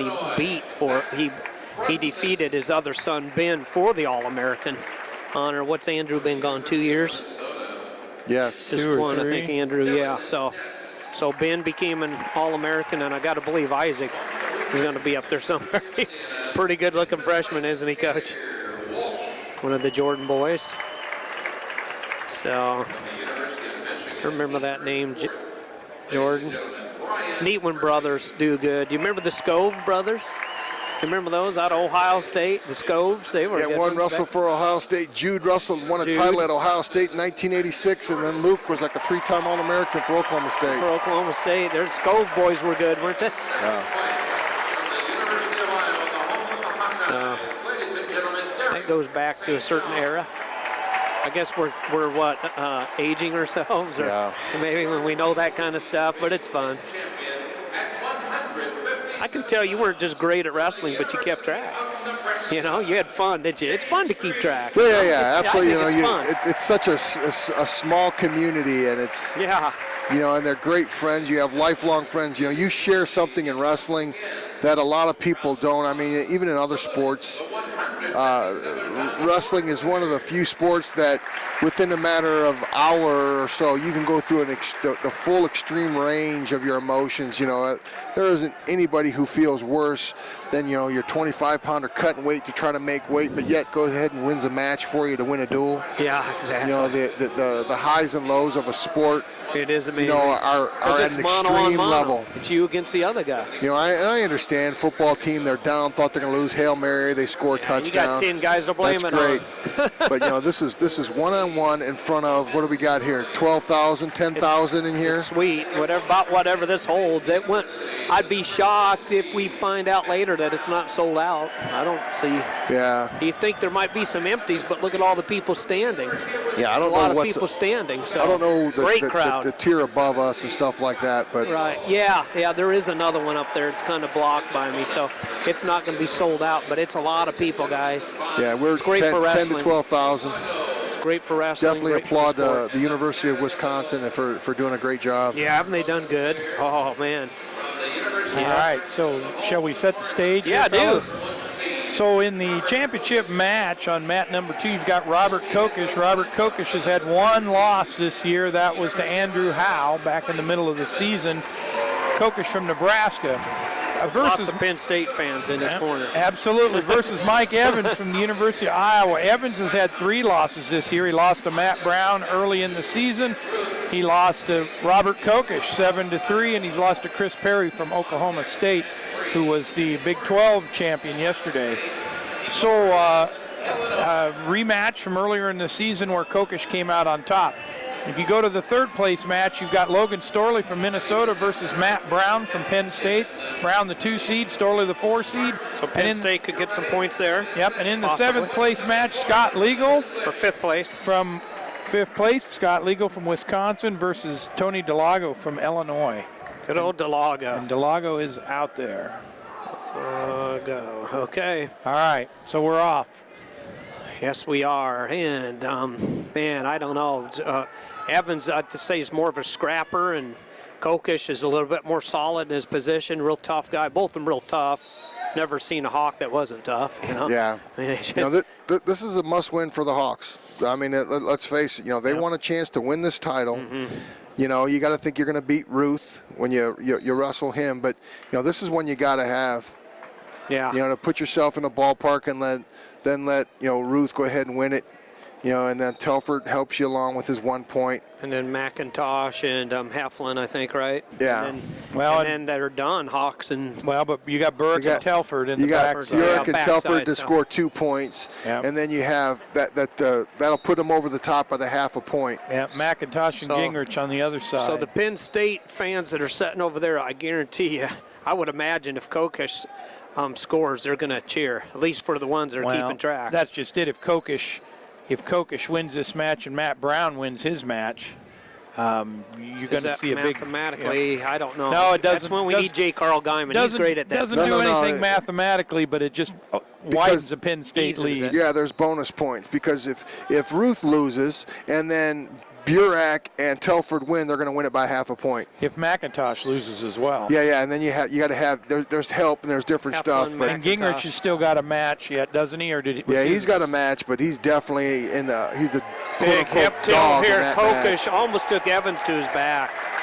Big takedown. This Kokish, you don't get to be 31-1 just by making weight, guys. I mean, he's got something going for him. And that Howe match back in Vegas for Kokish, some people said that could have went either way. I think that was an overtime, maybe 3-2. 3-2.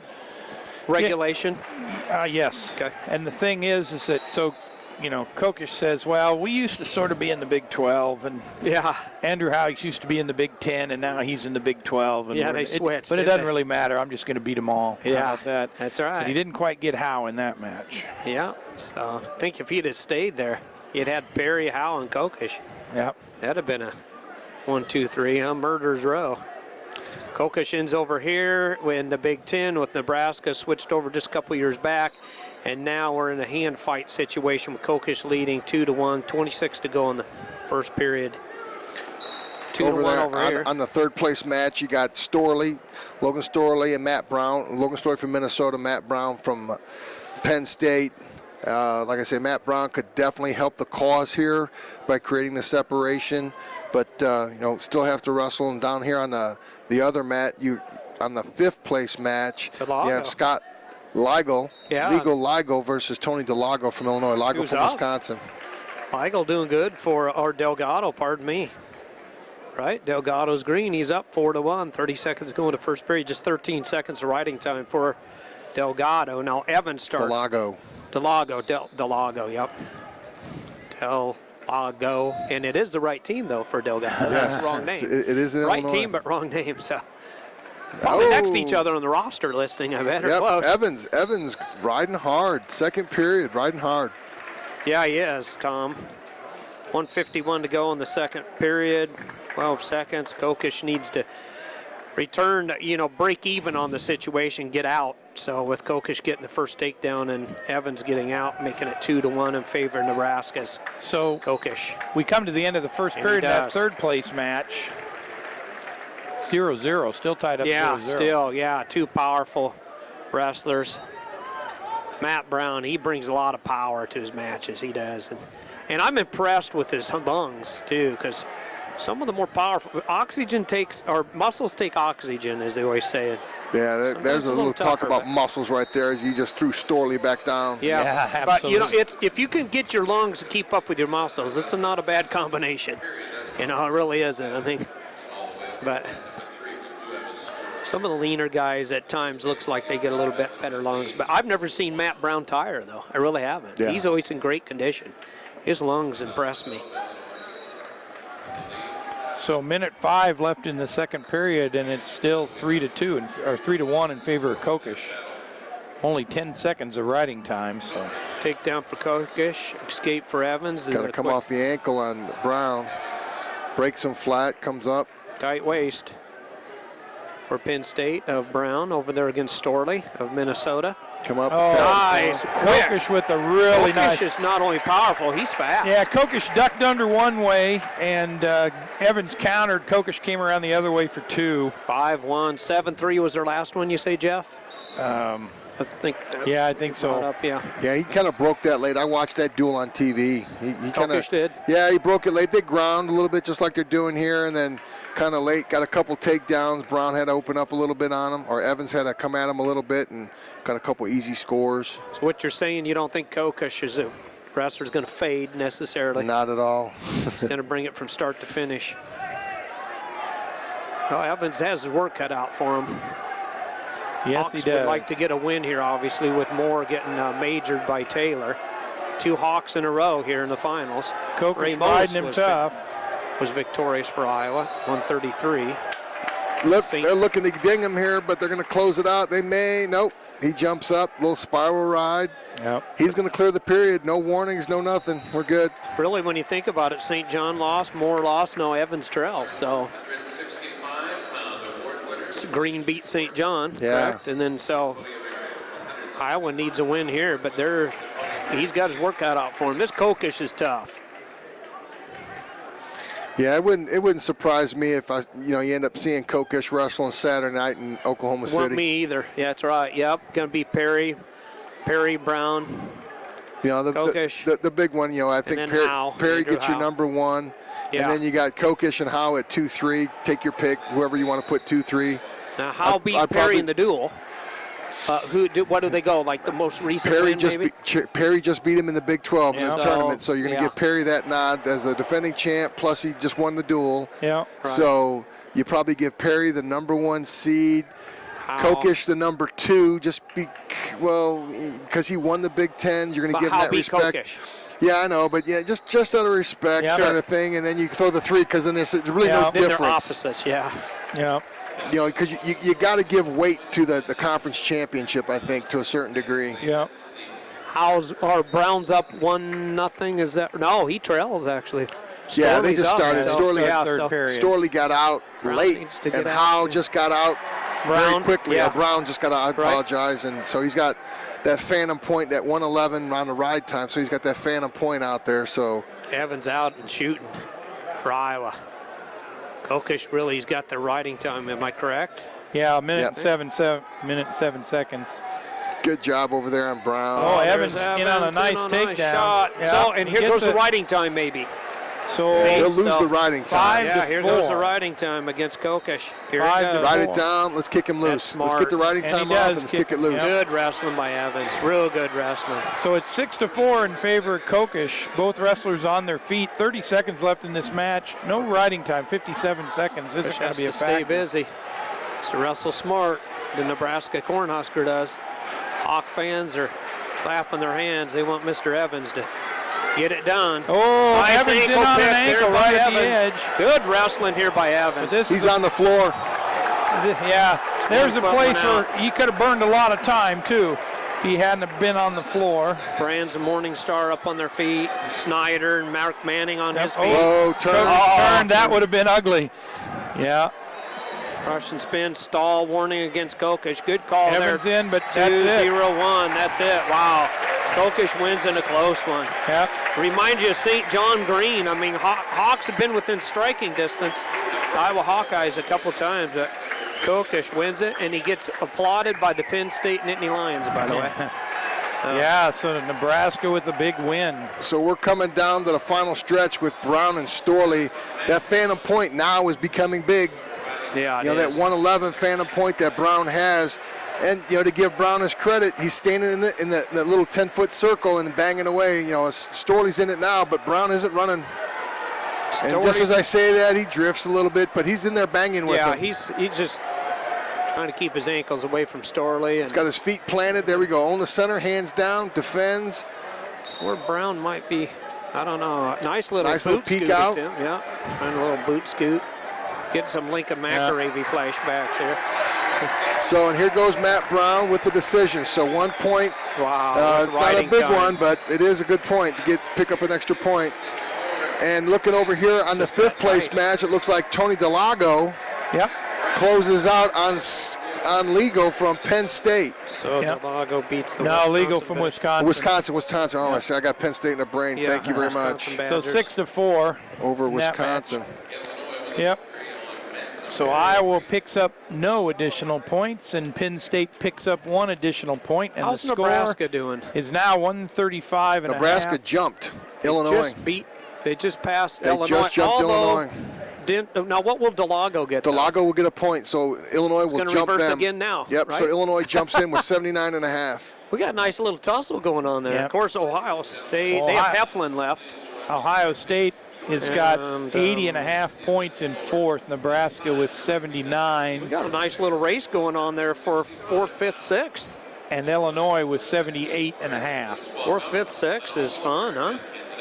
Look at this. Wow. But did they put that Illinois point already up there? No. Okay.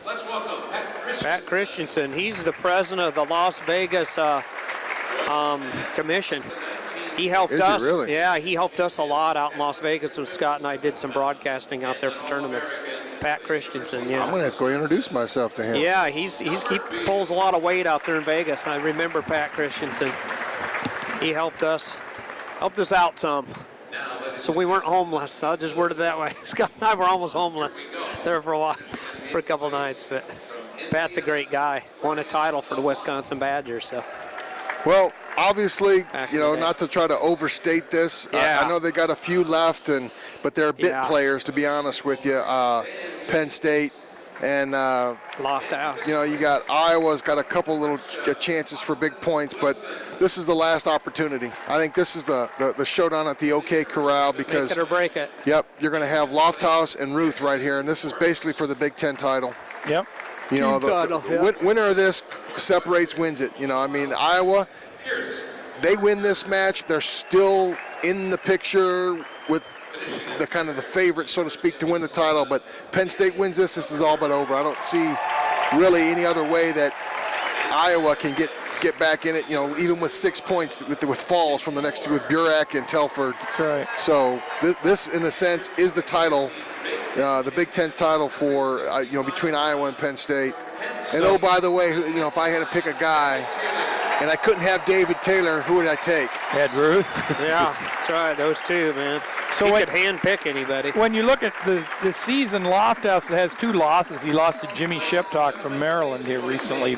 And then earlier in the season, he lost to Ed Ruth. Yeah. Ed Ruth, that match was was a 12-4 win for Ruth. Ruth, on the other hand, has 1 loss on the season. Gabe Dean, Gabe Dean, Cornell. back at the Southern Scuffle. And Ruth lost that one 7-4. So you've got Ruth and Lofthouse. We talked about them. Let's talk about the 3rd place match. 3rd place, Dominic Abinader from Michigan versus Kevin Steinhaus from Minnesota. And in the 5th place match, Kenny Courts from Ohio State and Nico Reyes from Illinois. Okay, and Steinhaus going for 3rd. So Minnesota can still score some points, but they're 20, 19 and a half behind Iowa. And yeah, so Yep, that's not going to happen. not going to happen. Jesse Reyes. Let's see, Jesse's appointed again. Ohio Nico. State. Yes. Nico Reyes. Nico Reyes. Nico Reyes. And Kenny Jesse Courts. Reyes. Kenny Courts. Courts again. Yep, Courts. Wow, he's been able to say his name a lot through the tournament for the Ohio State Buckeyes. Courts and Nico Reyes, the freshman from Illinois. The referee says shake hands, and the 184-pound finals match is underway with Ed Ruth in on a takedown immediately. Wow, there was a Jesse Reyes, there wasn't there? And what was his move? The Inside trip. The inside tripper, man. He was great, wasn't he? Yeah. It looks like we might get a motivated Ed Ruth. I think so. Yeah. I think it better looks that be. way. If they don't get a motivated coach, somebody needs to check out his, I don't know, his scope or his gauge. I think Casey and Cale took turns on him yesterday. Yeah. Casey and Cal in the corner, both the same hairdo. So, matching hairdos those coaches have. And up on his feet is Lofthouse, but then he gets the release. Yeah. Ed Ruth pretty much lets him go. He stands with his hands on his knees like, come on, come after me. Oh, and Grab my leg and I'll show you what happens. Ruth in almost immediately on a takedown shot, but Lofthouse does counter it. Yeah, again, we've set the bar very high with these guys, Ruth and Taylor. Right. Loftus has only lost 2 matches this year. Yep. Yeah. We have to kind of be careful. He's not wrestling, Sister Marys of the poor. Yeah. No. He's wrestling a quality individual. Yeah. Lofthouse is strong. He's got a lot of physical.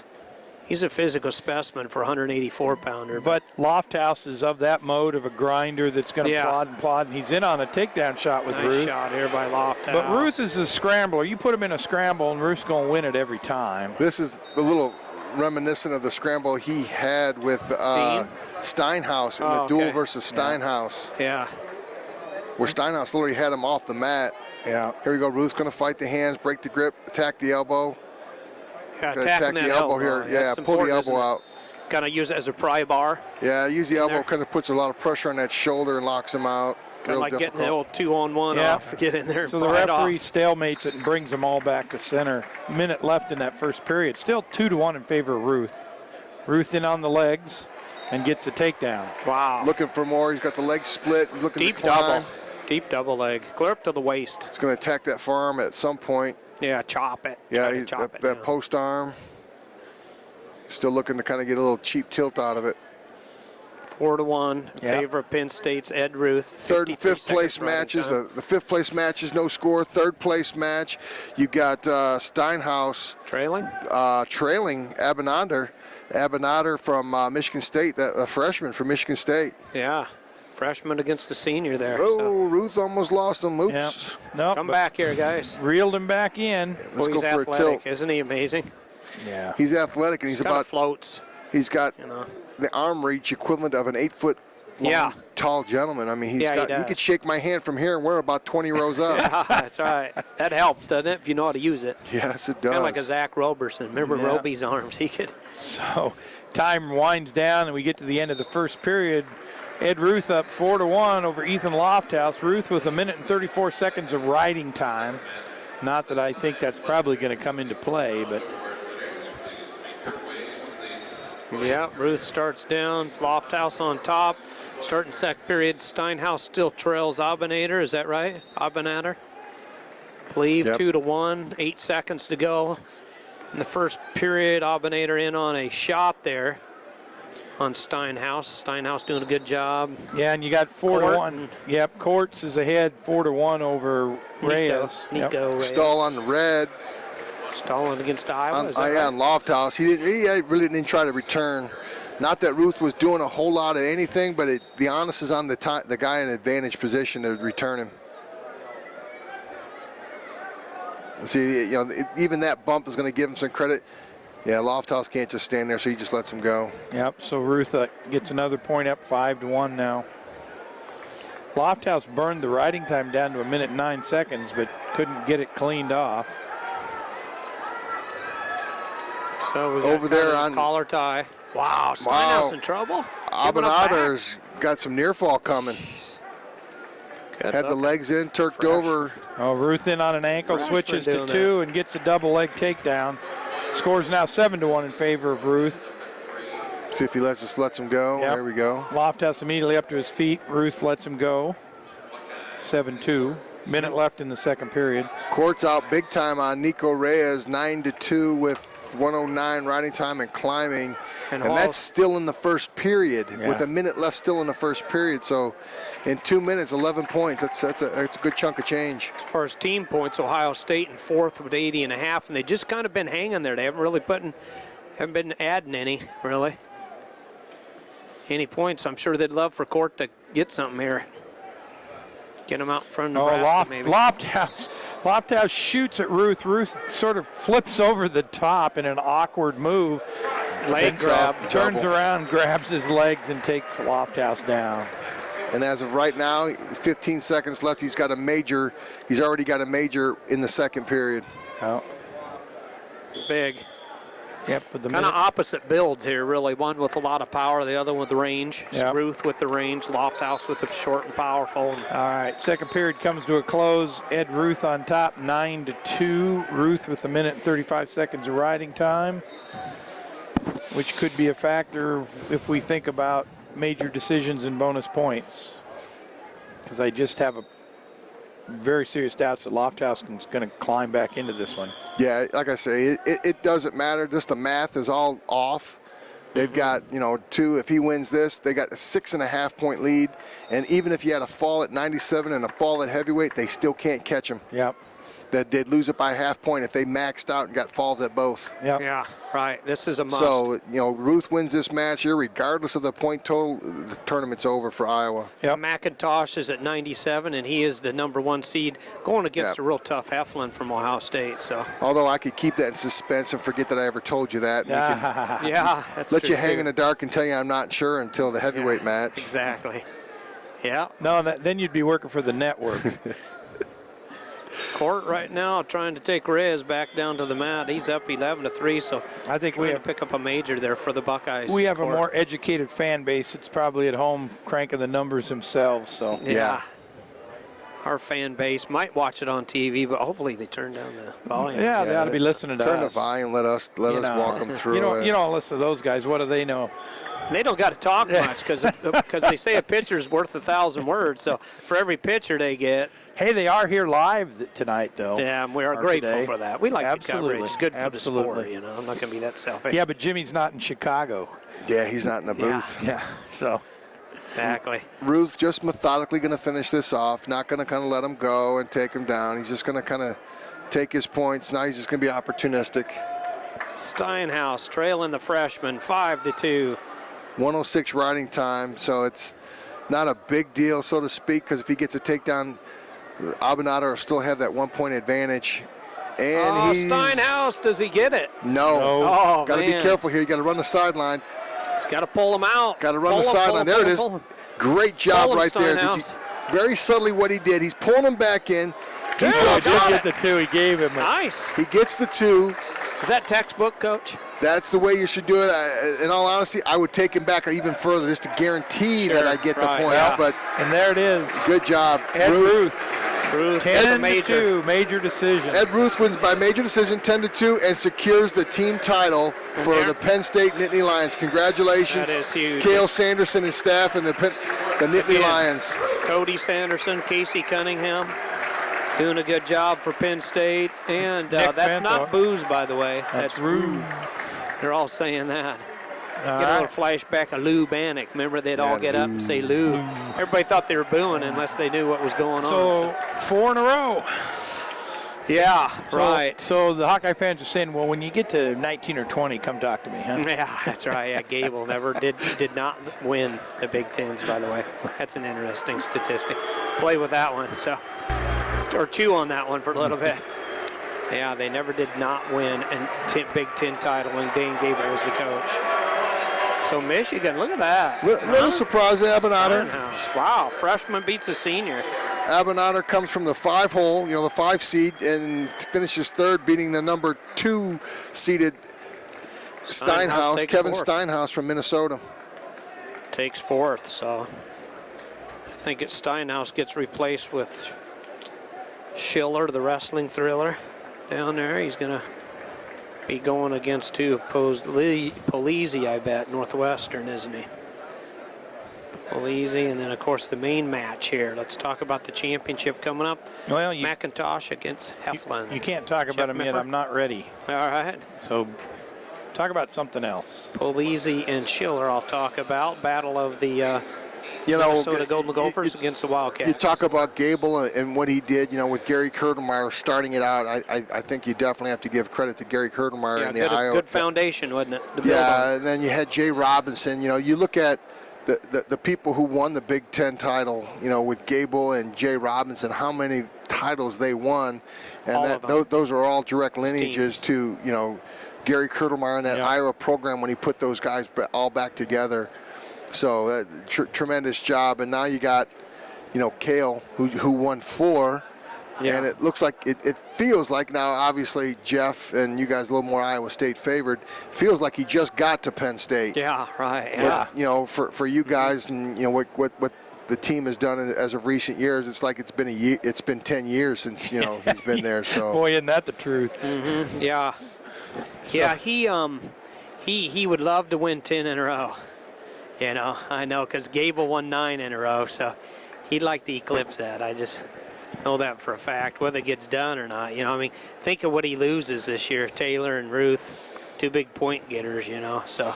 Yeah, but I also saw Rutherford in the lineup, and right. Gulabon, who you hope is going to get better. Yeah, Megalunas is back. McIntosh, he's a junior. Megalunas, Nico. So you can count on him. All right, so I'm ready. So let's talk about this big 197-pound championship match between Morgan McIntosh from Penn State and Nick Heflin from Ohio State.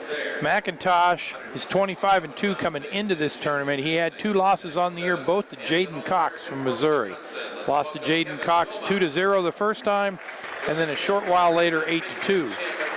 Heflin, on the other hand, came into the tournament with only 1 loss on the season. Heflin had a 21-1 record coming in. Heflin's 1 loss was to Timmy McCall from Wisconsin. Yeah, real McCall solid, strong. had a real good tournament here, and that was a 3-1 sudden victory loss. So 2 really strong wrestlers, as Tom talked about earlier in the season, or earlier in the day. Heflin really having a good finish to his career, really stepped it up and trying to finish out his career in a big way. Yeah, he is. And why they were introducing people, I just listening in the background. Mr. Lee Kemp is in the house, and boy, how great was he? He was what, a 1 point or an overtime point of being the first 4-timer ever. Yeah. I remember. I think he lost it. I think as a freshman. I'm pretty sure. Not sure if Chuck Yagla, but Lee Kemp went on and had some great matches over the years. I got to watch him and Dave Schultz lock up a few times. Wow. I remember riding my bicycle from East Grand Rapids to West Grand Rapids out to Grand Valley State there in Michigan, and I rode 48 miles both way, 96 miles round trip on my brother-in-law's bicycle. It was worth every hill, every pedal. I'm just telling you, it was worth it. I rode back the next day even happier. It was a knockdown drag out. You had Lee Kemp and Dave Schultz. Those were some great ones. And then Schultz hung around long enough. They had some Donnie Brooks with Kenny Monday. Schultz and Monday had some great ones. So it's fun to reminisce, but we're going to talk about the present right here in a second. Absolutely. So we've got McIntosh and Heflin in the feature match for the championship, but in the 3rd place match, you've got Alex Polizzi from Northwestern versus Scott Schiller from, is that Schiller? Yes. Scott Schiller from Minnesota. Polizzi having a real nice tournament. And in the 5th place match is Nathan Burek from Iowa versus Braden Atwood from Purdue. Which is a rematch of the quarterfinal bout, the 4-5 bout in that top bracket in the first round of the tournament. First time win for Burek that we're aware of over Atwood, right? Yes. Atwood had beaten him each time, so. McIntosh and Heflin. Heflin's dangerous. He got a fall over Polizzi. He pinned Polizzi earlier on in the tournament in 1 minute and 8 seconds. So Heflin had some pins. I've been following him a little bit from a distance, being in Iowa versus out in Ohio State, in the state of Ohio, but thank God for technology. Atwood in He's on had a lot shot. of pins. Yeah, Heflin, started out his career at 174-pounder. Yeah. Was All-American at 174 for the remember Bucks. that. Yeah. He's really jumped. He's grown. He's filled out. He spent like 2-3 years down at 74, and all of a sudden said, I'll be a 97-pounder. Yeah, pulled a Bertolino. That's what Bertolino at Iowa State did. I remember he went from starvation to giving up weight and still became an All-American, though, at 97. back in the day. And Atwood almost looked like he was in for scoring position, but potentially dangerous, I think, on the knee.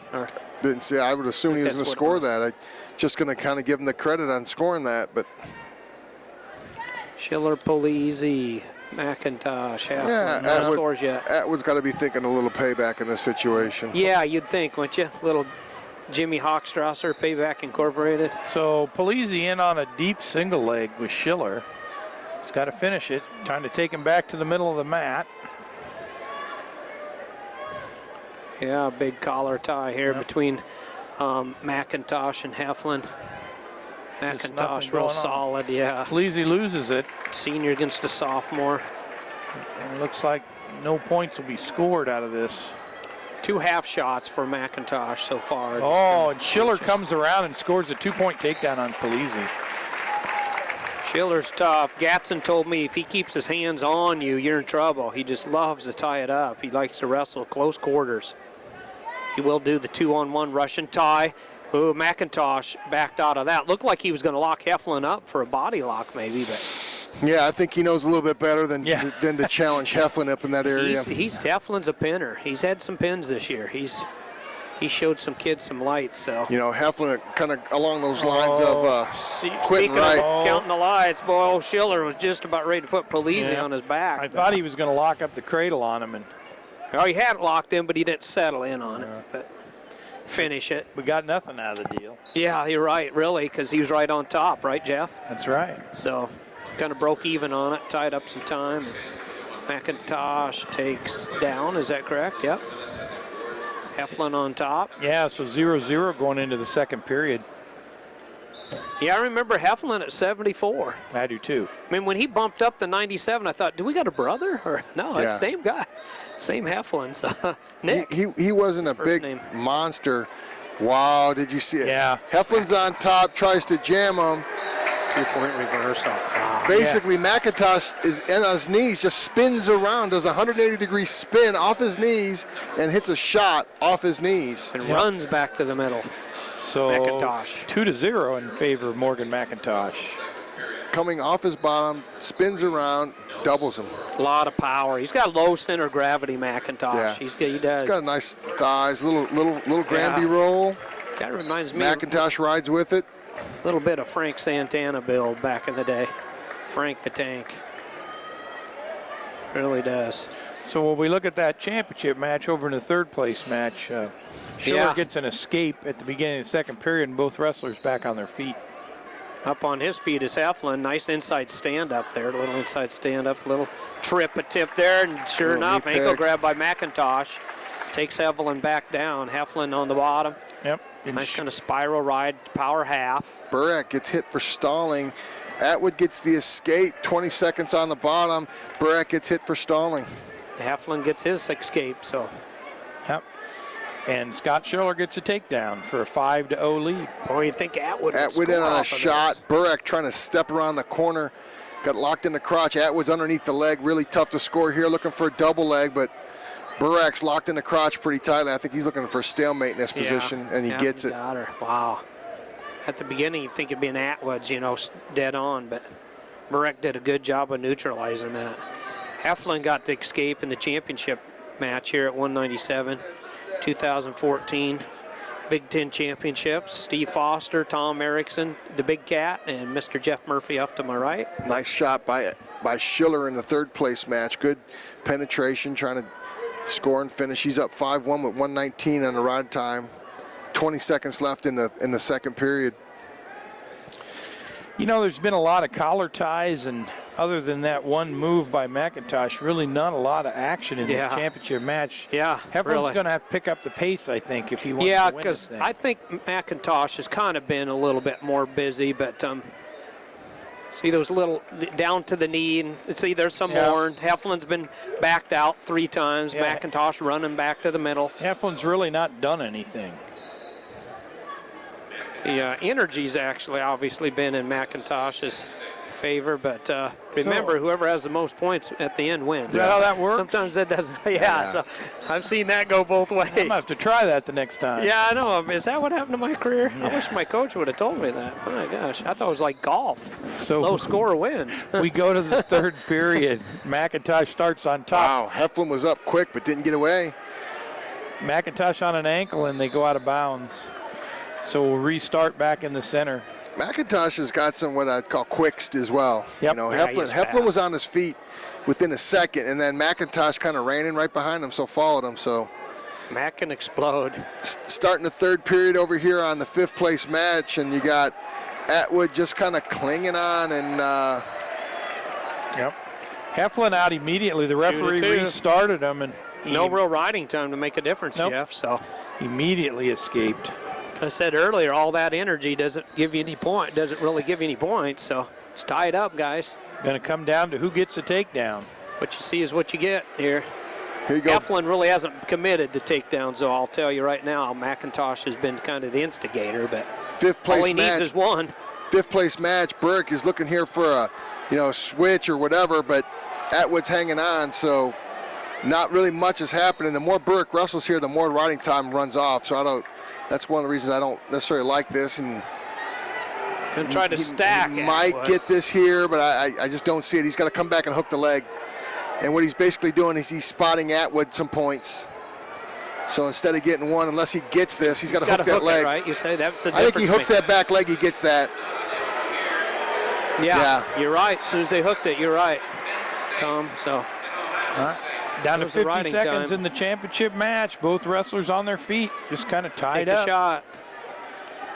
Boy, I don't know. I'd kind of favor McIntosh in here and his power and Yep. explosiveness. Yeah, so But far. you know what? Heflin hasn't been challenged in terms of where he's had to wrestle. So All he's got to do is get a takedown. Guess what? He wins, even if he Yeah. hasn't looked like the aggressor, really. McIntosh is the one that's been bringing it. So stalling call on Atwood laying there on the bottom. I don't know, not necessarily a good idea. And kind of laying around for Burak. Doesn't want to go out of bounds here. Don't give him that restart. Yep. And at the end of the third period, Schiller wins the third place match 6-1. Schiller from Minnesota winning another third. They've been getting those third place points. Yep. So they're climbing, but the number 2 and 1's too far away. So All right, we go to sudden victory overtime in the championship match, all tied up 2-2. See if we get a little more action here. shot by McIntosh. Mac takes a shot, little far away outside shot there by Heflin, really from quite a distance. Yep. At the 100th annual Big Ten Wrestling Championships. Down to Championships, but 14 they've had seconds. 102 years. So. Yeah, 14 seconds in a 5th place match. Atwood's down, Burak's on top, and they both have been hit for stalling. So, Burak's a little bit under the gun here, so he goes down to an ankle pick. Boom, drops, but I don't think they're going to let. Well, he comes up. He does a great job coming up. Atwood trails 2-1. Yeah, I think Burak's going to grind this out and catch him twice in the same tournament. And he does. Got him. Another Purdue loss by 1 point. 20 seconds left in this happens sudden too victory overtime period. Not a lot of action. So Iowa gets a little Oh, McIntosh in on a single, but Heflin counters it. head control. Yep. Heavy with that headlock right there. Very He's heavy with the trying to headlock. come around and cut the corner here. Not enough time. Eflin is. Oh, man, that Just was missed close. it. Just missed it. Ooh, nice little Missed it boot by scoot. a second. Just tucking the head of McIntosh. Cutting the corner. So we'll go to the turn tie back. breaks. Yeah. Here's the thing. Heflin, I think, has the advantage here in the tie breaks. Longer range and longer You know, body. Or, McIntosh just has to get out. Let's not necessarily worried about how fast we get. Let's just get out, period. 'Cause I really think that was locked hands. for Heflin. It was Yeah. pretty close. Against Heflin. Pretty close. Trip there by Heflin. McIntosh needs to get up and out. And, Off the mat. wow, half over. 15 seconds. Half done. Don't take long, does it? 30 seconds goes fast in these things. You I don't, need heck, something effective. obviously fast. they're on the back side of that. That locked hands looked like it was in front of us. Right. That might even been worth a view. a review here. If anybody's terrible. seen it, if anybody's seen it. Right here, you don't want to do this. Not at all. You don't want to do any of this. Oh, Heflin and Oh, he McIntosh gets away. is out. With 2 seconds, McIntosh gets the escape. So he's got to ride Heflin out and he wins, or he gives it up. Then we aren't into who came out fastest, right? Yet. Nope, we got Yeah. another Goes round into yet. the second Not one. yet. It's the second one. You go throughout. You go through the tie breaks a second time to see. So There's But, a question somewhere. I'm not sure who's could got have a been. question. Well, I don't know. I've been too late to call lock in. It's a like scores Tom said. table issue. That's all. They had to get the clock right. So Yeah. 30 seconds on the clock, and here we go. Heflin up and out fast. On Yeah, his but feet he's- anyway. He's on his feet, but now he's out. Oh wow, that's it. Well, All right. So Takedown wins it. They didn't they run still- They didn't run the riding time clock. yeah. They didn't run the riding time clock at all. He didn't get out in no seconds. Yeah, but Kevin Tan is telling him that right now. Yeah, He's over okay. at the scores table over there saying, correcting him. you know, you need to have whatever number of seconds off that. Somebody had to be counting. You I hope. think he rode him in a little longer than 4 seconds. But if that's what they gave him, they gave him. So in saying all that, here's the match right here, because Heflin's proven he can get out quickly. Yeah. McIntosh So ain't going to ride him, I don't think. Do you? No. I just don't Here's the think match. it's gonna happen. McIntosh has got to score here. He's got to get a takedown. He has to go to his go-to move, man. You know, I look Whatever over. his forte is, he's got to do it. Look over in the corner, and Coach Roselli's just nice and relaxed here because he knows we're Yeah. not going to do anything here in this overtime period. We'll wait Yeah. till the tie breaks and beat him.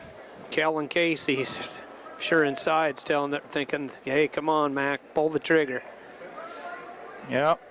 Never hit your target if you don't pull the trigger. 30 so. seconds left in this second sudden victory. You miss 100% of the shots you don't take. Yeah, that's right. McIntosh in on a little shot. He Heflin, tried that scoot again. He likes that kind of. Heflin tries to counter, but McIntosh runs out of Oh, Mac on a thigh touch, but 16 seconds left. might be a little too late if he doesn't move on it, guys. He's going to have to take it. Still 3-3. McIntosh, that is. He's got to go get him here. Can't wait. His rideouts aren't going to probably be pretty. Heflin's going to have Heflin goes down right away. Oh, Heflin. There's my. two. With 2 seconds left, McIntosh tries to take down, and Heflin counters, spins Heflin's around tough, behind, guys. and gets the 2. I haven't been able to watch Heflin wrestle this year, but I've just been keeping track of his accomplishments, and now I know why. So I know why he's got 30-some wins and only 1 loss. 5-3. Heflin's legit. He is legit. You know, that's a good term for him, Tom. You know, he's going to tough. probably go into the tournament number 2 or 3. Yeah, right, yep. You know, you just beat the number 1 guy, whatever. You know, I know Kyvan's none and won in some Gatson. polls.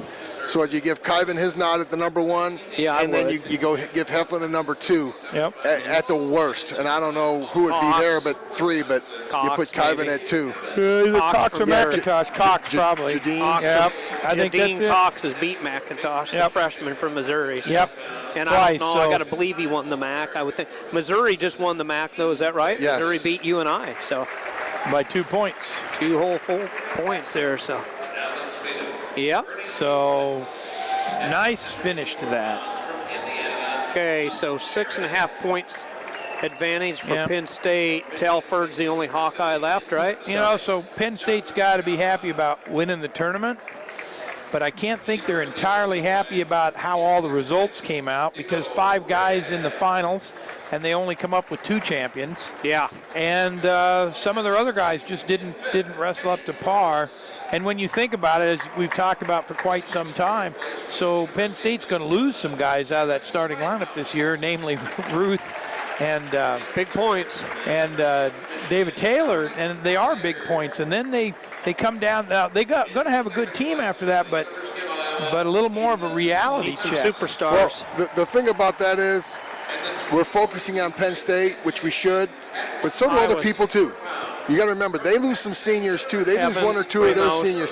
You know, Minnesota loses Tony Nelson. Lofthouse. You know, you start losing other pieces from other puzzles too. Kind of balances itself out. Not to change the subject here at all. I just got a note here, so to speak. And today's attendance is 10,011 people.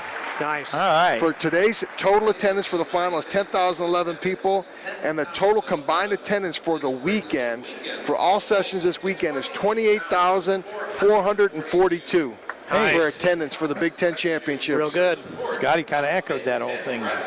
Yeah. Nice. Very, very nice. We have riot starter. Scott Casper. Yep. Scotty too hotty. So let's look at the heavyweight match. You think he's good here? You got to see him when he does cage interviews. He's good because there's no NCAA rules, you know what I mean? So he can really let it go. He shows up in his tuxedo. I've driven him to a lot of this stuff, so he's over there with his tuxedo and spraying cologne on him. He gets out there, boy, he goes to town, man. I've left fights because of him. I thought it was getting too dangerous. My brother-in-law down at that casino in Osceola, when Butterbean and Severn were fighting the Beast, I said, I'm getting out of this. Sky, you're starting to riot, dude. He's the greatest, though. Scott's great. The king of the 3-rounders. Yeah, yeah. You talk about no-neck Keck. How about no-neck Butterbean? Yeah.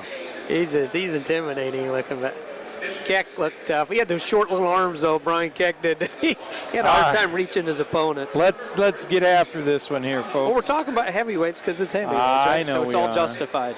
Set us up, Murphy. All right, so Tony Nelson comes into this one, two-time defending NCAA champ with a 16-4 record coming into the tournament.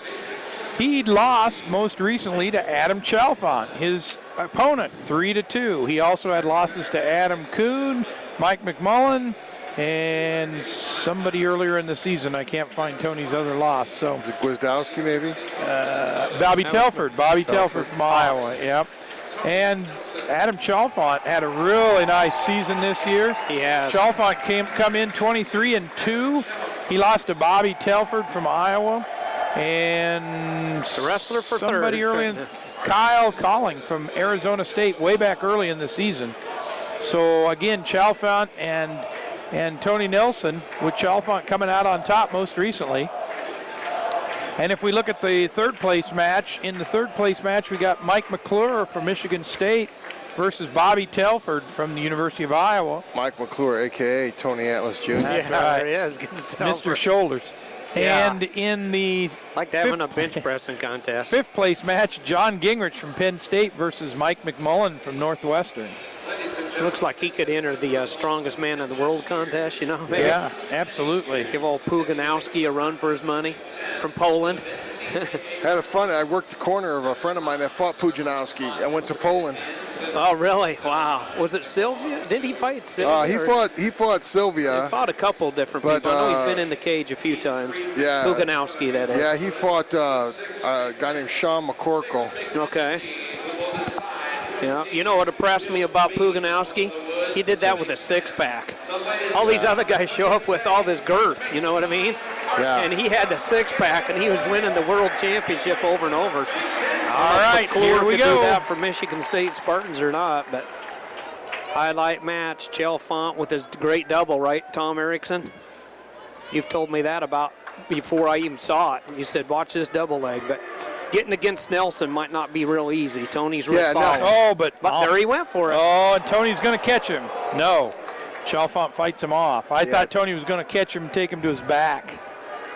I don't know who's stronger. You got any guesses, Tom? You guys. I'd take Chalfant as being stronger, but Nelson could match it with his length and leverage. Yeah, he's got good leverage. Yeah, good observation. McClure in with the takedown on Telford early in the match. You're hearing the voice when Tom talks, by the way, listeners. One of the great, all-time great heavies right there, Betty. So, you know, we talked about Telford before in terms of that riding time advantage. That point, he's so tough on top, hard to score on, and he rides you, and he gets out right away.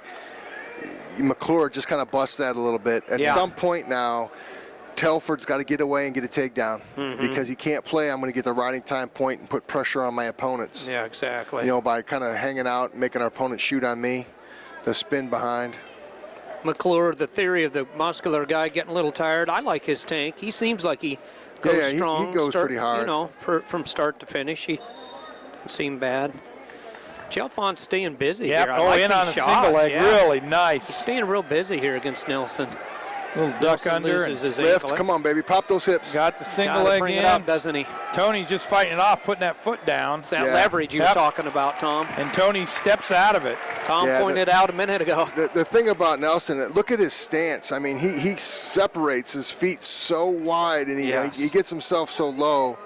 You really have to blow through him. Yeah. But you know the good thing about Chalfant's got a nice little gas tank too. You know he's not gonna get tired. You know a lot of times you get a big shot, you stuff his shot, and okay, people are afraid to take another one. Where I think Chalfant will be okay. The big question here is, whether Chalfant takes down.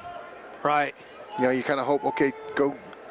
You get the coin flip. Red gets the coin flip. You defer to the third, and hopefully you can make a good decision, whether you go down or not. Yep. Chalfant's been taking the shots. We see him every night in the restaurant there at a restaurant. Yep. Indiana Hoosiers are at the DoubleTree, so he's a big kid. So, yeah, and back to what Tom said, I thought that might have been the case. Chalfant came out with that early takedown attempt, and then he sort of backed off, and I wasn't sure he was going to go again, but he has. Yeah, right. So that's yeah. good.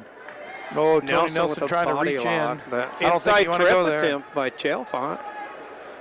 Doing a little inside trip attempt Yeah, there. Chalfant's not necessarily a good wrestler upper body, but it's kind of good. He's kind of telling Tony, I'll wrestle you here a little bit, kind Sure. of keep him off balance. You don't want to just say, hey, I'm afraid to get there. And now Nelson jumps in there really hard and tries to work a stall call out of it.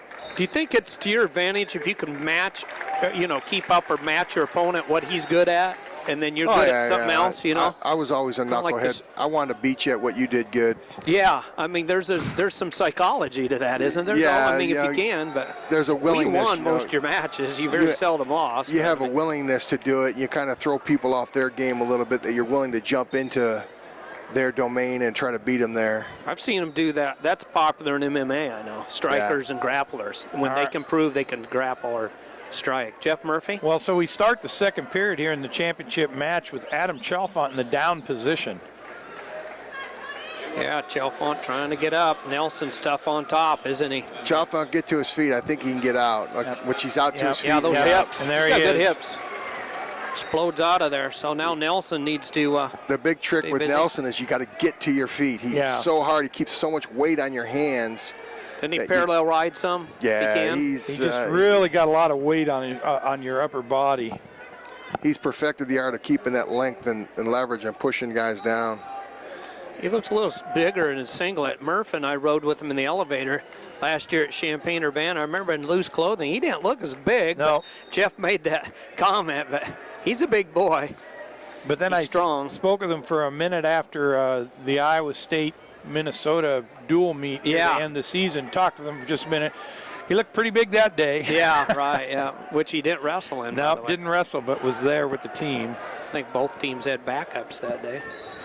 Here we go, you guys. 1-0 in favor of Chalfant. Chalfant's got to score a little bit. Tony here. in on a shot, but Chalfant does a great job of countering. 43 seconds to go. As the longer this goes, the more you kind of swings towards the favor of Nelson, just because he defends so well. Yeah. And you know what? It's easier to defend when you're tired than it is to score when you're tired. Yeah. And, Chalfant, he's a big individual. He's not, that lactic acid comes to play a little bit. Hate to say that, but, he's got a good gas tank, but, he's not nearly as effective as he was, in the first period compared to the third. Double leg takedowns at the heavyweight division's a lot different doing in the third than the first, isn't it? Yeah. But the great thing that Nelson's doing, every time they create a space, there's space, so to speak, Nelson drops a hand. Anytime there's space, so he's not going to let. It's kind of block off, then, isn't it? Really? He's not going to let Chalfant. And what that does, it kind of intimidates Chalfant. Instead of saying, hey, I'm going to shoot through the hand and catch it, I get to the leg, I'm strong enough to, kind of tweaking him a little, bothering him a little bit. You're listening to Tom the Big Cat Erickson, one of the great, all-time great heavyweights for us and collegiately, and of course freestyle too. So Nelson gets to his feet at the start of the third period, and Chalfant releases him. So here we go. This scenario happens a few times in heavyweight, huh? 1-1. Yeah. Look how wide Nelson's base is, for you people out there. I mean, usually a stance is slightly wider than shoulder width apart. And, Nelson's probably got about a 7-foot spread between his legs. I mean, he's going to make it tougher for a double leg, correct? Yeah. Really? You can't run to that back leg. You can maybe get one, but you can't run to that back leg. Which it happened first period with Chalfant. He couldn't get to that other one, so. Got to take that 2-on-1. He's got Chalfant in with the 2-on-1, controlling Russian it. tie. But like I say, he's got he went to the opposite side for Chalfant. That was smart of him. Got to take him back to the center. Oh, Chalfant's going. He sprawled. Wait, Chalfant. that muscle was coming back. Oh, nothing. Wow, nice scramble for two big men. hats off to Chelfon. Oh, absolutely. He's taking That the was shots, great. You know? He's been in there deeper than Nelson has. Crossed that's for sure. across for a single, switched over to a double. Wow. Thought he was going to be in trouble, thought he was going to come out of it, maybe get the takedown. Tony has almost a twin, by the way, his dad. I've talked to his Does he dad. really? Boy, you can tell they're related. Just looking across, looking over on mat number 1, or the third place match, Bobby Telford rode out. Yeah. He rode McClure. out McClure.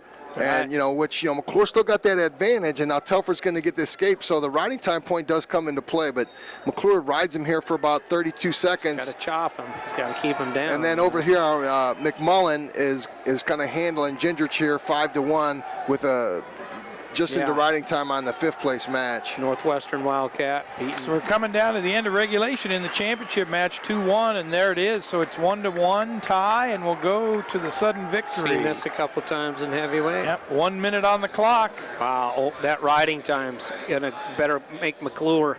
I'm sure he's aware of it because Telford's got 1 minute and 18 seconds of riding time, and it's tied 2-2. So it gives Telford from Iowa the. I talked advantage. about with Telford the riding time such a big advantage. He brought it back into play by riding him out. Yeah, you McClure said he was tough on top. He could didn't even get ride. an escape. If McClure gets an escape, gives us the riding time, he's still in driver's seat here, but he didn't get it. So There we go, guys. Sudden victory. Yep, couple of collar ties. like I said, we don't score here in this overtime. It goes to the tiebreak. We might not even get through the tiebreak. Yeah. 3 shots to 1. I'm just loosely kind of keeping track. Favor of Chelfont. That last one was kind of leg reach, but he's been in deep twice, but Nelson's got good hips. And Tom Erickson brought up a little earlier about his range. He's got good range, so. 15 seconds left. Chelfont in again on again. a and shot. tried to pull it in, but no, Nilsson fights him off, and they're back on their feet. Nelson almost going for a body lock, but good. Not going to happen. Nelson's been here, done this before. Yeah, he's just So pending for time. that's all done, and we'll take a flip of the coin. Green. And it comes up green. Nilsson says, I'll take down. Start down, Chelfont on top. One of the things you got to mention, tip your cap to Jay Robinson on his lineage of heavyweights. Oh, boy. Yeah. It's unreal. Conrad, Lesnar, Shelton Benjamin, the start, Shelton first Benjamin. one, Billy Pierce, Tony Nelson. Tony Nelson gets out in 1 second. So takes a 2-1 lead. So Nelson's out, gets the lead. That was fast. That was very fast. Yeah, they've had some great ones. Jay's really turned Minnesota into a powerhouse. Here's a name for old timers. Wally Johnson was Minnesota's coach for, I think, 38 years or something, maybe 40 years. Wally Johnson was. So Chelfont in on a single leg attempt near the edge of the mat, and for whatever it's worth, Tony Nelson gets called for stalling. And that's the end of the 30-second period. We'll switch around, get Chelfont on the bottom. Well, Chelfont's got to get away. I mean, that's just the bottom line. He's got to get away and get to the next tie breaks, and give yourself a chance. So Bobby Telford did win that third-place match. So Iowa gets a few points there for Telford. Mike McMullen won the 5th-place match, and all that's left in this tournament is who we're watching right now. No, see, he broke. He panicked. There's no sense to roll. Just come up, get a leg up. Just stand up, get a leg up. Tony Nelson riding tough. Yeah, he is. Boy, he's bearing down, isn't he? You talked about his rideability. He gets parallel ride, Yep. Tony just putting a ton of weight on Chelfont. Chelfont heavy just not going to be able to get up. 3 seconds. 2, 1. Little roll ride there. Minnesota gets their Big Ten champ. Mr. Nelson going for his 3rd NCAA championship in Oklahoma City. Tony Nelson says, don't count me out for a 3rd straight championship. That's right, exactly. He did. He made that statement, didn't he, Jeff Murphy? Absolutely. Did a good job. Well, Penn State, we'll get the official point scored here. Minnesota gets a few more, but it's not going to take them out of 3rd, obviously. No. Penn State's going to win this thing with 140.5 points. We'll go through it all since it's been a long season for everybody. Michigan State University, 21.5 and 12th. The Purdue Boilermakers, 34.5 and 11th. Indiana Hoosiers, 37. Even 10th and 9th place, the Northwestern Wildcats. I think they probably have, it won't make a difference anyway. McMullen's points up there. 8th is Michigan, 71.5. Wisconsin, the host team, 7th, 73. Illinois, real strong young team, 6th place, 78.5. Nebraska out of Lincoln with their 3 superstars, 2 winning, 1 not. 79 points. In OSU, the Buckeyes in 4th, 86.5. And then I'm going to let the best wrestler setting up here finish the top 3. Well, Tom thanks, Erickson. Steve. Oh, you want Tom to finish? Yeah. Never mind. Help yourself. If I'm reffing, I know I'm not getting in the way. In 3rd place, the Golden Gophers from Minnesota at 118 and a half. In 2nd place, Iowa comes in with 135, and the champion for the 4th straight year is Penn State at 140.5 points. And honestly, that Iowa made a great run. They did it yesterday. Minnesota kind of fell back. Iowa made a great run, and then today the clinching match, which kind of put it out of reach, was at 184. And it was Penn State's big guns that Jeff has talked about that they're going to lose this year. That sealed the deal for them. I tell you, this has been a wonderful Big Ten championship, exciting. Probably what excites me even more is next year in the Big Ten. We talked all weekend about freshmen. Might be more parity. Well, again, Bigger Penn State challenge, loses the 2 maybe. big guns, but there's a lot of young guys that are going to be really tough in the future in this there league. is. And I tell you what, it's just going to be exciting. I think there's a lot of young guys who can go make a good name for themselves in 2 weeks down in Oklahoma City, because the Big Ten is going to be very well represented. And, don't count Minnesota out in 2 weeks. When you take the rest of those qualifiers from around the nation, you shake them up and you throw them in, and now all of a sudden you got guys that are winning the Big Ten or 2nd or 3rd that maybe come in further down the line there because you just got so many quality wrestlers. So Tom's alma mater, Oklahoma State, they'll make the Cowboys. They'll make some noise, obviously. They're going to be tough. Sooners got some good individuals. Oklahoma does. Oklahoma State's got some front runners. You got Chris Perry. You got Alex Derringer. Derringer. Caldwell's down there. Josh Kindig if he gets on, and then they've got a lot of support people. 33 kid from Illinois. John Morrison. He's tough. Well, and then you bring in Oklahoma with Andrew Howe. Travis Rutt. Kendrick Maple. Patterson. Jared Patterson at 25. Absolutely. And then you start to look at the MAC, and you look at Missouri. Missouri's got some kids, How to Shell. Just won it. Got that Cox kid. Jadine Cox. Yeah. And then Northern Iowa. Now they're not going to challenge for the title, but they got some good, solid wrestlers at Northern Iowa that are going to have some say over who's going to win what in some of the individual weight classes. They had some good runs last year in Des Moines, I remember. Absolutely. UNI did. They had some good rounds. The Panthers did. And the Schwabe boys, Doug and Mark, they do a good job there and bring a lot of intensity to that team. The Schwabs do out of Osage, Iowa. The Osage Green Demons. And then we didn't even bother to mention Cornell out east, but Cornell's just kind of quietly hung around there all year. And Rob Cole, solid team, keeps bringing them, don't he? Rob Cole, famous son of the famous Wild Bill Cole, 3-time NCAA champ for Iowa Teachers College, which is now UNI. They won a team title back in the year with Bill Smith, and a lot of great ones were on that team, but that goes back when we probably just had black and white television. Yeah. I don't know if we had color TV yet, did they? Hey, you know what we didn't mention? And it's kind of reflective of how good a tournament this was.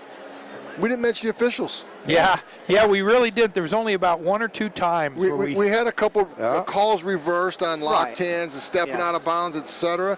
But we didn't we didn't say anything about the officials. Oh man, they really got him or whatever. The officials were kind of a non-factor in this tournament, which is a great thing to say. Anytime I've talked to officials and any official in any sport, if you don't mention their name, they've done their job. Yep. Yeah. Exactly. I think it was a very good tournament in that respect. Yeah, they did very do well a good officiated. job. So, well, guys, we're going to wrap it up. But it's been fun. Next stop, Oklahoma City. Mr. Murphy and Tom Erickson, you're there. We're going to have a rotating chair, will we not? Caleb Nevers usually helps us. And the finals, we got Billy in there, Billy Baldwin. Billy Baldwin in the finals, but the rest of the week. That's a good one for you. And so We'll see. We'll have a cast of thousands helping us. Hop in when you can if you're around down Well, there. You know, I'm going, and I'm just- scheduled to go. Whatever I can do to help you guys, you let me know. Like I said, you guys all Sometimes have. we rotate that third chair out a little bit, but hey, the more you come in, the better we sound. Says, you're welcome. Absolutely. Don't you agree? Oh, Is that great or what? Absolutely. I told Scott, I said, as long as you can keep the big cat in, it's a plus for us. He does an awesome job. So. All right, so shall we sign off? Yeah, thanks a lot for All right, listening. so from the Big Ten Championships in Madison, Wisconsin, this is Jeff Murphy, Steve Foster, and Tom Erickson saying thank you, and we'll talk to you soon.